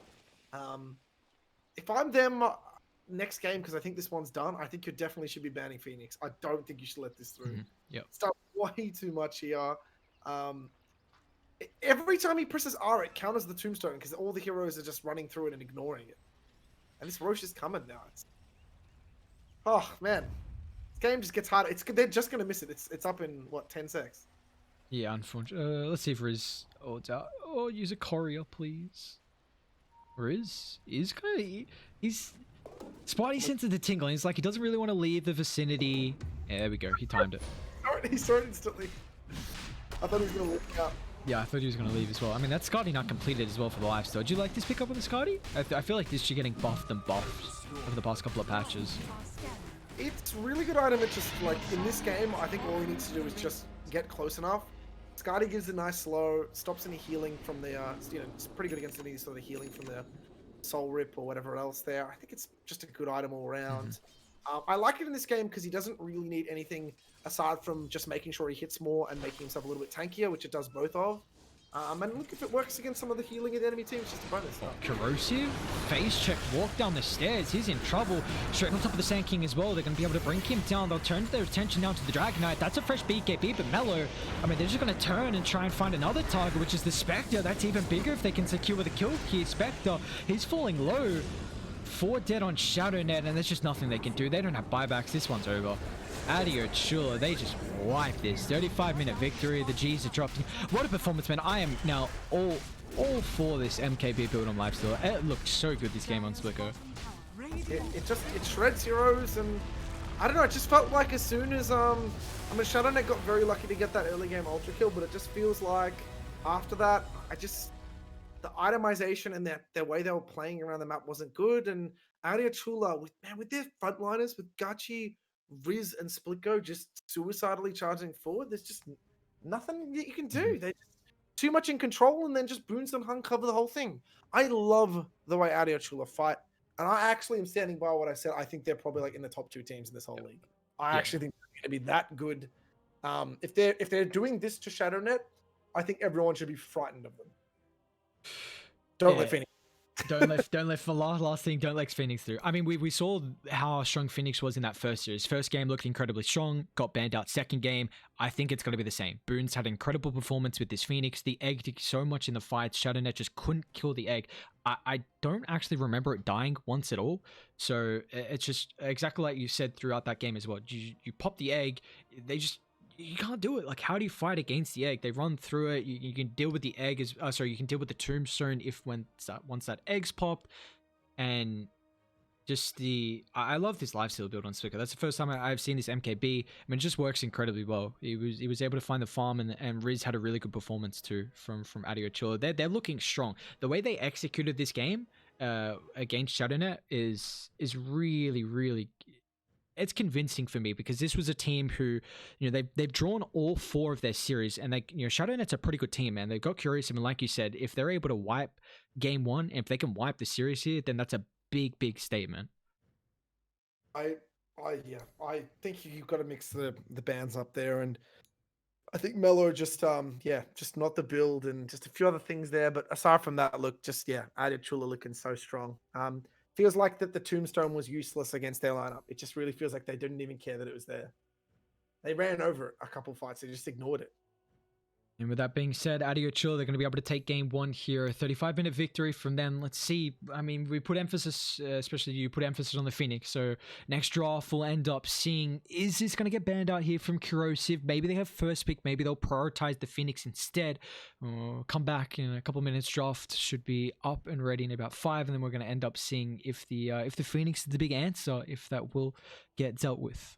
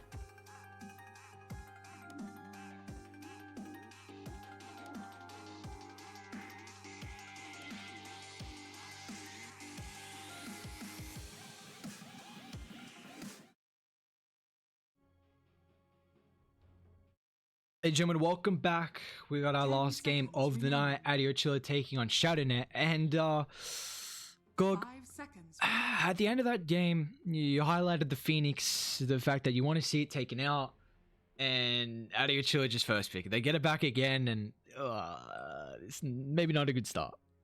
How would you want to it? Like, I understand you're scared of Doom. I rate the Doom Bear, and I understand that the way Lord Boom's plays the Enchantress is insanely problematic too to verse. But I'm sure you can come up with an answer better than that. And they're literally just doubling their last draft from the last game. Run it back. I mean, don't let them play all the same heroes, guys. Ban stuff, please. 10 seconds You know what it's remaining. like? If you just got destroyed, and 5 they didn't get seconds completely remaining. destroyed. There were signs of life, but it didn't go well. And if you got a free ultra kill on your Spectre in the sort of early-ish game, and you still couldn't really get the game going, I don't think you want to run against this same draft. Yeah, I'm not a fan here. yeah. Well, okay. So from last game, what we saw so far, Adio Chula's identical draft, you know, a little bit different in the selection. What can Shadownet do to be able to deal with this draft so far from Phoenix and Void Spirit? What in particular do you want to see different? They needed a killer. When I say an egg killer, I mean like a hero that like just insta bins the egg. Yeah. When I talk about those sort of heroes, two that come to mind: Ursa, Jug, Snapfire, Clinks, but it's a bit Dire griefy team right here. I reckon they should definitely ban Slardar because they just played way too well in this sort of collapse style. They already banned it good. Yep, just banned Definitely would not let them play Slardar again. Yeah, I want to see an egg killer from Shadownet, and what I really want to see is a way less passive mid. The Dragonite was such a bad hero that last game. It not only had issues against the physical damage because of the armor -2, but it's like it went a 0 damage, blah, blah, blah, nothing build, and then it ended up just getting kited and killed every time. There's so much 10 magic from all their team remaining. anyway. They were perfectly split with Void and with Void and Phoenix doing all the magic damage, and then Ellis and Slardar just doing tons of physical. It was just too much damage output for you to manage. I like that they banned Spectre. I think if you're not taking it, get it out of the pool too. Sure. I think Spectre should just be a permanent second phase ban. 10 seconds. It feels like we see a lot of the second phase put on core heroes. That's what I've been seeing a lot at the 5 moment. seconds remaining. Definitely the meta. The first phase bans are usually things that are just too good. Yep. Second phase is just all that, hey, we can't deal with this safe laner very well. It's going to kill our off laner. I pretty much am expecting Adio Chula to run like almost the same draft. There's no Slardar now, but like Riz can play a lot of heroes, and there is. They're banning Timber this early. They just don't want to deal with it? Okay, it's alright. Just curious to see. I was going to say, we see a lot of bans in particular for Tech Core when he, because of how good he is on the Timber. I know he's not in this game, so I wonder if it's just maybe respect for Six, or maybe they're going to go for a hero like PL potentially that's really at least pre-banning before picking it just to protect it with the Timber. I can't really see why they'd ban it here at the moment, but they also get rid of the Puck from Adio Chula. I mean, doesn't that just show you how comfy they are to be like, we just don't want this hero, let's ban it. Dire team pick. Pango, that's the sixth Pango. I was gonna say, yeah. Pango, it feels like he's go-to best hero. They don't kill the egg. I don't actually like it that much against egg either. If the stun actually lands down, or if the Pango doesn't use 10 his seconds Q very well, remaining. his swashbuckle very well, he can be killed in this offlane. 5 seconds. You know, Phoenix remaining. always closes a lot of distance very quickly, and he actually slows you to sort of let your teammate follow up. Yeah, Pango doesn't care that much about being fire spirited. He can always swashbuckle anyway, but I don't know. It's just, I don't think Pango's done particularly well, or as well as a lot of the other cores that we're talking about in the offlane. The Doom, the Underlord, the Mars, the Centaur. Those heroes are the better in the offlane right now. I don't like Pango as much because I also think he just gets binned in too many matchups. I reckon they're just going to do like Grimslark or something here and kill him over and over again. It's a really good pick. Soulbind absolutely destroys the Pangolier. You just latch up against anyone. You're going to have to place... I will say I was so impressed with Six's performance on Pango last season. Seems like it's going to be a pretty comfort hero for him going for it already here for Shadow. I want to put emphasis that I think Pango is going to have to play so far away from the rest of the team through these team fights. Otherwise, Grimstroke's going to make your game a living hell. And then now your lane could be under threat as well. You're going to have a Grim +1, and that is a lot of threat versus the Pango. And if you have a rough lane, like you do have a really bad lane. Pango's not a great laning stage hero, so you are under threat now. This is such a... I just Grim's like this. I think this lane's done. I think the game is so difficult at this point already. And then literally with that too, it lets you just run something with Phoenix at top. You can pick whatever you want here. This is just... I'm not saying that in this game I feel like Shadownet's bad. I just feel like Kuro's trying to really cater to his players. And there is something to be said when you're picking a hero. You got to say, all right, guys, what's good here? But what happens if you pick something that's good that your players can't play or they're not comfortable on? So when you're actually picking something, you say, okay, so your best hero is Pango. You always feel confident in Pango. You want Pango here? Crack out the Pango. And Lena, I like this pick. I think they need something like this. I sort of don't know if Lena's support is super good here. 10 seconds. The one thing I'm worried about with the Lena, I feel like Void Spirit's going to get on top of you, and then you're probably going to draft another very good position-based hero to get on top of the Lena, like with the Grim. Like a lot of the time, you're going to have a Grim plus a very high mobility base, and Lena just... Already the matchup versus the Void Spirit, I don't like too much. You don't have any catch versus him because you have the Dissimulate. So Void gets on top of you. Yes, this is potentially an answer to the egg, which I think they need. Lena with high amount of attack range, high amount of attack speed. Yeah, again, I don't know if this is the hero, definitely an egg killer. 100% Lena is an egg killer. I sort of almost want to see Lena mid this game rather than it as a support. But then I'm also thinking, like, what's your safe laner that you really want in this game? Can you afford to put Tiny in the safe lane? Is that... I don't think with the tree's not very good for the position 1 anymore, is it? Because you don't really max it out because you don't have that infinite amount. Well, if you play the pos one, you still, I think, still try to move around the map, killing. Really? Okay, sure. I don't know now. I'm like, Earth Spirit's picked. It's a 3 Phoenix? They're actually saving their safe lane pick for last, which just gives them a lot of flexibility. Both teams, I don't really quite know exactly the way they're running their lanes. I think it's going to be Phoenix in the off lane though this game. No, it'll be Phoenix in the safe lane. It's Crim Earth Spirit. 5 seconds. Okay. So maybe they're not doing Slark. I really thought it was just a free game for that to just win. I don't know how Pango plays against that at all. I don't think he can even walk into the lane.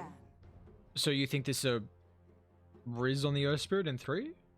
If it's this team, it's Riz on the Earth Spirit. So I'm presuming Riz plays the Earth Spirit as a 3 then? Plays the core? Plays good? Yeah, it's one of his specialties. I've seen it before. I'd say he's probably top 3 Earth Spirit players in us. I don't know, someone can challenge me on that. I'd probably say he's up there, definitely. Yeah. One of the best Earth Spirits you'd probably see. And Grim lets you do some pretty silly stuff as Earth Spirit too, so if they actually do run that as a lane, I mean, to be honest, either lane combo they run here I think is fine. I'm sort of sitting here like, what does Shadownet need here that is going to win them their game? I sort of almost want Shadownet to pick something like Sven and just farm out the lane and move out of the lane quickly. Yeah. And I like that Drow Man a lot too. Alright, so the Band of Void, I mean, that's a pretty good lane. You got the Phoenix Void combination. I should say Festus Void because they got a Void Spirit. Ooh. Oh man, okay. I think Adio Chula is like 90% favored doing this. Alright, so what about the Medusa then? What do you like about this pick? Okay, so both times Medusa's been played this tournament, I think it was played by YGod on BKB, and it completely binned a Doom mid in a 1-on-1. Really? Sounds like it makes no sense. Well, it is a mid lane, so Doom really can't close distance to harass, but we got some wacky picks. This is going to be a 60-minute game, Aries. I hope you're ready. This has all the makings of like a forever farm fest. So what I was going to say about Medusa is this. On paper, people don't really think that Medusa is very strong, but Medusa actually has a very good amount of attack damage, and if you itemize it very quickly with just a little bit of Wraith Bands and just some basic items, it does a staggering amount of damage. And in this meta, it actually fills into a similar role of, say, Magnus, where it gets a couple levels in mid and then it just flash farms out of nowhere. And giving it time is sort of scary. I actually like this counter pick though with this arc. I think the arc is the right idea here. Pick something weird that people aren't as experienced with, and I think Arc could sort of maybe scare the Medusa. But yeah, I expect to see Splicker here just ignoring everything and just AFK farming.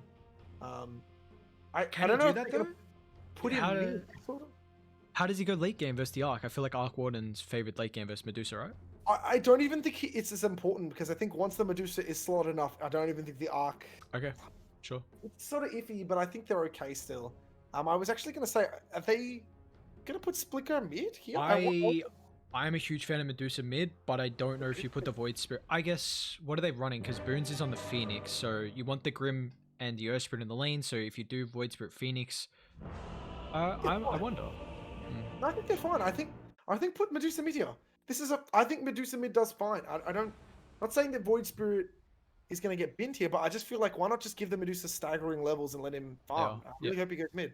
Yeah, Gachi going safe. Yeah, I like it better. Prepare for battle. It's like you highlighted you very similar to the mag. You kind of need levels where you get your farm, you get that split shot maxed out. It's also Medusa in the safe lane. You don't really want to shove out the lane.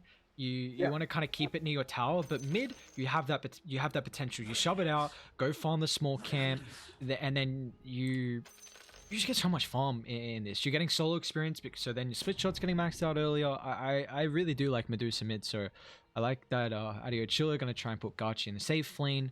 I don't like Arc. I don't like Arc in bot lane. I want Arc to be mid. I don't like this at all. So my problem with Arc in the side lane is, man, like he's just gonna get killed, really, isn't he?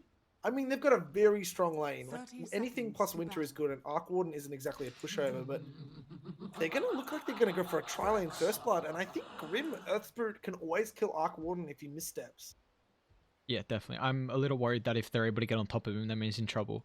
He doesn't have the greatest movement speed, and if Riz is as good as you say he's top 3 Earth Spirit, if you're in a lane with the Grimstroke, you could definitely just take over this. And if you really hinder the Arc Warden's lane, then they could be in trouble here for Shadownet. I think this is a really good last pick with the Arc Warden against the Medusa. I'm just worried that your lane, not a very strong laner at all, and you pair that up against the Grim and the Earth Spirit, they're going to put a lot of pressure down bot. I'm worried. Sold, and also it's also worth noting too, Medusa does really well. We didn't even touch on this. Even post the snake doesn't steal that crazy mana anymore. But the damage it does now is very big. Like if you've got 2 points, sorry, the third point is the guaranteed hit basically. But if you're an int hero against the Medusa and you suddenly take a snake and lose a good chunky health, it can be pretty scary. Pretty scary, and he's very safe at getting those last hits. Yeah, it's nice. Just I think any hero that's able to secure your range CS is you got a very high value. Yeah, definitely. Oh, look at this now. Oh, he gets his range. Oh, didn't get the loss. I mean, he got the experience at least. So. Look at these punches from Medusa. Yeah, that's a lot. What's his Agi gain? 3.6. Okay. Yeah, it's high. Just throwing a snake at him to cancel this. I mean, at the moment, Splicker's, we'll see how he fares. I'm intrigued to see how the stacks as well potentially coming out. You know, how much emphasis they're going to try and put on him. But at the moment, looks like you paid a little bit of attention to the middle lane. We take a look down bot there. We've got Corrosive on the Wyvern, Tien on the Arc Warden. Once Dire hit level 2, we're going to see them get pretty active, I imagine. They'll have the double combination with the roll into the ink swell. You got that stroke, and they got a lot of slows as well, and 2 stuns in this lane. So this is a high kill threat lane, and there's the level 2. Let's see if they want to get aggressive.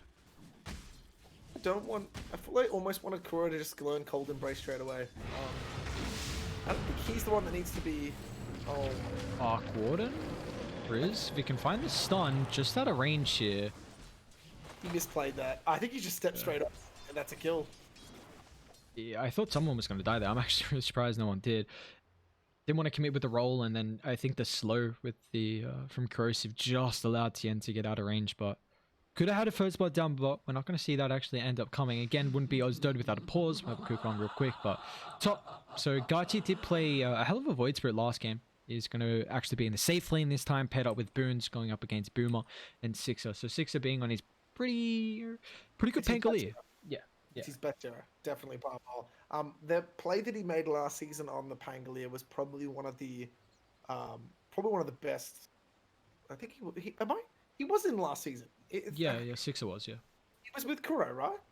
I think it was with LY actually.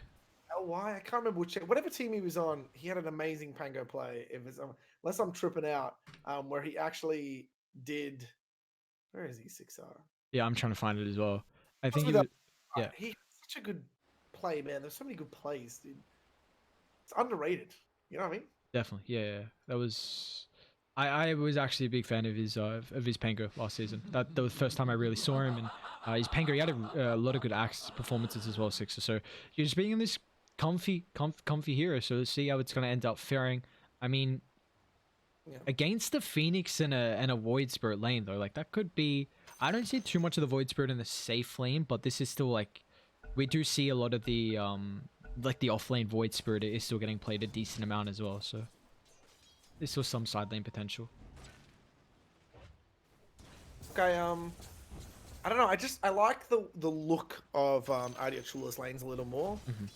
I feel like I don't know why I feel like Lena's gonna have a really hard time in here. She's winning at last hits, but the damage is starting to really kick in. Splicker's spamming out this snake, man, and yeah, Mello. I mean, he's got snake up in a couple of seconds here. Mello's gotta be careful. Oh, close. You see first blood down bot. Hung will fall. Yeah, Nice Hung hit just side there with a flux, and that was it. He was done. He didn't even use Arctic Burn to kill him there. It's a big kill. It's gonna be first blood once again for Corrosive. Pick that bad boy up, and level 3 is now coming out. Very nicely done though, having the creep equilibrium, that pull from Kuro. I mean, Arc Warden never wants to be farming too far away from your tower, so... And it is still difficult for Dire to die, because if you dive underneath the T1 tower with the Flux slow, with the Arctic Burn slow, and then TP rotations from like a Tiny potentially, you are very much under threat. Nice dodge shot from Gachi. So I just want to say, Splico has been incredibly griefing this mid. He's just stopped farming, and he's missed 3 range last hits in a row, firing a snake off with no damage, and then Lena's just denied it. And now Lena is just 180ing this mid completely. Ooh. Yeah, 10 denies at the moment from Mello. Mello is just looking real good in this lane. He gets another lane. Down bot, Corrosive falling low. Riz 2 points up with the boulder, so it's a decent amount of damage here. Corrosive is going to get healed back up. Now Riz with the damage with the right clicks, but it looks like unfortunately Tien's going to be able to secure with kill. That's a double for your Arc Warden. Yeah, this is looking amazing for Arc Warden. I mean, so I was not happy with the Arc bot, but you know what? This is working out. Donato's in the chat, dude. It looks very good. Oh, bot lane is just a disaster. I really feel like when they had that level 2 moment, they hesitated. Yeah, that was they it. lost so much regen for nothing. It was 200 plus gold of regen committed for nothing, and they took no damage almost. Like I'm not quite sure if I'm sold on that. It just doesn't feel quite right. And now that mid's looking a little shaky, don't know how I feel about this game, guys. It's looking pretty good, I'd say, for the Shadownet guys. I'd say, yeah. Do see that bot lane's getting shoved out pretty drastically, so Tien's gonna have to play pretty safe, and Corrosive's actually smoking up. He's gonna try and get some vision down around mid, give him a ward around the rune. Might even be able to find the bounty if he does stay here long enough, and yeah, it looks like he's going to, so should be able to snag that one away. I was thinking about coming over, but he's looking eager. He's looking like, yeah, maybe. Nah, never mind. Well, eager to die. He gets the bounty, but you just can't go anywhere with this. All the movement speed slows. And Slicko's not going to be able to get his own bounty on the high ground once he's going to try and farm up instead. Oh, Corrosive, actually. I thought he still had Arctic Burn. Who's going to... Oh, Corrosive probably beat Splico there, but Splico might have been able to get the deny beforehand. So we'll have a couple of bounties coming across. It's going to be a 2-for-1 here for Radiant. I almost want to make a play on mid. Oh, man. Mello just got the level 6 there. Nicely done. One creep hit that 6. Didn't even really need Corrosive. And this is a catapult wave as well. So if Mello shoves it in, might be able to do a little bit of damage before the Medusa's back up. I think, I feel like he misprioritized this mid a little bit. He's just a little too focused on harassing over actually getting past it. So it's just not ideal with that one. But, you know, tri-lane now at bot. Look like they want to go in. Boons, dive, sets up, stun on top of the Arc Warden here, Radiant. No TPs just yet, so TM will fall. Bruce connects on top of the roll here, so beautifully done. That is the killing spree. 300 gold going over towards your Earth Spirit, and you're able to leave the Void Spirit solo up top as well. Who we haven't paid too much attention top. There hasn't been a lot of threat at the moment, but Garchi's top of the last hits. He's actually had a pretty good laning stage at the moment. FaZe has got the null as well completed. He's going to go for the Yule Scepter into the Aghanim's, at least what he has queued up at the moment. But that's a big kill because the Arc Warden was having way too strong of a laning stage. So you rotate the Phoenix, you get rid of kind of this. You had a very you weren't making any moves across the map. You have a Medusa mid who's going to put himself there and not really leave at all. So you had a kind of stable lane, and now you just swap it. I should say stagnant lane. It was very stagnant. You rotate one support, you find a kill, and damn, look at the damage that Melo's doing mid now against Splico. Just runs at him. Yeah, I'm not quite sure too. They've also blocked Splico's small camp, which is pretty good. Really hurting his farm. He knows it's blocked. I don't know why he keeps going back there. You saw it was blocked before, man. They have a sentry? They don't. So Go back. one's coming out for the Phoenix though, so should be able to deal with that. They might even get the ward on the high ground as well. But they're gonna wrap. I mean, Boomer, nice gank. Splico, this is a free kill for them. Melo will pick that up. This is really, really big on how Melo's be able to turn this mid lane around, and that's a great rotation from Boomer there too. I mean, he is the Medusa, so he can afford to die a couple times, but yeah, look at Messi, and I don't know, like when I look across the board here, it's like, like Arc's having a much comfier time than Medusa is, so I'd say you're very happy if you're Radiant. There are some stacks going up now. Booms is sort of saw now what he can do. Did he just miss that stack? He missed the double. Ooh, he did. Uh-oh. Bit of a yikes. We do have the level 6s up top though. 6 has got his Rolling Thunder. Garchi also has the Astral Steps. We're going to actually see Melo rotate top here. It's not easy to find the connection on top of Garchi. Unless and there's no trees as well, so 6er will try and set up, but he misses the first stun. And now this gank attempt could be a little bit difficult. Garchi's still got to dissimulate. We'll pop this one. So now 6er. I'm just going to drag him back. Garchi's got the main go to set up for the Astral Step, but he connects with the stun. So Garchi's got to use the ultimate to disengage instead of trying to find the kill there. A little bit awkward with that attempt, but they do at least get the Void Spirit out, and the Lena rotation will take a stack while she's up here. Yeah, I was going to say, actually, I would have preferred Lena to just keep sitting mid and bidding and 6 to rotate bot and just kill the Arc's lane. Like the complete reverse of the way they're moving their lanes around, but you know what? Stuff's happening. You know, just I hope you're ready, Aries. I really hope you're ready to just sit here. Yeah. Not that I want to, but I just feel like you've got a Medusa and an Arc. If there was ever going to be a game where everyone's just like, let's just chill and farm, it'd be this one. This is it. I'm ready for the Midases to come out eventually, honestly. They probably won't, but like, you have a game that's going to go probably 70. Is Tien? He's in trouble here. It's a lot of damage, actually. He's got that Tempest double, so he turns on top of the Earth Spirit, but will still fall. And I got you with the toss up in the air. It's going to be a 1-for-1, but I mean, that is your off lane for the position 1, and slowing down the Arc Warden as much as you can, delaying this Midas timing. That's a nice rotation from Garchi. That'll help out. Hey, that Arc image just gave the Earth Spirit 180 gold. That nickels that up. You know? They do indeed. I mean, it is a lot. It's going to start. Max rank it gives 300 something, right? 300. Yeah. Gosh. Honestly, it should be more. It should just be worth the same as his bounty, like his actual hero gold.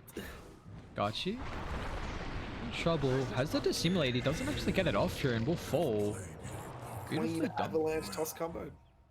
And also mid. They're going to be able to get on top of Boons. He actually committed the dive, I think, to find the bounty.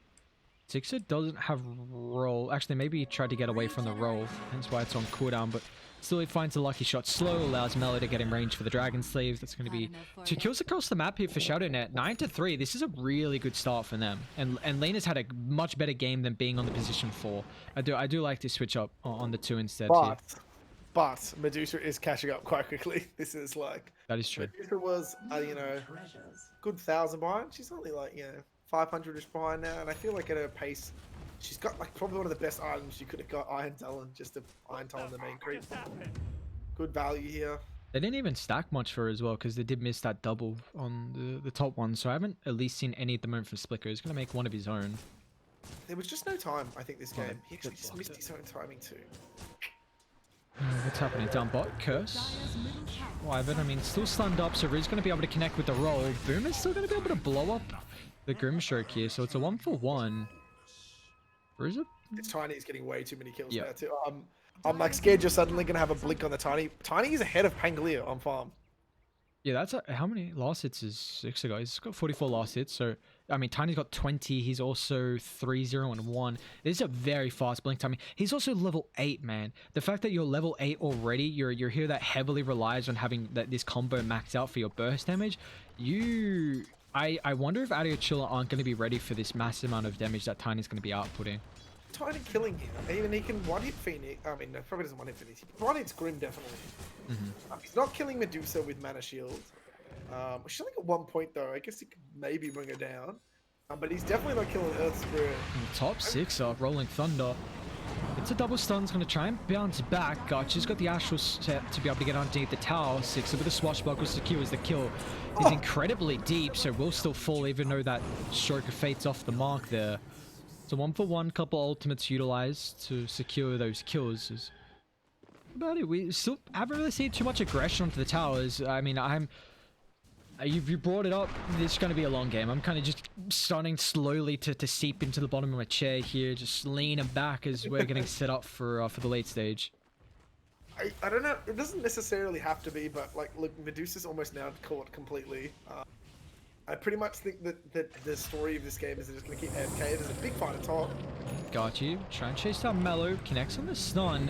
This is a big kill because Mellow's been a massive pain in their side. And now with the roll forward, Riz should have the follow-up here. He's going for a 4-4 build. No points up in the silence at the moment. But it's not going to matter. Corrosive, definitely dead. Even actually pops the magnetize here. So, interesting. A little bit of a, I don't want to say tilt ult, but definitely a little bit unnecessary there as we see Tien. That's a massive tower to be able to claim mid, but he does actually hold his ground, Tien. A little bit of a misplay as we saw before, and now he's in trouble. It's a nice ultimate from Six Maurice, and now Boomer as well for the follow-up of the Avalanche Toss combination here. It's a massive amount of damage, but where's the follow-up? Boons, he's got the Sunray slowly healing him up, and now Six is in trouble. He missed the swashbuckle guy, just going to try and get in range. LC just clips Mellow back off of the respawn. This is a hell of a game. We just see a couple of missteps from the teams here. Kick, Stroke of Fate was missed, and then Six also missed swashbuckle. That was like a chain of just completely missed fire spell there. But I think that's incredibly important that they find that T1 tower mid, because now this is going to give them a little bit more options to make movements across the map. You can now infiltrate the jungle. You see Medusa just always situates herself on this triangle camp area. So now with that tier 1 mid falling, you're able to get a little bit more deeper vision, can make easier smoke maneuvers, and it is really like, yes, you have an Arc Warden on Shadownet. This is a hero that you like to, you know, play a little bit more slower and let that hero go to the later stages. You still do, I mean, you got the blink now on Tiny, so he can actually probably catch these heroes here. He's still got the combination up. I think Boons has dive. But yeah, I think just with this blink and T1 tower now down, Shadownet are just going to put a lot of pressure on the map. It's sort of one of these things where, like, it's pretty much just going to be arc farming while the rest of them look for kills. Lena's pretty happy farming too. Like, she's got Yule's bottle and sort of mana. She can sort of just do whatever she wants. And Splitgo's played this a lot greedier than the other people that have played this. A lot of the other people did play a couple of extra points earlier on in the mana shield. Now, yeah, you do farm way faster with this build, but you are also, like, he almost died there in the middle of that fight. Yeah, you see his positioning has to be pretty on point. Yeah, right now, I mean, once he has another 3 or 4 levels and like an item and a half, he's probably going to be a lot safer. It's just, yeah, I don't know. Ark really wanted that tower. He died for it. He did have his minuses up, so he's not super far ahead. Bit of a chase going on here. Yeah, Boomer's going to blink forward, finds the Grim. Dyer's still kind of in the vicinity. I don't think there's much Riz can do on about a quarter HP. So that's a double kill for Mellow.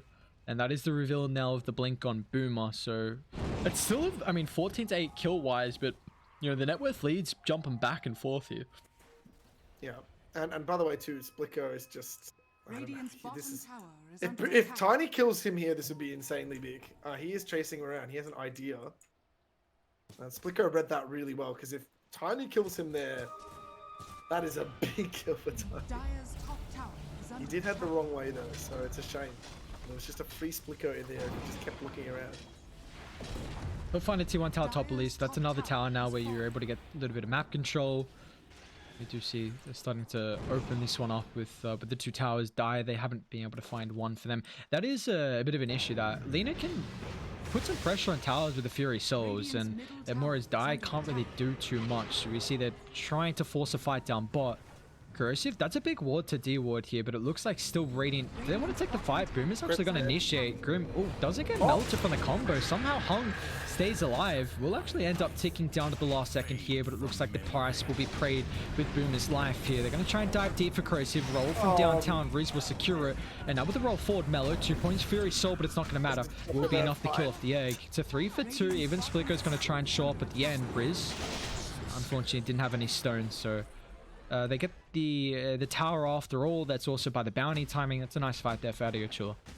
Yeah, it's 2 supports that you took there, and like, the start of that fight there, Boomer committing and then not insta-killing the Grim, it feels real bad. Like, that's just rough. I'm surprised. Ran away almost, yeah. I wonder if that Ocean Heart was enough to keep the Grim alive. The stats from that and the one helping out too. I really thought the Tiny was gonna do a lot more damage there. I mean, the Tiny actually has no items, so if he doesn't kill in his instant avalanche toss combo, he's not killing at all. But yeah, I'm surprised that fight went as bad. Like, man, the Void and the Earth Spirit just closed in and dropped target after target. The only good news is the Ark is still farm. That was about it. Yeah, we saw Splicker was getting a decent amount of farm as well. He's pretty much been untouched since the laning stage. Radiant haven't made any aggressive movements to hunt inside the jungle. They are hunting top though, trying to find the Phoenix. Boons has got the dive. He's slowed by the Flux, but they're unable to burst him down throughout that stun duration. So Boons will make it safely back underneath the T2 tower. Radiant looking to try and get aggressive top, and they've got some pretty good vision. One that was behind the T1 tower, and then they got another one. Apologies, Corrosive's going to end up falling down. But yeah, Radiant got some very deep vision top at the moment. They're going to try and infiltrate and take over the top side of the map, looks like. I mean, look, they're moving on their own tower now. Splico with a DD. I don't even think they're super pressured to do anything too much. Oh, very good. Well, Des. Here comes the TP from Sixer. He's going to be careful as well. Get some protection coming through. He's able to get the ultimate. So he'll run himself away. Stay away, Pango. Oh, Mellow? They want to take the fight here. I mean, they got a really nice ward. They can commit on top of Mellow, but nicely done, Corrosive. Big ultimate to kill off the Phoenix, so they won't have the egg for the fight here, but it's still a couple of heroes down from Radiant. The fact that Mellow died at the very start with that ward in between the towers will even lose the Tempest double, so that's a nice amount of gold going towards Riz. Riz is really farmed on this Earth Spirit. 7-2 and 7. He's had a good game so far. Man, not only was that Lina mistake, like Lina offensively used and then just instantly died for it, but that Medusa is just like chunking heroes with DD, and he's finding, I think, a little too much room, and I don't think the Arc with like 2 or 3 items is going to stop the Medusa with like 4 or 5 items. And I feel like the Medusa will completely outpace the Arc here at this rate. Yeah, sorry, continue. No, it's just like this is worrying to me. I feel like if you're Shadownet, I probably don't think you need to take such team fights. I think you really want to be looking for picks. You have Tiny, you have Lina, just look for a little pick here and there, and then fall back with a Winter ulti. It would be a much nicer way than looking for a big 5-on-5 when you've already lost vision in the area. When do you think Adio Chula feel at their strongest? Because what I was going to try and bring up in the draft was the tempo that the Medusa. This is a hero where I've seen occasionally, if you're matched up versus a hero like the anti-mage, you can kind of go like 2 items and just end the game before AM really has this top. Actually, you see the Phoenix fall. In Medusa, in some particular matchups, you can go 2 items and then just end the game with that and the talent advantage as well. Is this a game where we could see just Medusa having 2 items that are going to do more than what the Arc Warden will, and then that die will try and look to pressure, or do you just go late with this Medusa? Bad spot. Yeah, really not good here for Splitco. Just a vision at the moment here from Radiant. Tonight's ultimate will stun up, but he's still going to walk actually back into the Rolling Thunder. Sixer Maurice using the at least the terrain to his advantage here to bounce back and forth. But how the hell does Splitco stay alive there? The TP rotations, Adio, Chula, they show up out of nowhere and they keep him alive. I mean, you got to effectively understand his health is like 4,000 health. It's something crazy right now. That's not. Wait, what is it? 2.5, right? 2.5. What's it getting up by? Yeah, I believe it's something like 2.5, around that. 2.6, I think. Because he just got the pupil's gift now, I think. It's just he's got like a lot of health, guys. That's all I'm. Yeah, that's all we need to say. I really thought he was still gonna die there, but Lena immediately was like, "Oi, nah," and backed out. Probably read that right.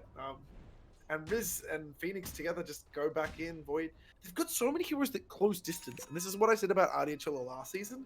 It's just like every fight they take, if someone's out of position, they can seem to like catch up and get in position so quickly. And it's really good this game because you're against a Lena who really doesn't want heroes on top of her, and you're against an Arc Warden who really wants to sit on the backline. So I think Riz and Void Spirit, played by Garchi, they're going to have a pretty good game. And they are. They're having a very good game hunting these heroes in the back. It's kind of getting amplified because of the Ink Swell, you know, buffing up one of these heroes to hunt the backline. We do see Riz is trying to make a play happen around that rune, but is that going to end up falling? That's a kill spree as well. 495 gold for Mello. Like a little bit of. I mean, he almost got Kuro there. Was pretty close. Dire's top tower is under attack. They do seem like they want to just. Oh. No, Yes. he missed my heals. He could himself. He actually missed. That's a feels bad. Yeah, see it happen, boys. Dire's Yeah, top tower absolutely is hate under to see attack. it. We do see how's Tiango. I haven't paid too much attention to him so far. We've had a lot of fights recently, so I mean, Dai got a 3,000 net with Lee. We do see, however, the Arc Warden. He's got the Mjolnir now completed. He's going to be working for the Boots to Travel next item. He's got all these farming items now picked up. And let's see if he can keep up with the Medusa, who's about 1,300 ahead. But Splitco MK is actually going to swap out. He's going for the Skadi instead of the MKB next item. Wants to try and tank up a little bit. Way more than it's easy offensive here. Yeah, what I was going to say was too. Ooh. Lane. Sixer has some protection with Boomer. Avalanche is going to give him some space, but he's still silenced up. And now with the Spirit Vessel magnetized, that burn damage over time is going to be able to secure the kill the negative. They'll bring him down. It's just like, again, they're killing him. The question really isn't going to be who can farm faster. It's who can actually give their crazy ape farmer guy more space. Sure. Arc will farm always comfortably, so I feel like Arc will have an easier time actually finding farm, but it's more just, you know, is his team going to be able to sort of keep that space around a little? And yeah, I'm hoping that we actually, like, to be perfectly honest, I actually don't want this game to just stall into some Medusa up farm war. I don't think it will. I honestly think that this next item from Medusa, then Adio Chula are going to make plays happen. You already see how aggressive they're getting. I mean, they'll find Corrosive behind the tower. He's in trouble. I guess diving, he's got Glimmer, Winter's Curse as well, so Adio, they don't really want to play around with that. Radiant also, they've got a deep ward, so they're well aware of the position at the moment. They roll forward, get the silence. If they can burst the Wyvern Pop for the ultimate, this is a massive kill. They're going to be able to find that now. Splitco stuns up here, Sixer, Rolling Thunder, try and hold off this fight, but it looks like Mello now in no man's land. Didn't burst down Garchi, gets a Yule Scepter for the setup here. Mello's in trouble. They're going to try and protect him with the bubble, but it's not going to matter. Splitco will find the kill. Adio Chula do still end up losing two. Looks like what more can they find though. Riz is going to roll aggressively. Won't be able to catch up. Boomo gets the blink defensively. In the meanwhile, we see Arc Warden trying to put some pressure up top. They should be able to trade tier 2 towers, so we've got a couple of kills coming forward, but that is two supports on Adio Chula, and Radiant do lose the core on the Lina. I feel like the Arc actually could have came back and won that fight rather than staying top. I don't know why I feel like that. Oh no. Nah, that's I don't know. I mean, you're giving up more space to the Arc, but definitely I think that's a win for the Adio Chula guys. I mean, just this Medusa's just getting kills again. The farmer stayed about the same though. It's about 1,200 still, and then he gets to the last hit there. Yeah, love the bounty from the Tempest double. Yeah, Arc is keeping up with that. He does have the Boots of Travel now, so at least the farm he can find across the map. I do like this early BKB that Arc Warden's going. I brought up just before that I think this next item from the Medusa is going to be able to push the tempo. So if we went for a little bit later of a BKB, do you like the BKB? I don't mind it. I just don't know if it's too early or not. I think it's okay. I mean, it doesn't really solve the problem of the Medusa ult. I mean, I guess he's going to sit back. I would have liked to have seen one other item than that, Sure. but Okay. I don't think they're coming that quick that you can warrant. I mean, Ark can basically stall the high ground for like a good couple minutes, so I think he was fine to do whatever he wanted here. They've got very good high ground defense. Lina, Wyvern, Pengu's not the worst either. The tiny. There is no way they're walking up Yep. here unless they wipe them, really. I feel like the next time they take a wipe too, Adilo don't actually have that good of a team at pushing either, so... So could this be a game where you like, alright, Riz, like Solar Crest is the item. One, we need help with Roche, and two, we just want to buff up the Medusa. Could that be a potential, or do you see like maybe a Solar Crest here for Adio or Chula? Because one, you can't take Roche, and you do like to put stuff on Medusa. You can, but I feel like, you know what, I feel like all Splicker really has to do, and he's already doing it now, which is just, he's got 2 defensive items in the entire game. He's got already a reasonable amount of mana. We'll get the first down Gacha here. Now Riz with the BKB is going to try and roll forward. It's Curse, locks in 2, sets off for 6 as follow-up here. Stuck inside the river, it's not a very good spot, so now Mello can follow up. He'll find another, and they'll be able to chase down Hung. Riz is in the area, but yeah, there's not much they can do. That's just 3 dead on Adio Chula. That is not ideal. I think they're going to Roche now. They can't really go there without the Medusa. He's actually really important. And what I was going to say about the Medusa is he's got a lot of... he'll get a lot of mana in a second anyway. He's already got 2,000 mana roughly. I think he can go some damage items now to make the Arc image irrelevant just by doing crushing against the damage out of nowhere. But his team just can't play that greedy. That is a really big loss for them. That's a couple K, I'd say. And a Roshan that, honestly, I think Adio Chula should have been looking at more than Shadownet, but yeah, just value, man. Real value in that Roche. Yeah, they take a pretty good fight. You're going to be able to claim Aegis now, which will get picked up here from Mello. He's already had a very good game on the Lina. 11-4, working on the BKB. So, I mean, has the Aegis, and now with another defensive, so should feel pretty safe here in these next upcoming fights. And I mean, he just got that BKB literally just in, what, a couple of minutes there. It's just how both these cores farm at such a rate that it's like a frenzy. Oh, that's money in mid. we get Don't want to do that with him, though. Splicker got it, 300 gold. Yeah, It's you're... not that it's 300 gold to the enemy team. It's more the fact that you didn't get gold with it doing something. Sure. Each time you use that, it's generally going to be like a wave and some tower damage, or maybe 2 waves or something there. So you don't want to lose them for nothing. BKB's done. Pretty good timing. Nice ward from Corrosive. Look at that curse and the height. All beautifully done. Brings down the Phoenix before the egg. It's a nice roll forward from Riz, who'll catch out Corrosive now, but with the protection of the BKB, Six is going to try and cut the fight in half with Rolling Thunder, but Splicker, he just moves forward with the protection of the ultimate. He'll kill off the Wyvern. Now with the counter initiation from Boomer, however, Splicker is not an easy person to bring down. They're going to try and attempt it, however. Fighting inside the bubble, they do have the silence. It's onto 3 heroes, but Splicker, he doesn't have the health or the mana to be able to take the fight. Tien with that BKB, the Aegis as well. They'll just lose all 5 here. What a fight from Shadownet. All about this ward on the high ground here from Radiant. That is just picture perfect from Corrosive. Sets up that 3-man curse. They kill off the Phoenix, so he has no involvement in this fight, and then you just absolutely bring them down. That was the first team fight as well with the BKBs for Radiant. To be perfectly honest with you, I think if Splicker has MKB, I think they win that fight. I just feel like if he had it right then, it negates a lot of the problems there with the bubble.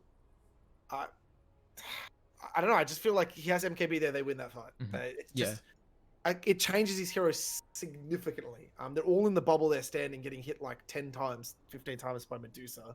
And you know what? The BKB paid off there. It was at the right time. Koro killed the Phoenix before he could do anything with the Winter ult, and just suddenly this game's turned upside down, and I'd say Shadownet are definitely going to be in the driver's seat for the next 10 or so minutes. They didn't even use the Aegis either. Oh, man. Yeah, no, Mello still got that. That is a big win.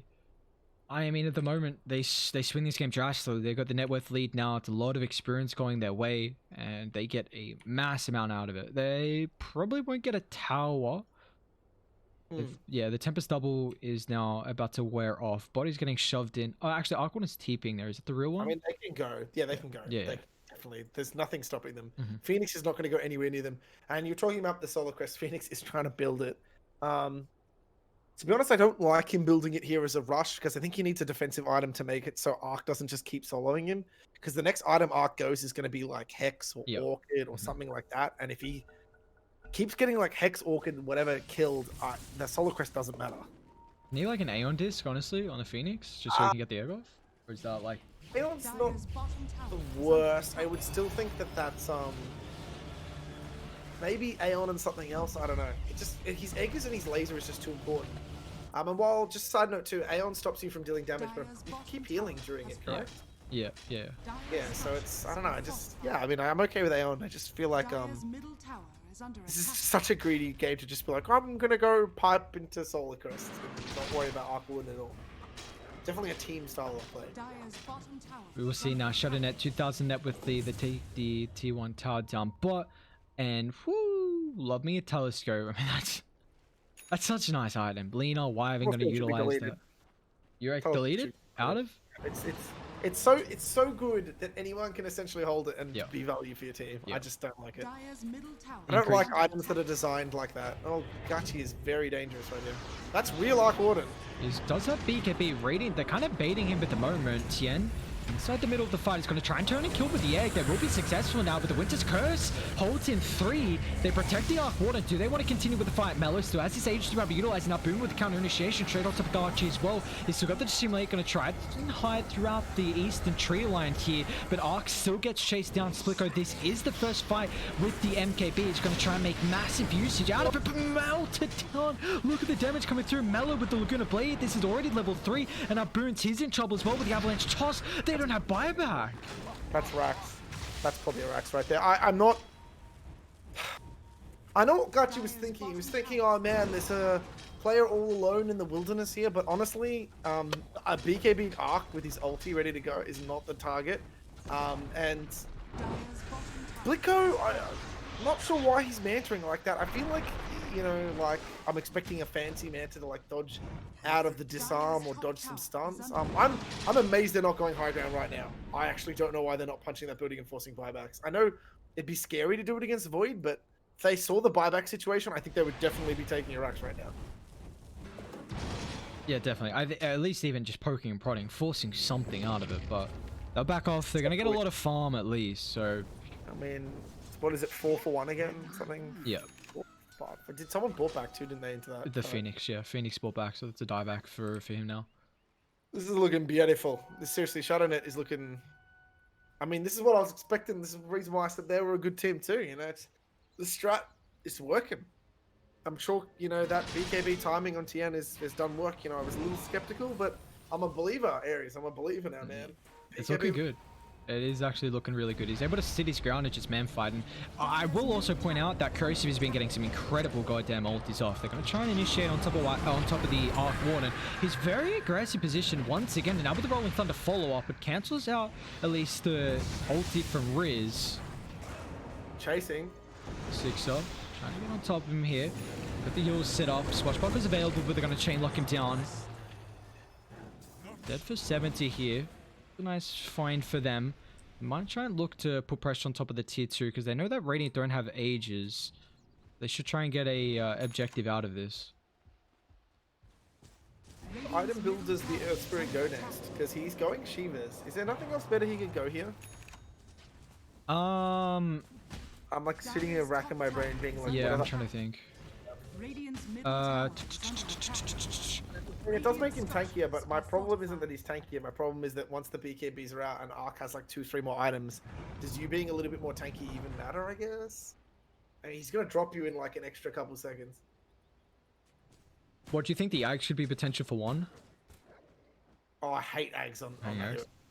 I'm not gonna lie, I love the new Ags. Well, at least the change how you can use it on yourself. So I kind of want to see that. I don't know if it's a real good thing on the Earth Spirit, but It's such a big investment in this game. I prefer him to just beef up then. I mean, I guess the response would be if he gets tanky enough. yeah, I don't think the Ags are very good. I was more just intrigued on your opinion because we don't really see the Ags at all on this hero. Spligo's also very far away from the team. Stones? This sounds like such a stupid question. Say that again, sorry? Does CDR cooldown reduction affect his cooldown of his actual stones on Earth Spirit? I don't know. I don't play. I'm trying to think now. No. Does it affect all the other, like, the other charge abilities? I'm not even sure now. Dyer's I think Yeah, it now does, I'm but- second guessing. Okay, it doesn't. Like, you know what, guys? This arc is gonna get so crazy with this next item too. MKB. Blicko needs a BKB and like a Satanic now. I don't even know if he wins with that. I feel like Hex could be the item on Riz. That's really the only thing I'm thinking of. Hex or Shivas. I can't think of anything I else. reckon he just goes Hex Bloodthorn. Yep. On the arc, and then I reckon on Riz, I think it's just gonna be get so tanky. You got two options. Ooh, You either Lotus? get something Radiant to control the team, or you get something that you start to become this undeniably strong god that can actually frontline a little against the arc. But to be honest with you, I can't see him even being four-slotted with like a heart and something else and Shiva and being able to stand against the arc's damage. Arc just does too much damage to me.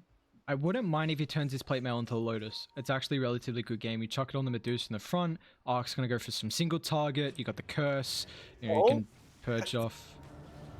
Dyer's top Minded tower here. is under attack. What's happening across the map? What I miss? I don't think anything. Just Arc just did a ton of damage to the top tower. He half healthed it. No, yeah. Nothing else really. Nothing much. Adio a little lost.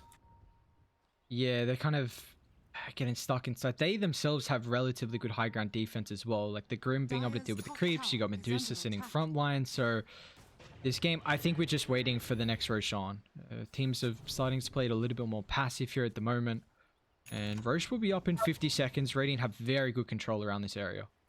This is the item. You know what? He's got BKB. He's gonna go Butterfly next, and I think he's gonna become the damage god. Oh, corrosive. Riz gonna roll forward. Grim is gonna try and bring him down at least. Doesn't toss him away from the team. Mellow. That's the connection. That's not the target, dude. That's not the target. Don't go. The Earth Spirit is getting very big. You know what? I take it back. I like the Shiva. Make him Riz just get infinitely beefy to the point. You roll in. Just have Medusa that's so beefy and then the Earth Spirit beefy as well. Just go full beef lineup. 6 hearts. Just I want to see hearts across the map. Man, I don't even know though. Like, sort of sitting here watching the Arc Warden do Arc Warden things. I mean, if this game becomes to a situation where like Madding is a, part of the Riz? Yeah.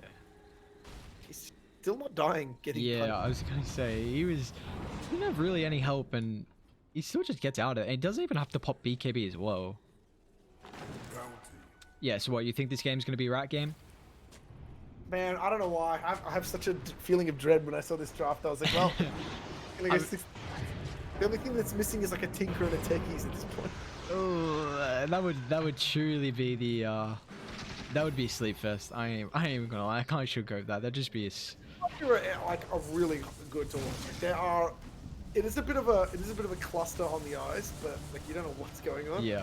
Fun to watch that both teams just like insta-give each other. Do whatever they want. We do see Roche is up now, Radiant, trying to take this bad boy. There's a couple of BKBs that are getting picked up from either sides, as they still have the vision advantage around Roshan, however, Radiant, so well aware of the positioning that Dire are situated, so they feel safe to take this. Riz is seeing Boomer walk around like this, so it's going to kind of give away the positioning, but looks like Dire not going to try and take the fight. So Tien will claim the Aegis. Actually going to get aggressive on top of the Pangolier here, been able to follow up Tiny. Can't find the toss however, so Riz going to roll forward on top of Sixer. Is silenced up so he can't get the ultimate off. Once it expires, he's trying to swashbuckle away. There comes the ultimate now with the Soul Bind. He's going to latch himself up with the Lina. Laguna Blade was secure with 1 kill. They're going to try and bring down the Phoenix Egg. They will be successful. And now Riz stunned up before the roll. He's also going to be the next death for Adio. Chula off to the side. Splitgo. Here comes his big bad Medusa here. Stone Gaze moving forward. They have got out the Arc Warden. Remember, he has the Aegis. So Tien loses the first life. Riz going to try and rejoin them with the buyback as well. Radiant, can they continue to take this fight here? It looks like Tien is caught out without the help of the reinforcements. They will end up killing the Arc Warden a second time. And then with the Lina as well. Puts the cheese inside the inventory, but it's not going to matter. They'll kick back. Splitgo's damage this fight has been so drastic. Yeah, that BKB was the real item that he needed. My God, it's helping him a ton. And Dude, I don't know. Like that just some of those ability usages there. To be perfectly honest, I'm not sure why Boons keeps directly egging Nidalina. I think he could have let that go out a little, and his team still wins that fight. But man, like, you know what? I feel like if there was a team that could, he just dropped all these items. What did he drop? Wraith bands. Yeah, Two for a Wraith second, bands. having a troll? Well, got Scardy now. So he probably did a lot of damage last fight. He's going to be very nightmare tier here now. 2700. Have to buy back here, I think. Does Ark have buyback? Ark does have buyback. So you got. They're gonna To probably not have to buy back force here it. is to give up 2 racks, probably, I'd say. Yeah. Maybe one. I mean, the repair kit is such a good item, you know? Radiant's middle tower Yeah. is under Only attack. issue is on cooldown for another 50 or 45. So you're not gonna have it for at least everyone's gonna be back up. So there's probably a full set at least. If they want to go for more, they can probably climb the tier 3, but do they feel like they want to stay around? Yeah, no, they'll just go back. They don't need to even risk it. I think that was such a blow. I really don't know what to say. This fight is literally just coming down to who's getting on who quickly and which core is getting to punch. I mean, is Ark 2 damage? And I think now that they know Splicker had a big BKB, I think they should probably avoid trying to go at him too heavily. I probably think that in the fights now, they need to sort of try to kite the Medusa's BKB down a little bit more. Radiant's top tower is And under now that he has attack. the Scardy, that ain't going to be easy. My god, he's so tanky. I don't even want to do the maths on this health. Someone in chat, go do the maths on that Radiant's health. top tower It's has like fallen. 5 or 6k or something stupid. Yeah, Medusa's a stupid hero. As the game goes late, they're going to try and smoke up on Radiant. Gachi will pop it. They got the ward on the high gun as well. They don't have all the numbers here from Dai, but what a soul bind. Latches up to the Arc Warden. Curse going to give them some protection to retreat off, but it looks like Six is going to still end up falling. Cutean has to pop the BKB. Is going to disengage. Nice thump from Mellow behind the tree line, but he's still going to be careful here because Gachi's got the follow-up and up with Sans. Forces out the BKB. Boomer's going to try and get on top of them here, but Splicker, he doesn't care. He'll stand his ground. A man fight here. They get the Sans. Corrosive stuck inside the tree line, but look at Splicker go to work. They just can't do anything about him at the moment. He'll bring them all down. Arc Warden drop. That's a dieback on Sixer. Somehow Lena's still alive, but they're inside the base here. Boomer has to pop his own BKB. I'll buyback on top of Arc, but I feel like Adio, Chula, they'll disengage as soon as they see that buyback. If they kill Arc Warden again, this game's over. That's 3 buybacks right there. You just popped and you got nothing for it. That whole start there is not the play they want to do. I don't think Kuro should ever click the Medusa ult on the actual the Winter's Medusa himself. Just so bad. He's done so many good ults. So Yeah, like, he has. one bad one is sort of crazy to me, but in that situation, I'm 100% you don't click that blind ult on the Medusa there. That's not in my nature. It killed your whole team, and then I don't think this Pango's playing the right build. He really needs a BKB or something. He's just not getting his ult up, and he got stepped into the Aether Remnant there, and then he got killed. He needs to get this roll off. It can't not be causing these team heroes issues. I really feel like the build on this game was BKB, and then it was just like, just don't even get the diffusal. You don't need it here.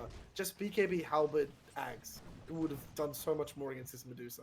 He's really creating issues, and now that he can't really get ults in here, and Gachi's, Gachi's all over him, man. Gachi had his numbers. Ugh. I feel like maybe he got sucked into the diffuser blade. Let's deal with the Medusa, but now Medusa's got BKB, so now this diffuser blade doesn't work, and because he went for the talent with the shield crash as well, so now you feel like you got to go Ags.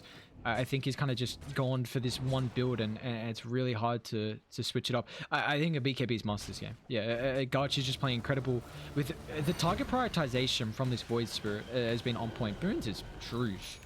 We're just starting to see Arc Warden things. He still doesn't even have any single target lockdown, but It's just Minotaur Horn. That's Dire's a bottom tower is under attack. Oh, is he gonna? surely he doesn't get this kill. What? Okay, he's got a pop egg.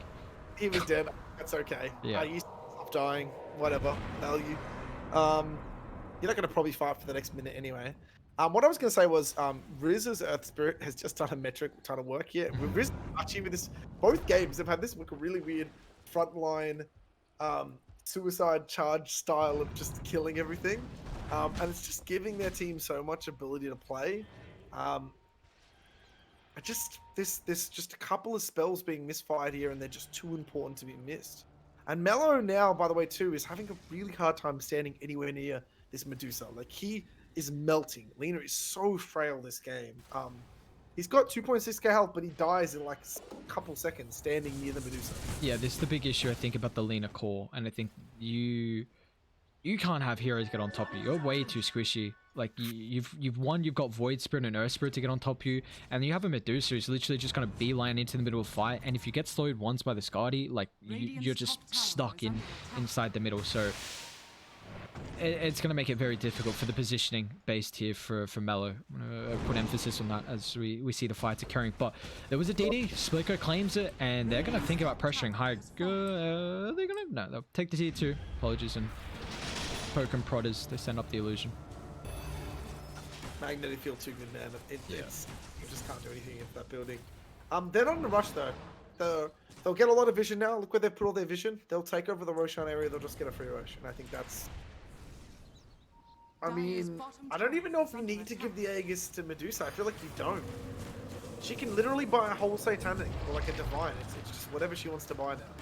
I think she just goes comfy and goes Satanic, and then you give the Aegis to maybe Gachi or maybe to Riz, and then you just let him punch high ground with just... I think you definitely give it to Gachi and he just dives the backline, gets on top of the Lina and the Pango.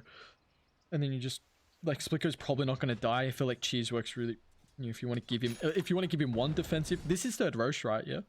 Boomer, by the way, sorry. Yeah, this is third Roche, I think. Boomer's waiting bot for a kill that is definitely not going to happen. If now that Ark's image is there, they can do it. But I was just going to say... Tiny doesn't really have a great target to kill here. There's absolutely no one... I mean, Grimstroke has 3,000 health too, so he ain't killing anyone now with his combo. Them days are long gone. Yeah, not real... He's dying so much here. Well, it looks like this is going to get to the stage where Arc Warden's just going to try and shove out the lanes and Rat. I mean, they do have... You are down 1 Rax though. Do you care if you lose a lane of Rax if you've taken one off them? I don't think you even care at this point. Yeah, probably not. I mean, if you just walk up high ground, no Tempest double as well for these fights, so if they want to force something out...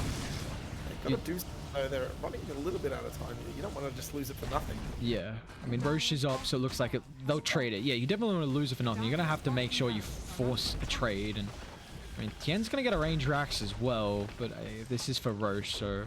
Oh, he went Divine, so he's definitely taking the Aegis and the cheese. Oh, alright, yeah, he'll take all. So it's Refresher Shot, okay. Who you give Refresher Shot to, do you reckon? I don't even know. Do you not?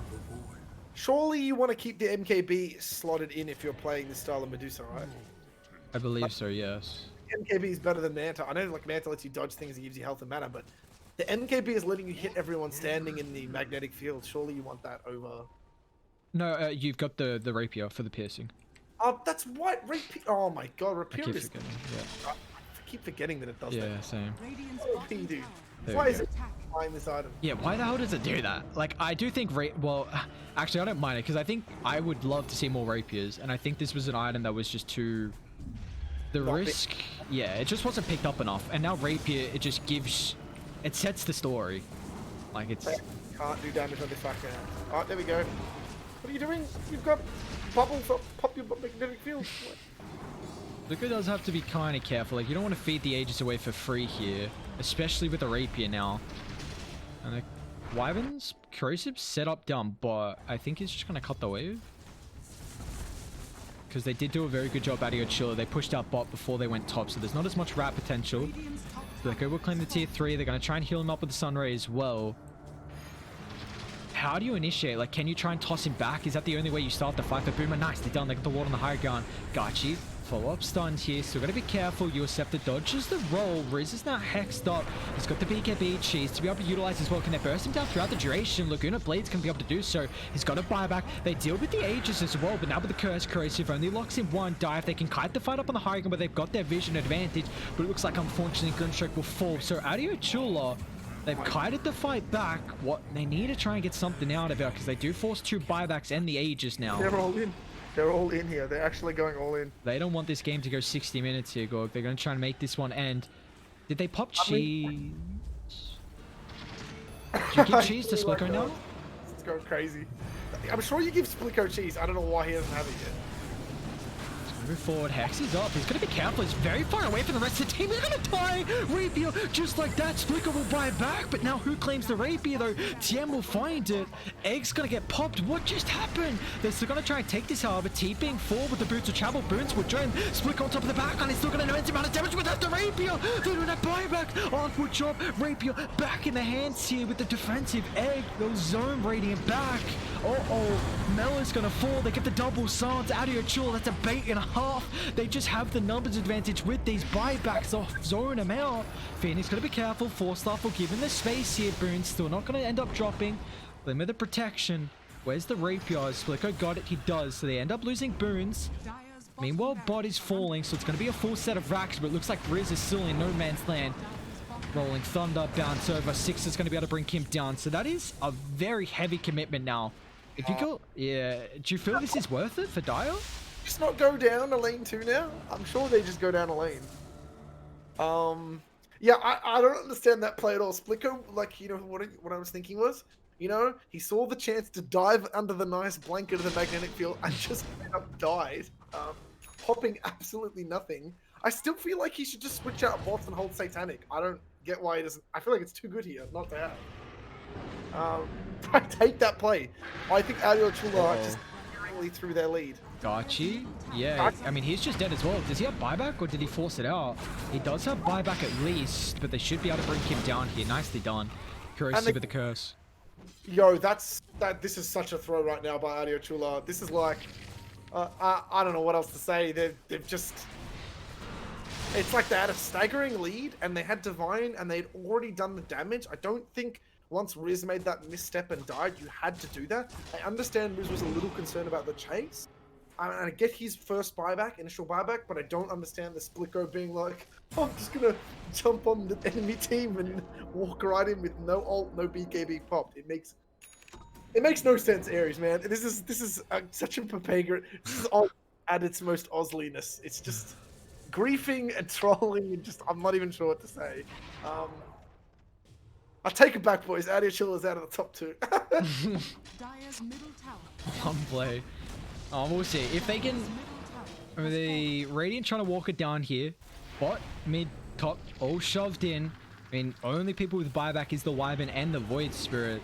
You do have Rapier on Splicker. It is not easy walking up high gun into this. But, I mean... You don't really have... You're going to wait till Roche? It's going to be up in potential 3 minutes. Can even be longer as well. So it looks like Radiant won't get anything out of this. I mean, they're getting items though. That is true. Yeah.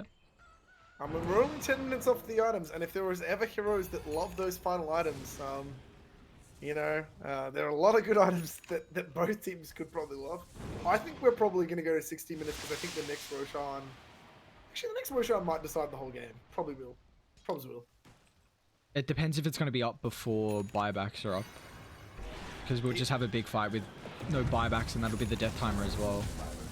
Yeah, I think it'll be Roshan to just end up before it. Dai still feel pretty strong though. They're going to be able to walk out. I mean, Splico just got all his talents now, the modifiers. So that net worth swing though, that's 24,000 net worth swing. Am I just reading this really wrong from the peak? Yeah. Our Shadownet was at almost 10,000. Now we went to... We were at 12,000. The other team lead. Oh, man, it's just... It's a big drop down. What's the probability actually at the moment? It's 68 for Dire. Radiant in a relatively good spot here. Boon, Smoke's going to pop. He'll drop the ward instantly. He's going to try and walk up as well, but he knows. All the way. That's good instincts. If he walked up there, that's... I want to take the fight. I mean, look at the Arc Warden's position. He's got to be careful. He pops the Blade Mail. And can you actually end up dealing with the Earth Spirit now with the Blade Mail pop? They don't care. They got the BKBs. They'll deal with the Egg as well. They don't have buybacks here. They're going to be careful. The Curse locking in place here. Splico, an immense amount of damage he'll deal with too with the protection of the BKB. He's going to try and chase for more as well. Mellow with your scepter out, but it's not going to matter. There's nothing he can do to get away as soon as Garchi gets on top of him. 4 dead on Radiant. Splico's DD. Too much for Radiant to handle. That's the game. You can't... Oh, he's going to kill the Arc! Oh, he didn't get it. That would have been really nice to stop that TPing. Oh, I was just going to say, my god, Splico does a metric ton of damage. I get killing Riz there, but someone had to hit the Medusa with something straight away. I'm really not sure. Where's that? you just let Splicker have a free fight. Like, Riz has got 3900 HP with an immense amount of armor, and Splicker just walked in with a Reaper and did everything they needed, and now they're going to walk up high ground with Radiant having no buybacks. Adio, they're going to go the defensive route, it looks like, try and find the Mega Creeps. Garchi's hitting on top of Corrosive, though. Does have to be careful. Corrosive's going to be able to get the blink to dip. Garchi taking a decent amount of damage here. Adio do only have 3 heroes as well, and Arc Warden's still higher ground. It's not easy. Are they actually backing? I really don't like this backing, but I get it. It's really hard to end the game against Repair Kit and Arc Warden and Minter, so I'm okay with them respecting this, but I feel like they still could have maybe done a little bit more prodding. I don't know. I don't even know. How much gold does Splicker got? Okay, so he's got 8100, so if he needs another rapier... He's already got the... I actually like... This is doing my head in just because I'm like... I get respecting things there, but I mean, you drop buildings in half a second and you had BKBs. I mean, no enemy respawns inside. I'm pretty sure you just take at least the tier 3 there quickly. Chat is loving this right now. They're all like, this is content. It's content, man. We're on the gold train Oz ride of just, guys, come on, stop throwing, please.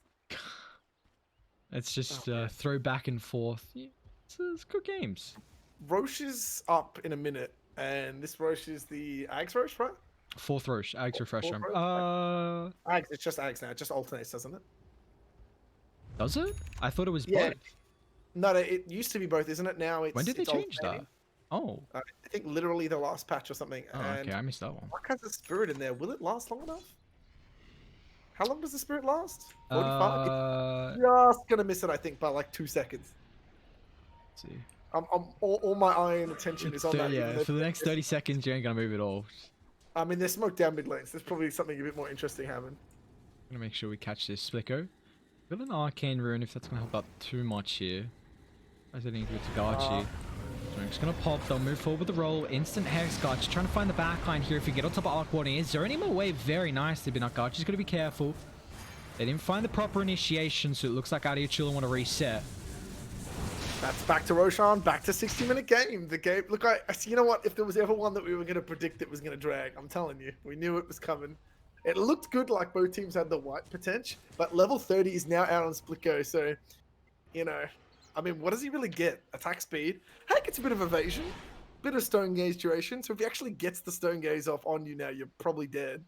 That is true, yeah. Wait, well, did he have Mystic Snake CD or Stone Jays? Why would you ever take Mystic Snake CD? That sounds terrible. I actually don't remember now. All I remember is they had he actually can stun people. Oh no.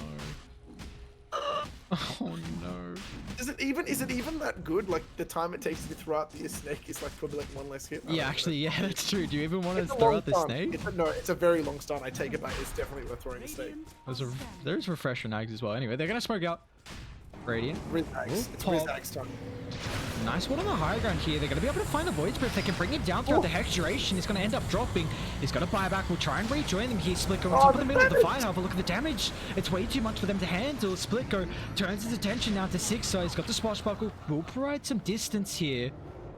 Nothing to do for them to get on top, but instead they're going to go to the western side because they will catch out the Arc Warden. Beautifully done from Dai. Riz and Garchi will find him. Wyvern's the next target as well. Dai didn't lose any. They did buy back actually, right? They got everyone still alive. Void Spirit was the only one to die. Yeah. Uh-oh. I mean, they can still go finish Roche if they want. They're just gonna walk inside the base, it looks like. It's go time. Your 2 enemy heroes that were stopping you from ending are there. I think force Arc buyback, go Roche. And they're just gonna go Roche now. And they're just, yeah, beautiful. It's a clinic, dude. It's a clinic. Have you got anyone else level 30, by the way? No one is close to 30, right? No, Void Spirit's the second closest, but he pretty much just hit 29, so... Alright, I need all my Gachi, I need all my, sorry not Gachi, I need all my Sixer players to start halberting on the please Medusa, please, Gachi. I mean, not Gachi, Sixer, please, but also Gachi, do stuff. Alright, what do we got? No, literally... Yeah. Who took the, who... Hung got the Aghanims, Boone's got the Refresher. Okay, never mind, I was wrong totally, wasn't I? It's both. I don't know why I thought it came back to alternating. I don't even know, man. I mean, once it gets this late, start getting a little bit delirious or Can we delusional. just 60-minute items, please? Can you just wait 3 minutes, guys? I mean, we've That's already literally like, as soon as it gets like 50, like once it hits 50 minutes, I'm like, you may as well just wait that extra 10. Like, come on, like you just let me see these neutral items. But it looks like Adio Chula, they don't want to wait. They're gonna walk up here. They got everything they need. Age is on Medusa, so it's got this rapier. Riz is holding the cheese. Aghanim's on Grimstroke. Bruins has got the refresher shot as well. Guard just gonna leap forward. Tries to get the vision. Riz with the BKB's popped. I mean, they're giving space for Splicker. That's the egg as well. Radiant still have the glyph, so it's going to force back Adio Chula. that might have bought Do us they an extra reset minute it? of waiting. Yeah, aren't they just going to reset? Because now with the toss back, they're careful, but Boons is going to refresh shot, so pops a secondary egg here. Splitco's falling incredibly low, but they won't be able to deal with the first life. Radiant, they don't want to heavily commit at the moment, but I believe now you've reset on Adio. Six is going to try and follow up. It's very, very far away. Pangolier ults, but now with the toss back, they find Riz. Soulbind as well, locking the Pango inside on top of the lane here. They're going to be careful, but a nice disarm, stopping the damage coming through from the Medusa. It's still continuing on with the lucky shot, but look at the curse. Perfectly placed here, locking in all four. Medusa might end up falling here. Splitco, he'll lose the agent. Meanwhile, Garchi on top of the back on the silence connects onto 3, stopping the fall of damage. However, it's falling low. They're just allowing to siege from downtown, but now with the stone gates, it'll force them back. On top of the back line, Sixer deals with the Grimstroke. He's got to buy back. So 1 for 2, including the ages. But now they're inside the base here. I mean, I don't think they want to go now. It's just a complete trade out. Nothing's up. Sixer did exactly what he had to do. He got the Heaven's Halberd on Splicker and then he disarmed him twice. I'm loving it. That's what I want to see. And also worth noting, guys, my God, these games going on and on. I think that's another reset for like another 2 or 3 minutes now, legit. Yeah, we're definitely seeing... Go for another Roche, but we're definitely seeing 60-minute items now. Yeah, we're definitely seeing 60-minute items now. So, all right. What are you most excited for with the 60-minute items? I want to see armies of the dead on both sides. Clearly, that's the item I want to see. I mean, that's the rat potential, right? Just send the book up. It's probably the worst item this game. You know what? Yeah, it's the worst item you can possibly get. Ballista on the Ballista on the Medusa. What's happened to bot? Medusa, Splicker, what are you doing there? No, you're in trouble. They got a couple of TPs coming through. I don't think Splicker's going to be able to stay alive. Is he attempting a TP? He was set drop. Here come Dire. He's still going to BKB. You've got to kill Splicker before the enemy team gets there. He's still alive. He'll fall. Reaper on the deck. He's going to try and buy back and rejoin it, but look at the life still coming through. However, Lena's going to end up dropping and up with the Rolling Thunder. Chain locking him down. It's a beautiful egg, but it looks like still do they have the attack speed to deal with it? They do.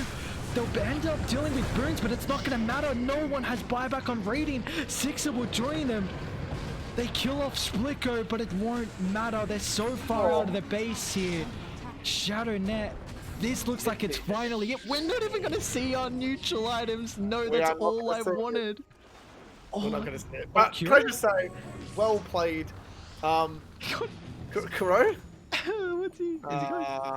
He's got blink. Nope. Okay. No, this game's over. Bye-bye. I mean, it doesn't even matter. Who cares if Kuro's here? He's honestly worse there than he is just at the base. So he probably should buy there so he could buy back, honestly, and buy a refresher or something. I don't know. Yeah, man, what a game. What a game. Man, just well played. Riz and Gachi there. I was just saying Gachi juiced up, but that's just me, miswording late night instead of saying Sixer. Yeah. Seriously, like, Gachi and Riz, their whole frontline strat with Splico just standing there punching. They're too good.